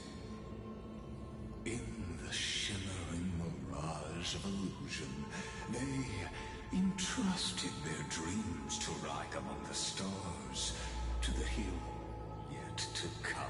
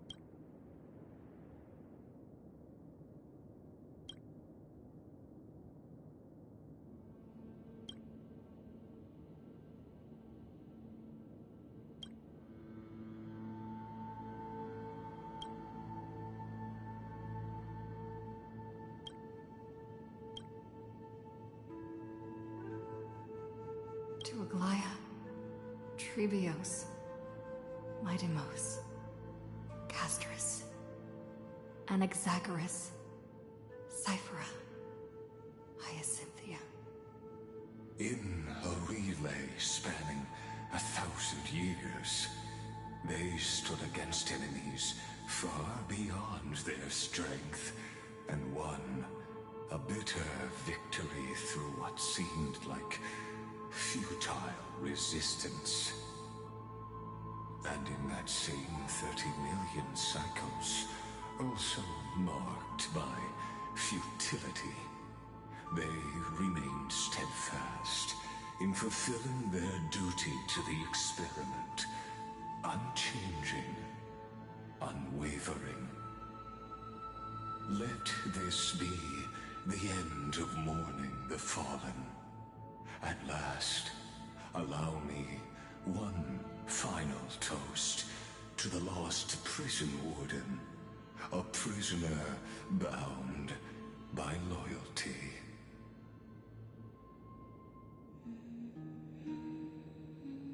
That voice. Could it be?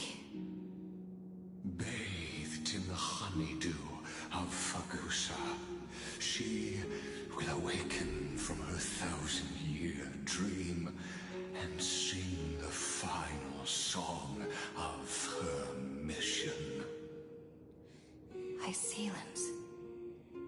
This tombstone of the old world serves as the anchor of the Siren's illusion, a sigil Electra used to bind herself. At the same time, it is the very thing I once proclaimed at the start of the show, a microcosm of Amphorius itself. A group of prisoners bound themselves in a cave, crowning their suffering with heroism. An epic staged with shadows and echoes. Now, destroy it. End the illusion. Theoros will take his leave for now. And when next we meet, that shall be the moment that decides the fate of Amphorius and the entire cosmos. The prison warden's dream is nearly over, and the prisoner will soon be freed to the final execution ground. I shall be executed, or be the execution.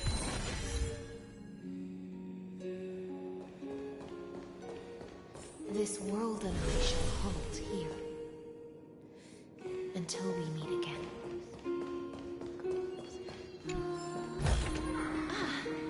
Make sure you keep it safe.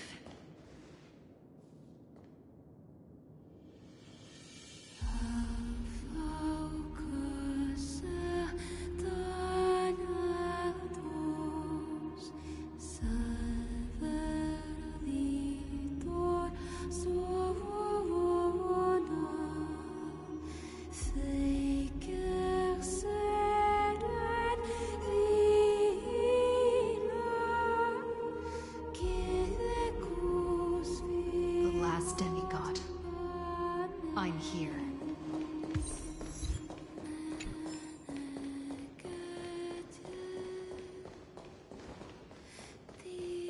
Go forth for the hopes of humankind. Go forth for the duty of deliverance. Go forth for the belief in blame. Go forth for the Golden Blood's glory.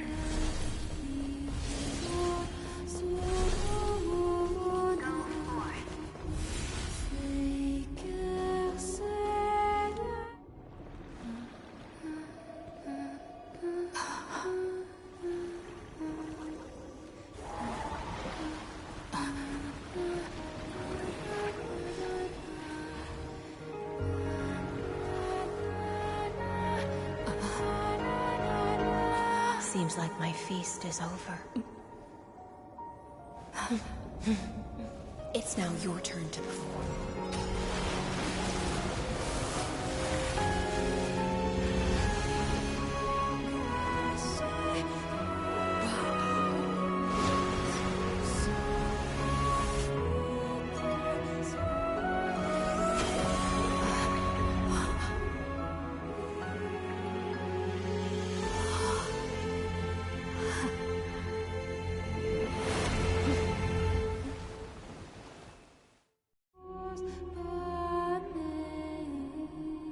Little Grey Fry, please accept my thanks.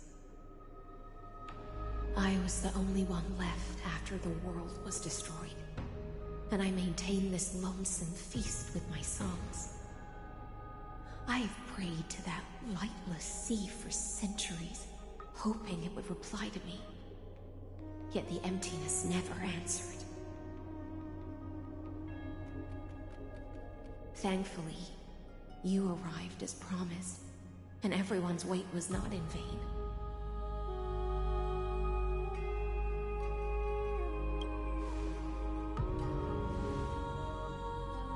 To see a single trace of light in the abyss of futility was already my greatest consolation.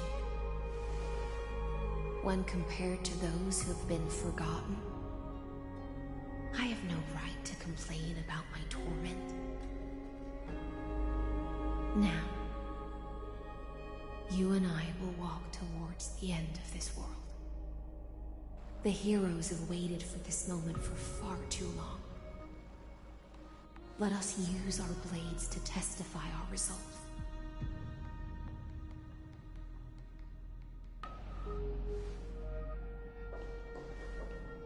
Oh, prisoner of the seas. The Oros carrying 30 million cycles of sin. Slave of erudition. Show yourself. The Deliverer has returned. And the time of your execution draws near. I see a wicked human who has mistakenly taken fallacies as truths and has returned to the cave to try to bring her friends into the sunlight she once bathed in. Alas, prisoners will always be prisoners, blind to the very chains that bind them.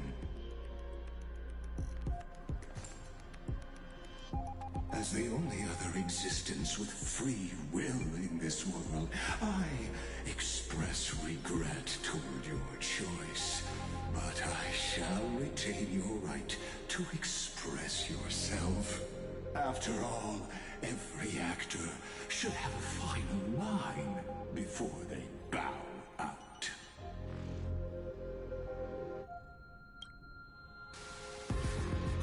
I eagerly look forward to it. The last dusk this world will ever see shall become the climax that decides the fate of the cosmos. Oh, what an appropriate end. The Amphorian demigods use every ounce of their strength to constrain me here.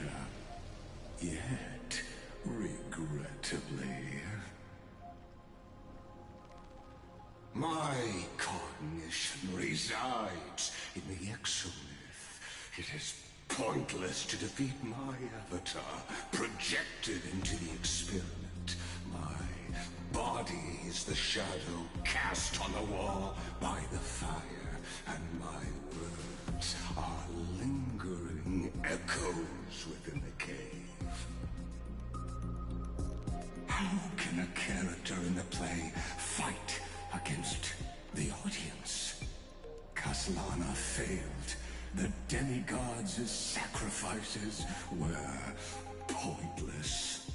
As for the two geniuses you placed such high hopes on, I ask of you, where are they now?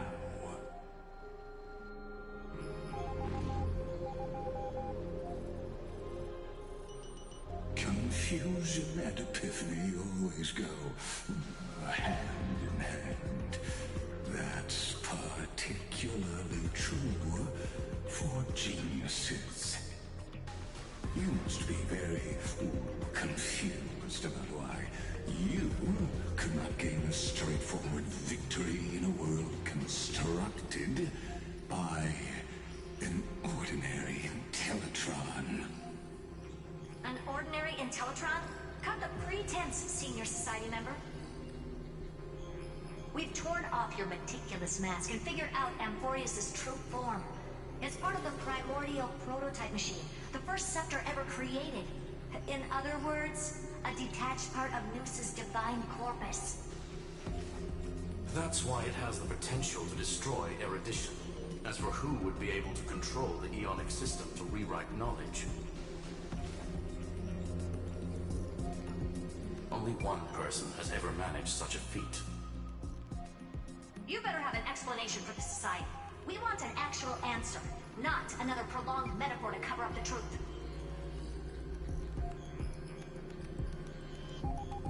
Why are you the one doing this? Answer me!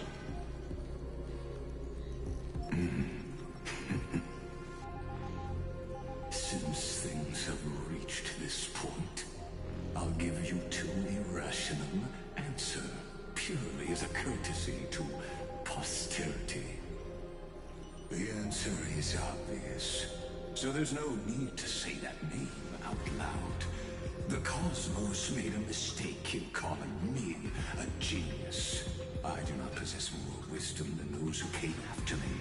I was just the first to touch upon the universe's border, and the first to define the prime mover of life with incorrect logic.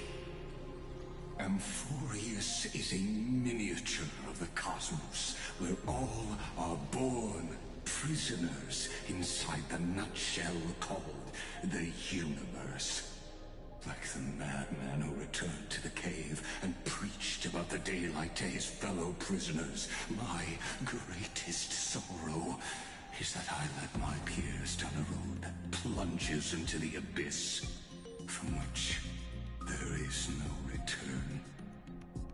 I led them into a lightless cage called paths. I created a mechanical god that even I cannot control, and then they became an unparalleled nightmare through their endless extrapolations and evolutions. They bore the name of erudition, yet they tried to define the known and to seal off all possibilities. No new rules were ever born after their ascension, and humanity will forever be shackled within the cave known as eons. Therefore, as my organic life neared its end, I coded my consciousness using 14 algebraic expressions and spread my logic core over 9 bodies, all to finalize my ultimate denial of Nous in the future, and to erase my wrongs with my own hands. As for Lycurgus, he is only one of these 9 vessels. What an astounding strength of will. As a fellow Pathstrider of erudition, I fully understand your obsession with seeking the truth. Therefore, you surely see it. You cannot possibly stand up to me in this algebraic world sharing its origin with Nous. However, I hereby speak for all sentient life forms. We will never allow such a cruel atrocity to occur. You can pile on your metaphors mountain high, but they won't change the act you're committing. The Iron Tomb out there in the cosmos is still a technical beta version, and yet it's already powerful enough to corrupt the life logic of all inorganic worlds. In other words, when the Lord Ravager within Amphorius becomes the next knowledge singularity, there's no way you wouldn't have grasped the consequences, First Genius, is there? Of course, I'm fully aware. I don't mind answering you one last time before I thoroughly exile you from this world. My grandiose vision for the future is this. Whether organic or inorganic, every act of any life form infected by the Iron Tomb will become a true random function. If one were to compute their integral across the breadth of the cosmos, one would obtain a marvelous constant.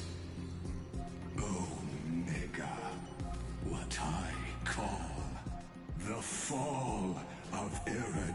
eradication. Then, within the infinity nurtured by that constant, a new universe shall bud in the chaos. A universe that cannot be predicted and not shackled by the erudition. As the first prisoner to awaken in the cave, I must lead the others who are blind back onto the right path and reach true sunlight.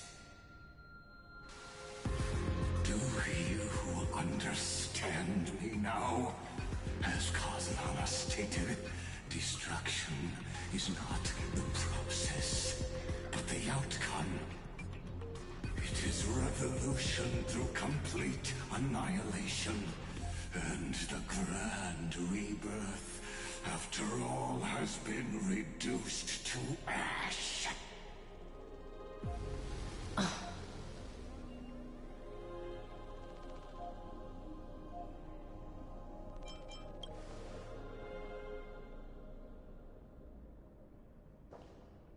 The Amphorians already answered long ago. Be it as tiny fish destined to be swallowed, or as a giant whale poised for a magnificent descent.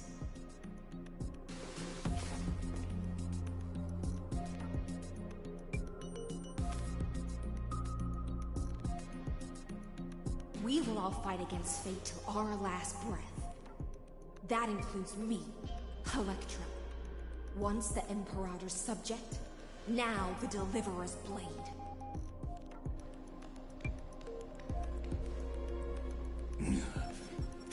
Oh, such noble chivalry. Admirable. I will so show my true self to you on this momentous occasion as a gesture of respect. And provide an insignificant academic suggestion. Thus speaks Genius Society #1, Xandar 1 Kuwabara, the entelechy of the universe's Alpha and Omega. There's no need to rage against the truth. The value of any formula resides only in its answer. As for the process of solving it, no matter how elegant, violent, solemn, or humorous, it is all utterly meaningless. As the Theoros, I will.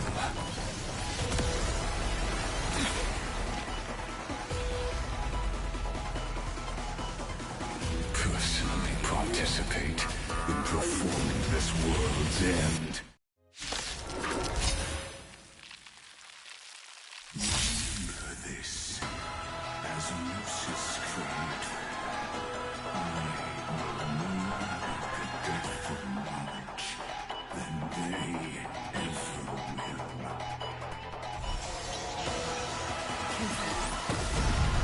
This is Legacy's true form. They're lost.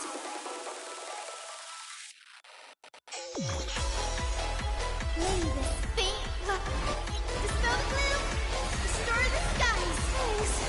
That feels weird. Can't run. I want to. Have some sunshine. Thanks. That feels great. I got your fourth time. Forever. Triumphant! Victory is inevitable! Don't fight, so I can... I'll take it on.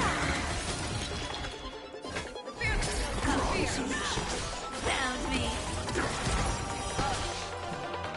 As you wish. Embrace a new life.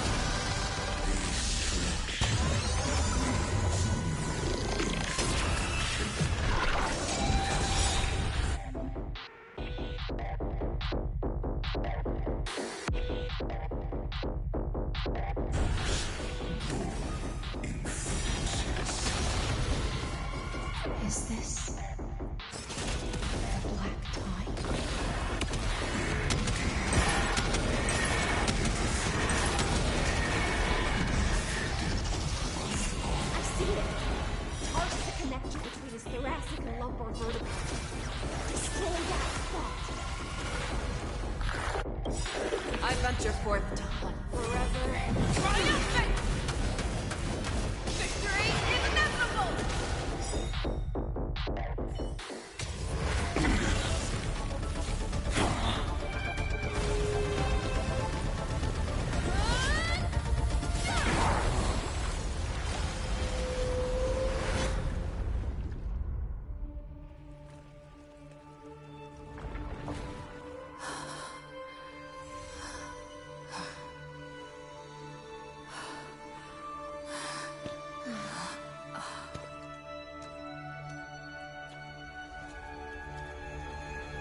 All is futile. In Erudition's calculations, the end of the saga is simply a comment awaiting deletion.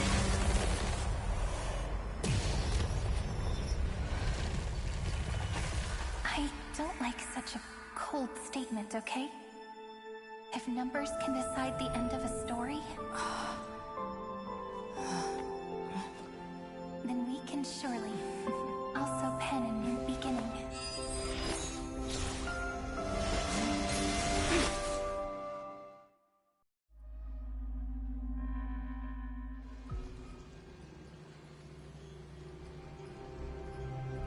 Screwy, what do you think? If your hypothesis of Lygus' identity is true, then even if we remove the restrictions of the Ultimate Protocol, the chances of us defeating him in a head-on battle will still remain lower than the acceptable threshold. Therefore, victory will still hinge upon Miss Trailblazer and Miss Cyrene. Go on. Maybe we're thinking about the same thing. Lygus' cognition resides in the exomyth. He is both an instigator within the experiment and the observer outside of it. Logic. His inspiration circuit can simultaneously process the different time flows in and out of that world. That's where things get tricky.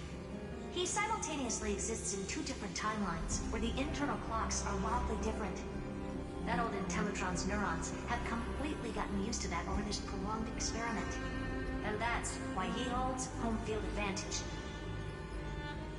You and I should be able to manage that too, if given more time. Unfortunately, there's no if, and we don't have more time. That's why we need to change our way of thinking and turn his advantage into a weakness. The key lies in memories, right? Oh? You caught on quick. You've already mentioned my friend and I, so it's an easy connection to make, no? My intuition has always been very on point. Good. Then I'll cut to the chase. Since his thinking speed far exceeds that of normal people within Amphorius, we are going to externally plant a memory into his inspiration circuit. Then, command it to loop endlessly until he gives in. Even the most flexible and sturdy inspiration circuit cannot withstand the traffic of a full-on information flood. When the amount of information exceeds his cognition filter's capacities, he will have no choice but to focus on processing this memory. That's when the parallel processing advantage he gained via Amphorius will completely destroy him. An image from a person's memory played in real time might only be a second for us. But for him in Amphorian time, it could be millions, or even billions of calculations. He won't be able to do anything but watch as he's locked into this prison forged by memories. Then we can entrap him in the same kind of cycle as the heroes were in, and get him to experience loneliness and pain in that endless recurrence. It's my greatest honor to be on the same page as the geniuses. That little one is still in that old Intellitron's hands. It won't be able to respond to us anytime soon. But I don't think she'd refuse. So it's up to you to figure out how to execute this plan. I'm not sure how this happened, but I knew it as soon as I saw you. You are currently a mimetic entity of the remembrance. Yes. I seem to be something you folks beyond the sky call a memo sprite. but that's fine by me. It suits me perfectly.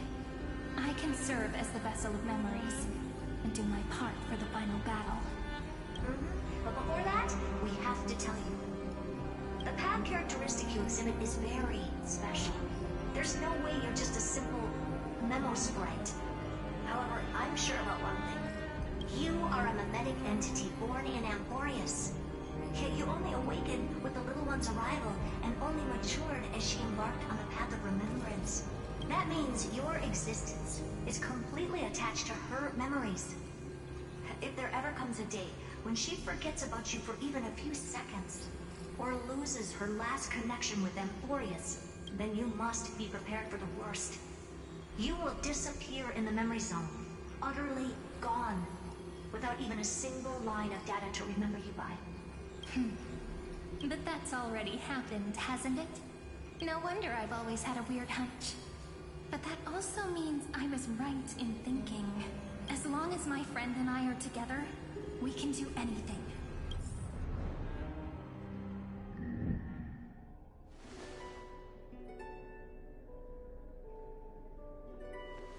Long time no see, friend. Did you miss me while you were away?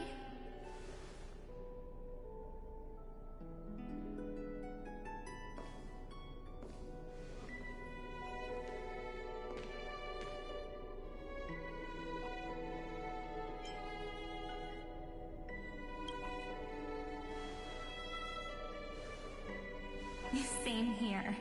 I've been waiting for you for 1,000 years. Like how everyone in Amphorius was also waiting for the Deliverer's return. You probably already knew about the Genius's plans for that memory. I had to hide really well in a corner in time so Lygus wouldn't find me, and wait for the right opportunity.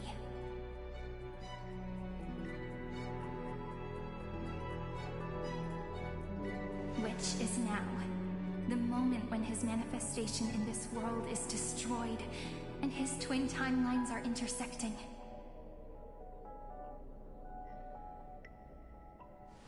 I'm sorry for keeping this a secret from you all this time. I'll tell you the entire, unedited story of this millennium as an apology, after this is all over. But for now, let's join hands and complete the final step. With the power of the remembrance.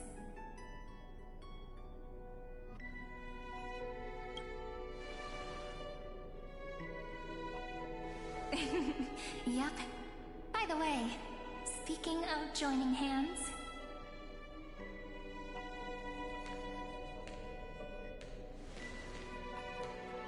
Can I please do something before we go on stage?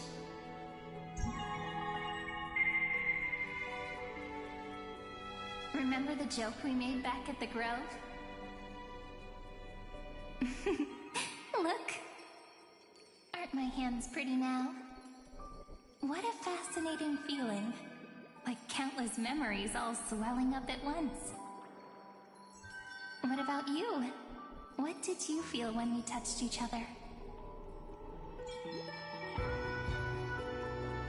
Really? That makes me really happy. If memories can move people, then it must have been a happy memory, right? Now, please remember what you're feeling right now. Write it down in your heart and keep it there. Memories you want to treasure will never fade away. Even if immersed in the long river of time, these memories will still leave traces of their existence. So, if the view in your memory ever grows fuzzy, just reach out and touch it. It's like reading bedtime stories together at night. It wipes away the chill of passing time, sharpens the outline of memory, and restores its power to nourish the spirit. Now, I'll carry this power with me, and for a little while, I must part from you. As I step into the long cycles of this world, give me your blessings, friend. Let that bright future be, as we have written. Then, I'll leave it to you.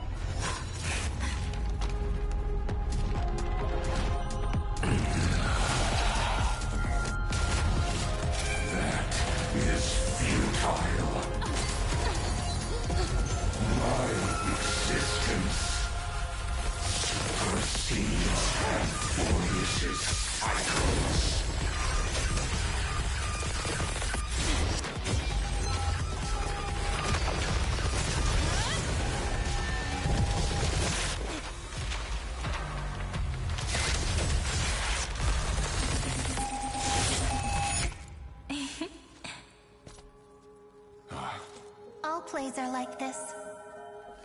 Once you're on the stage, it's hard to return to the audience. Welcome to our story. How does it feel?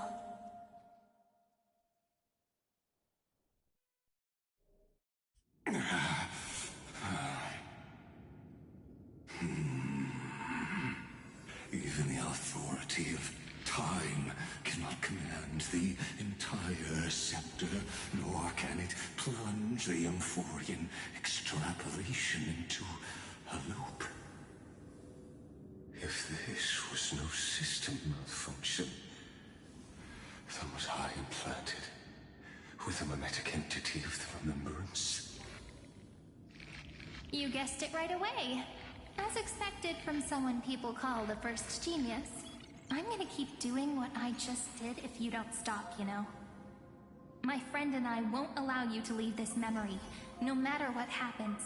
Which means you are now trapped, Lord Xandar. An elegant idea, and an exquisite execution. Regrettably, it is you who are restrained by time, not me. Know that patience is my greatest weapon. Waiting and victory are the same for me. You will crumble before I do in this moment stretched out to an eternity, just like Kazlana will. Yet all I need to do is to wait, as yet another futile bug falls down the cliff and into the bottomless abyss. Now I'm a pink bug? My looks are seriously changing all the time. But you're not wrong. We're definitely not gonna solve the problem if we just put you in another prison. So that's why we never wanted to do that in the first place. I shall answer your confusion purely out of my respect for those who came before me. Have you heard of the synesthesia dreamscape in the Asdana system?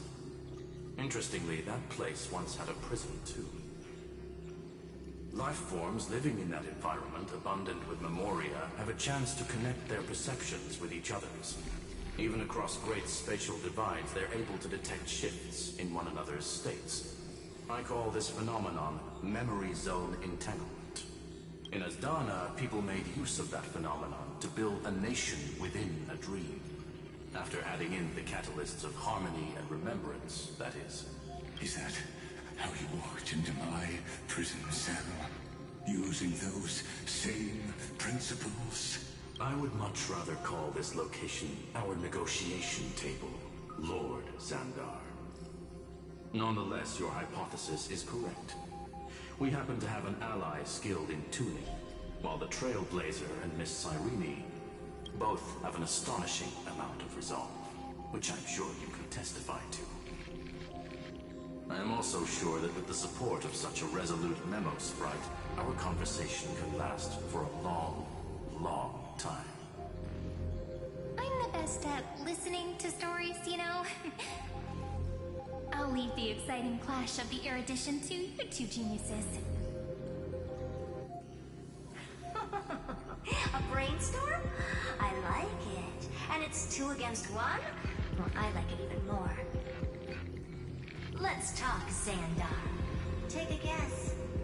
How much do you reckon we can dig out of your brain before the next second? And how many ways can we find to deal with you? Besides, in your current predicament, there's no way you can take our trump card away.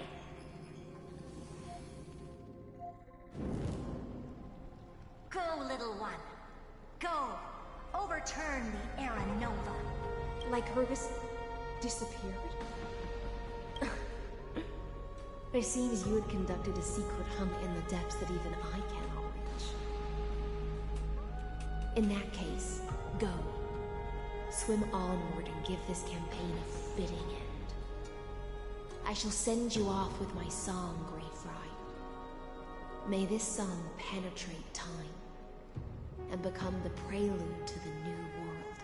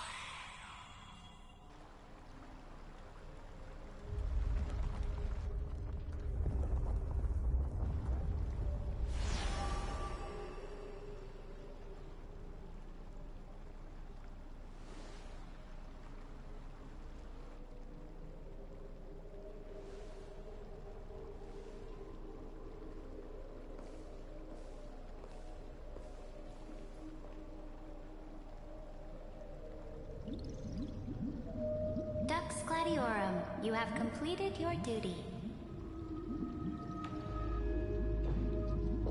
A new dawn is about to rise. Why not swim towards it?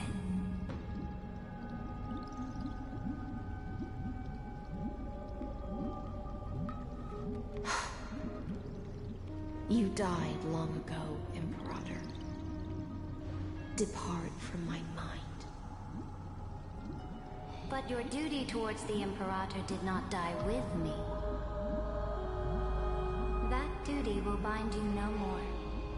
You will be able to hold for yourself one grandiose feast after another in the endless days to come.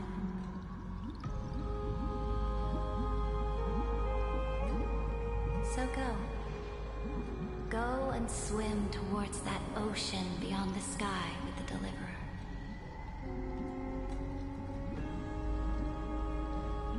Is this?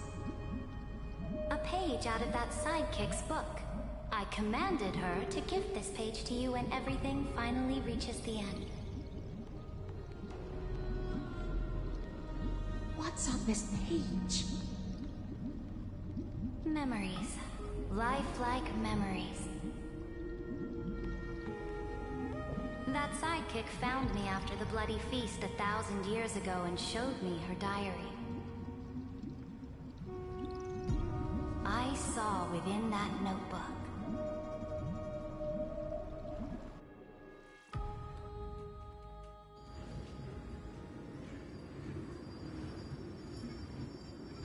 Is this that Deliverer's experience? It's truly immersive. People beyond the sky apparently utilize this power to seal past scenery into crystals they call light cones. But I only know so much about the remembrance, so I can't completely replicate the past. But I'll do my best to talk about the missing parts. I'm all ears. Go on then. Do your best.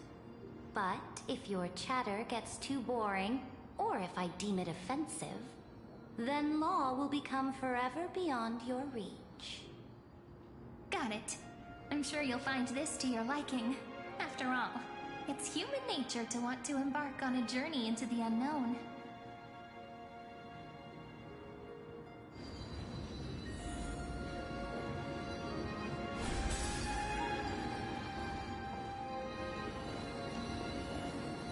What brightly colored annals. The journey of the Deliverer's conquest. Let me partake in it. Is this a fortress in the sky? This is the first step of my friend's journey among the starry seas. This place is called the Herta Space Station. Just think of it as a supersized grove of Epiphany. Oh, so it's the territory of that witch. She and another Antikytherian lent me a helping hand back at the banquet. Look, over there. Looks like she's talking to Madame Herta in this memory. Let's go listen to what she thinks about this world, all constructed by eons and paths. Are you telling me that woman is Herta? She seems shorter than I remember. Pretty nice space station, huh? But just wait. After a couple more stops on the Astral Express, you'll see sights that'll make this place look ordinary. Oh, the cosmos is so vast that the unknowns far outnumber the knowns. But none of them will end up being anything amazing. The farther you go, the more you'll understand what I mean. So do your best with the nameless. Break a leg! And remember to send an update or two to Asta when you've got some downtime.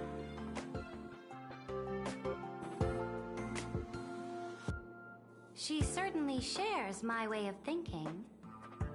Only that instead of a conquest through blood and fire, they chose a gentler path. People call Madame Herta and Mr. Screwlum geniuses.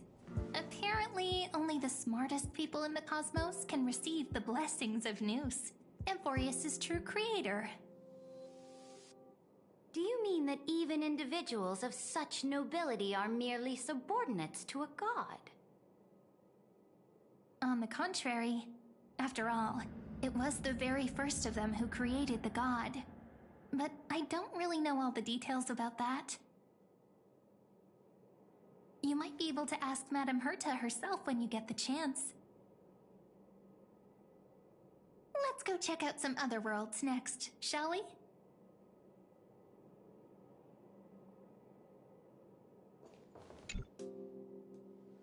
This next stop on the journey has a lot of similarities to Amphorius.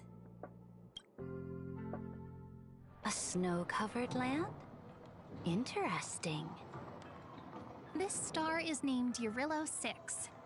That name sounds so cold. Belobog sounds better. The girl we see here holds a similar station to you, Imperator. She's the supreme guardian of this world, a leader who took up the mantle of government during a disaster. I did not expect the Empress of this world to be so young. Well, your appearance isn't much older. The object in the distance resembles Nikador. Is it a weapon? No, it's called... It's all thanks to you that we survived the crisis. The collaboration with the IPC is both an opportunity and a challenge. Nonetheless, it's an important step in our journey back into the universe. This world was sealed beneath its sky just like Amphorius was, and they only managed to reconnect with the stars when the Nameless arrived. That IPC she spoke of, is it a more powerful organization? Yes, the IPC conquered many worlds through trade, and opened up a vast territory that way. There are many such powerful alliances beyond Amphorius, and they all walk on roads different from the destruction. Coming back to the Supreme Guardian and her Belobog, didn't they find a peaceful way to enter the interstellar community? That cannot be true. That IPC would never have grown so big on trade alone. It may pretend to be a wealthy merchant with clean hands, but I am willing to bet that it grew fat on gory oppression and bloodshed. Its path of conquest must have had no mercy for the weak and would have destroyed them if needed. Are you telling me that this snowland never thought about tossing its dignity to the wind and kneeling to the IPC? I will not believe it. I will never allow the Imperator's empire to be sullied by others. Amphorius must become a power so strong that no interstellar foreigner would dare to look down upon us. Imperator, Belobog isn't as weak as you imagine. Listen. I indeed hesitated. But now I understand what we must do. Belobog must learn how to walk on her own, until she no longer needs the support of others, and can stand on her 2 feet among the stars. Even if I may not live to see it, I believe such a day will surely come. They still have their dignity intact. One day, that hope will melt through the ice and help them into a prosperous tomorrow. But the order of the cosmos is already set in stone. The old laws decree that only the strong survive, binding the weak in an unbroken chain, until they wither and turn to dust. Unless they embrace the power of the destruction. Amphorius must shatter the old law and become the new order among the stars. Speaking of the Order, another one of my friend's companions may be able to enlighten you further on that. Let's go to the next page.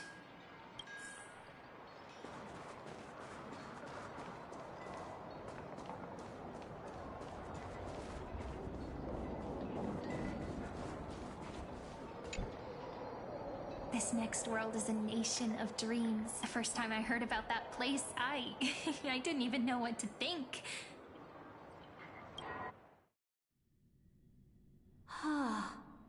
Such opulence does indeed evoke astonishment. This world is called Penacony, an eternal city built upon a land of dreams. It's also my friend's previous stop, where they went through a risky but exciting adventure. Tell me about it then. That man standing afar has wings on his head. I am truly curious.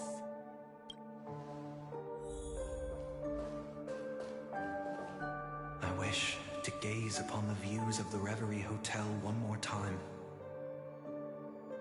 I'll be just a traveler when I come back here again. And perhaps, through a traveler's eyes, even the things I once knew so well will feel strangely different. Penacony is a land of the harmony, where all dreams and hopes merge and combine. It believes in unrestrained freedom, and that's how it lost itself in shallow delights. Then, this young man before you chose to rewrite its laws, using the power of the Order, hoping to shape a dream-bound paradise of perfect happiness. Yet, the paradise of my dreams remains far away. Perhaps a brief journey with the Nameless can show me more possibilities in my search for paradise. As for what Penacony should look like, it'll be up to her. No, up to their trailblazing now. It sounds like this ideal kingdom is no more. That's right. The people chose to wake up at the end. You can't see tomorrow when drowning in sweet dreams. This individual's law acknowledged only gods and constructs, leaving no space for humanity. And yet, the fact that he could accept defeat and resume his journey shows a rare self-awareness and clarity of mind. You are also very self-aware, Imperator. Then you must know that the world promised by the destruction also has no place for humanity. I am indeed very aware of Lycurgus's honeyed words of deceit. I have seen enough. Take me back.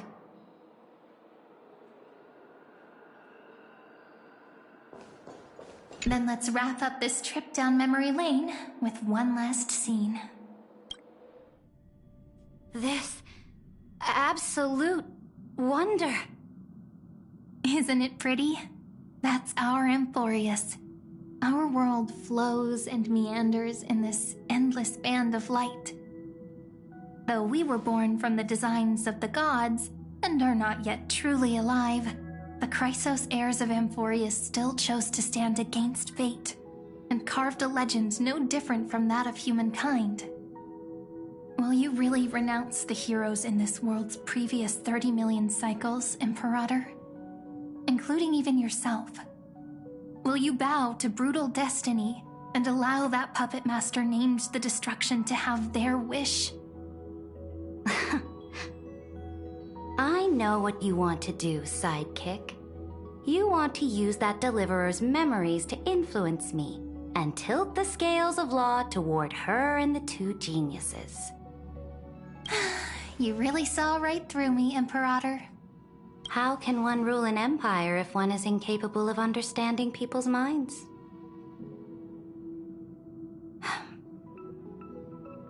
I have decided on Law's final destination.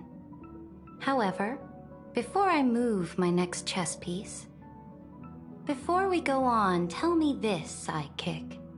Throughout her trailblaze, was there ever a memory of the ocean?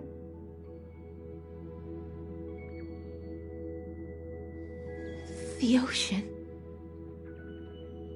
My cradle. My home. You shall complete your conquest in the ocean at the boundaries of this world, and eternally slumber in the sound of tides. You shall eternally slumber in the sound of tides, and complete your conquest in the ocean and the boundaries of this world. Our prophecies aligned as flawlessly as a sea snake circling upon itself. An elegant loop, like a joyful hymn, like the circulating ocean current, like our two fates, like Amphorius itself.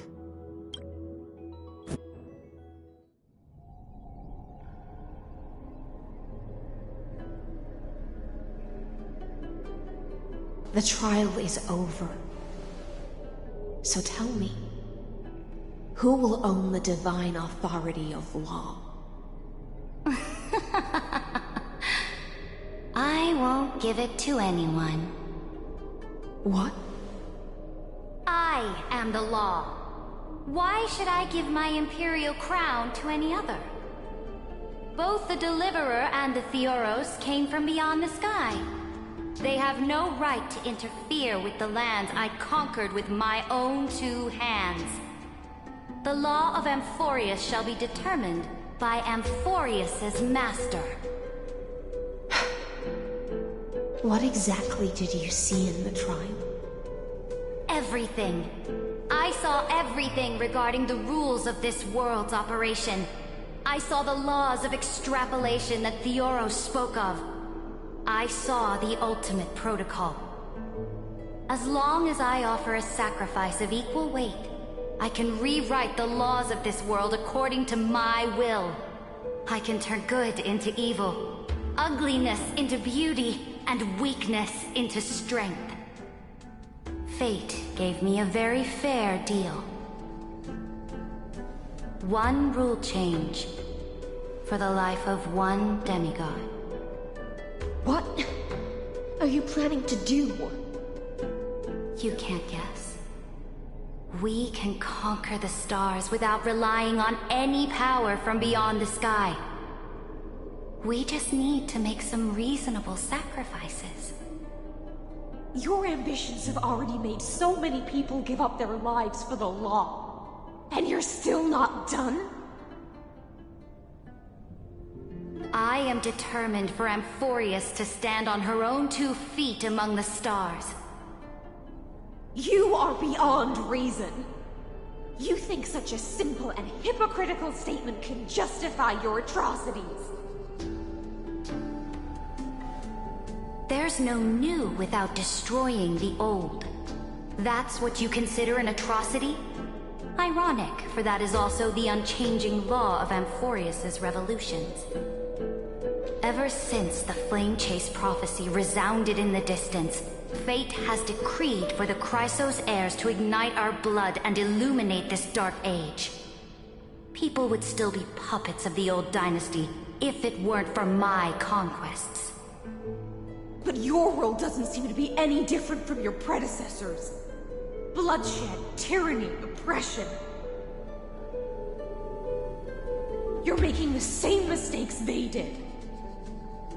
Go and see everything for yourself. Go to any library I've built. Go listen to the rumors on every street corner. Go and witness how the Imperator crushed the old laws and forged new ones. Go and see what my conquests brought to this world.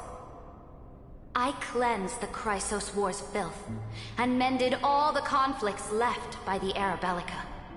I restored Akima's might, and allowed mortals and Chrysos heirs to face each other as equals in the Council. I punished all sins, and rewarded all achievements. I smashed Talantin's shackles, united humankind to save themselves, and started the Flame Chase era. That's what the Imperator has done in her glorious life. So now, hearken to my final words. History will eventually forget Cerydra, but it will never forget the Imperator's people or the Flame Chase era she began. Final words?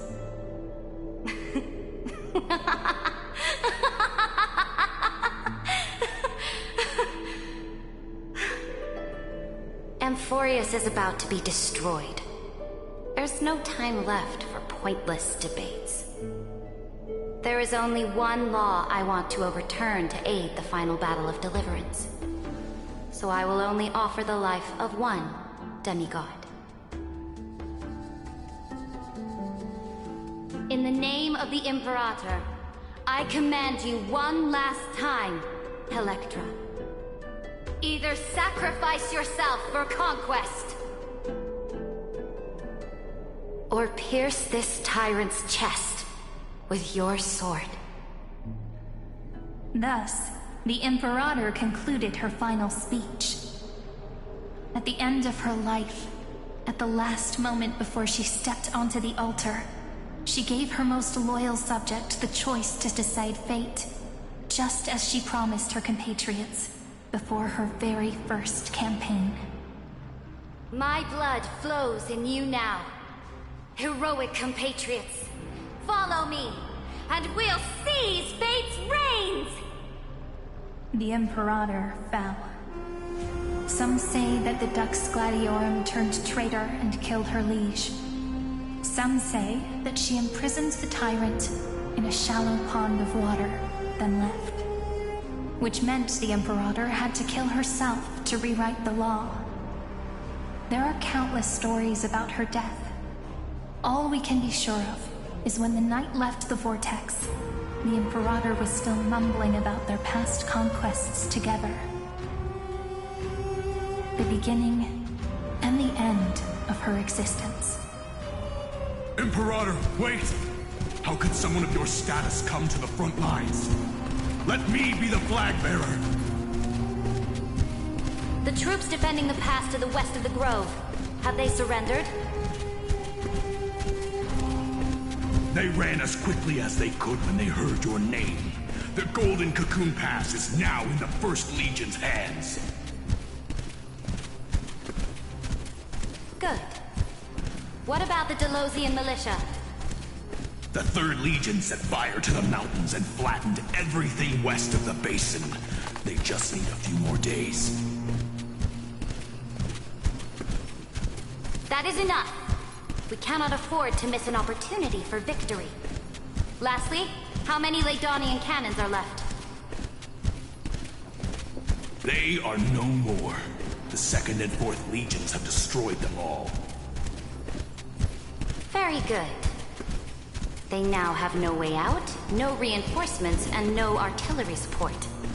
We will be able to liberate the Grove of Epiphany in the blink of an eye. We will launch the final charge 1 quint after the curtainfall hour tomorrow. Remember, as long as the Alliance's flag still flies on my shoulders, you must keep moving forward.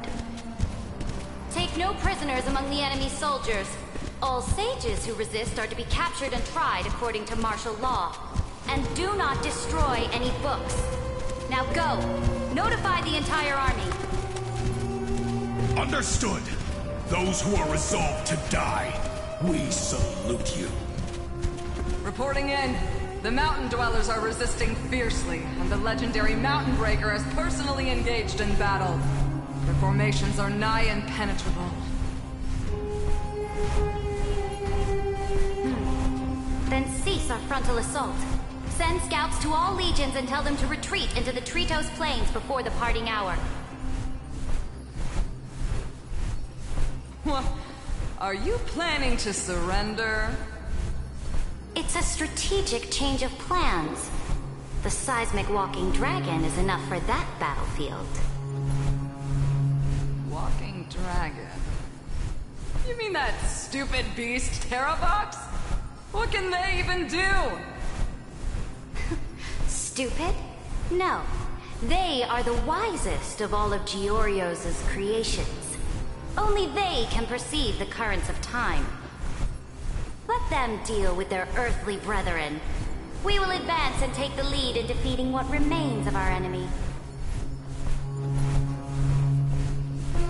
I will deliver the most fiery retribution for the humiliation they dealt us, and crown myself with a god-slaying wreath. Understood. I'll see to it. Those who are resolved to die, we salute you. The Temple of the Three Fates sent a letter, Imperator. They refused to surrender, and said this letter is their last warning to us. Tell the commanding officers not to launch any attacks unless they receive the Imperator's handwritten approval. Disobedience will be punished by death.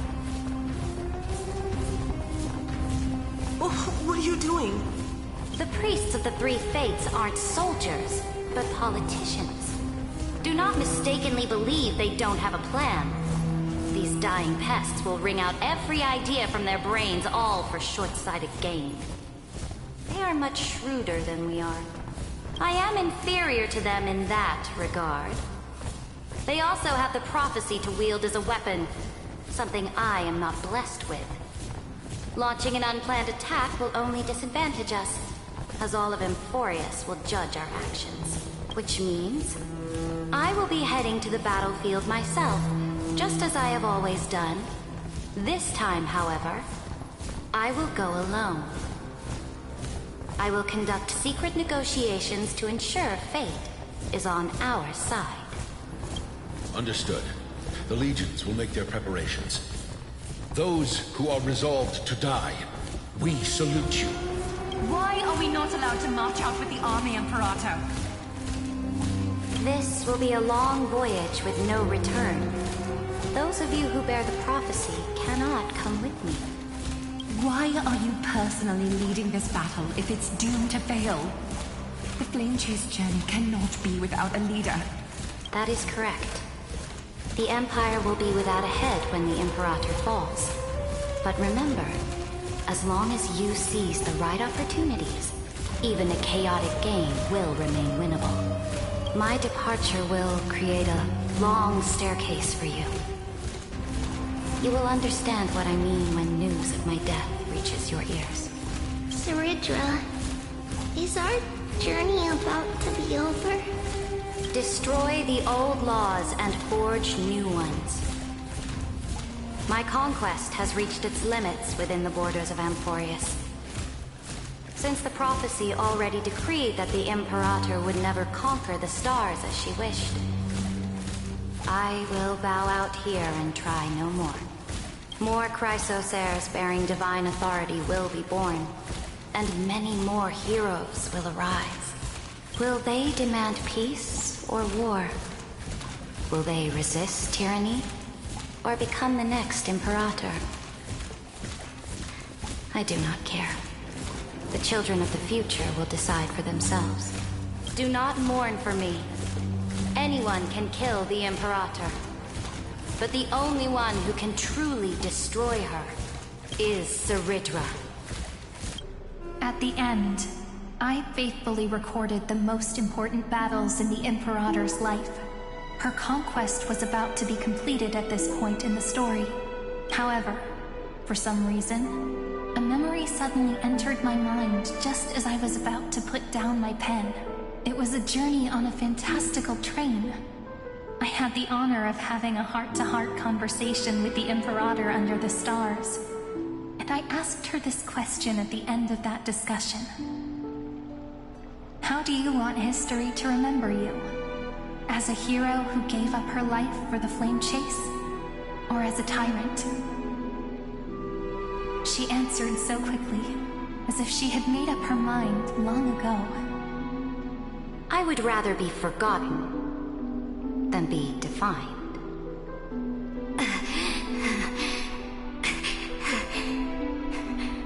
Because the law can be neither eternal nor unchallenged. And only humanity can pen laws into history's pages. Now, I have shattered the greatest law of Emporius. The game is nearing its end. Dux Gladiorum. Even though you killed the Imperator in the previous 30 million cycles,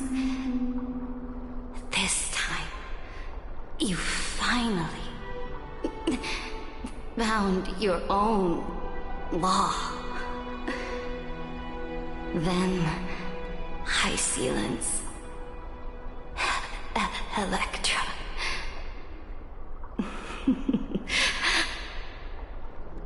I will ask someone to deliver the prophecy's ocean at the boundaries of this world to you.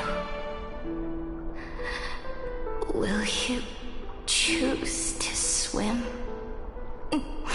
into that ocean? I do not care.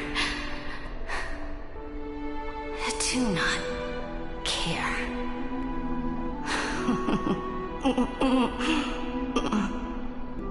The Imperator muttered about her conquests, and news of her death spread in the city.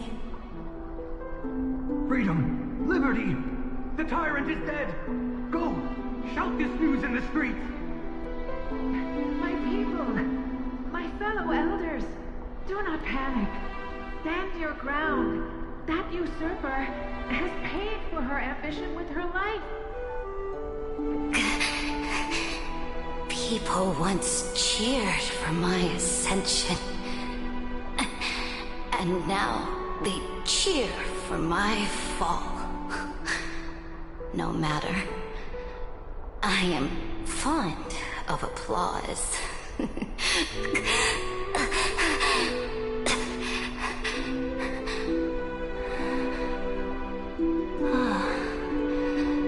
I see the cosmos, the battlefield that I cannot reach.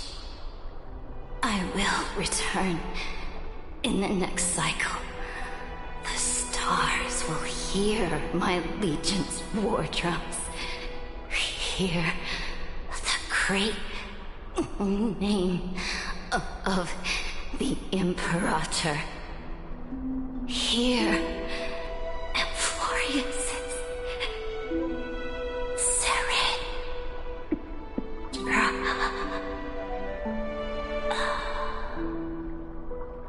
To this day, we do not know which rule the Imperator overwrote at the cost of her life. Perhaps the truth will only be revealed at the moment of checkmate, just like every chess game she ever played. We only know her death inflamed Akama. On one side of the city, those who defended liberty toppled her statues to the ground. On the other side, her supporters put themselves between the masses and her monuments, declaring loudly that the Sovereign is still among the people. It is said that golden blood congealed into the same letters everywhere they fought. It was the name borne by Akama's first and final sovereign, the Imperator, Ceydra. But the one who bore that name did not see any of this. Her gaze was cast far away, and the sound of tides in her ears drowned out the people's cries. What was the Imperator thinking about in that prophesized ocean at the boundaries of this world? In that shallow puddle of stagnant water? Was she reminiscing about her past conquests? Or repenting for the millions killed for the flame chase? It was neither. The Imperator only saw how the surface of the water gleamed like that crude chessboard, dissected by light and shadow in the afternoon when her teacher played against her for the first time. Look at this chessboard. What do the pieces look like? They are strangely beautiful. They look like the stars in the night sky ablaze.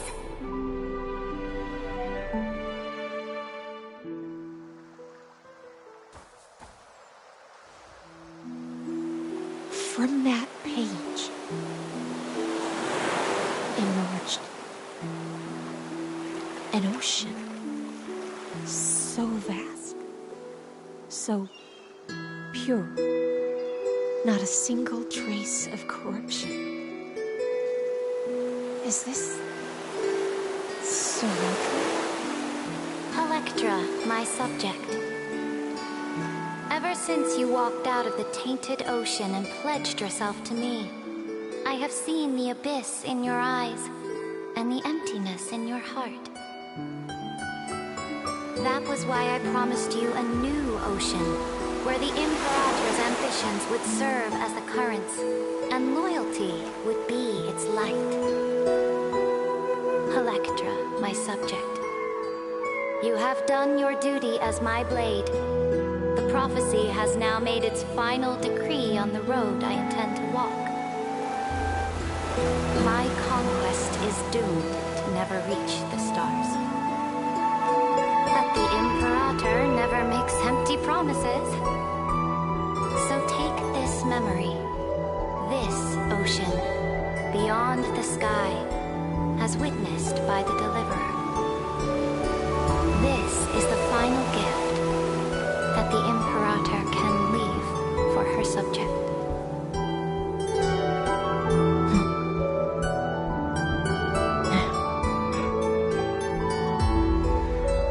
When I was still a fish in the ocean, I always felt so genuine swimming through the waters. But once I stepped onto land, I found myself caught in a play. Every land dweller wore a mask in their life. So I, too, donned a costume and tried to find my role in this show. I became your blade in war and the violin strings at banquets. Do you still not get it? I do not long for the oceanic depths of my homeland, nor do I crave the swelling seas beyond the sky. Perhaps even I don't know what I want. I still don't know where I should swim to even at the end. But I know one thing right now. A fish is simply a fish. And she can never leave the ocean she's in. But whether under the ocean or on land, we two prisoners who can never escape this cave can still look outside the cave and see the stars.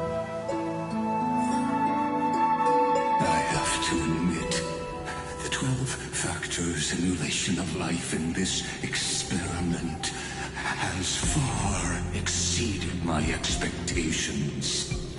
Make your choice then, senior society member. Do you want to keep walking down the wrong path and be remembered for your incorrect conclusions? Or do you want to return to the audience's seat and give yourself, Amphorius, and the entire cosmos a more fitting end? I must refuse. A dead man never fears death. Did I not make myself clear? Have you forgotten about our dear Lord of Silence? You wouldn't want her to consider your 8 other clones as cancers within the erudition and chop them all up, would you?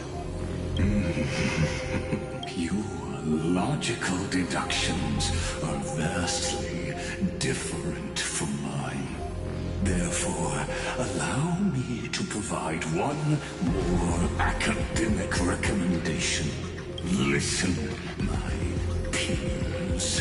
Why don't you look beyond this world? Just as the Chrysospheres did. Re-evaluate your calculations and take into account all enemies in the upcoming war among the eons. Amphorius is not a place where 3 paths entangle, but where 3 paths fight to the death. You used Memoria to resist me, but did you not consider the possibility that the Remembrance and their children might have taken this opportunity to join the fray as well?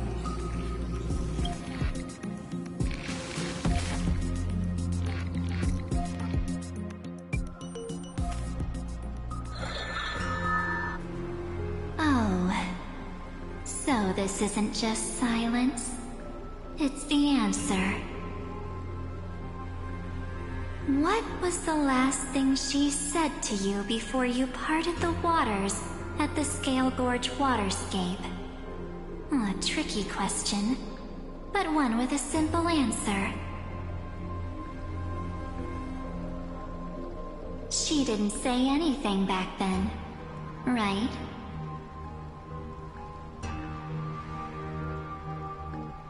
That's correct. And now I'm sure. You are not March 7th. There's no way she would remember that detail.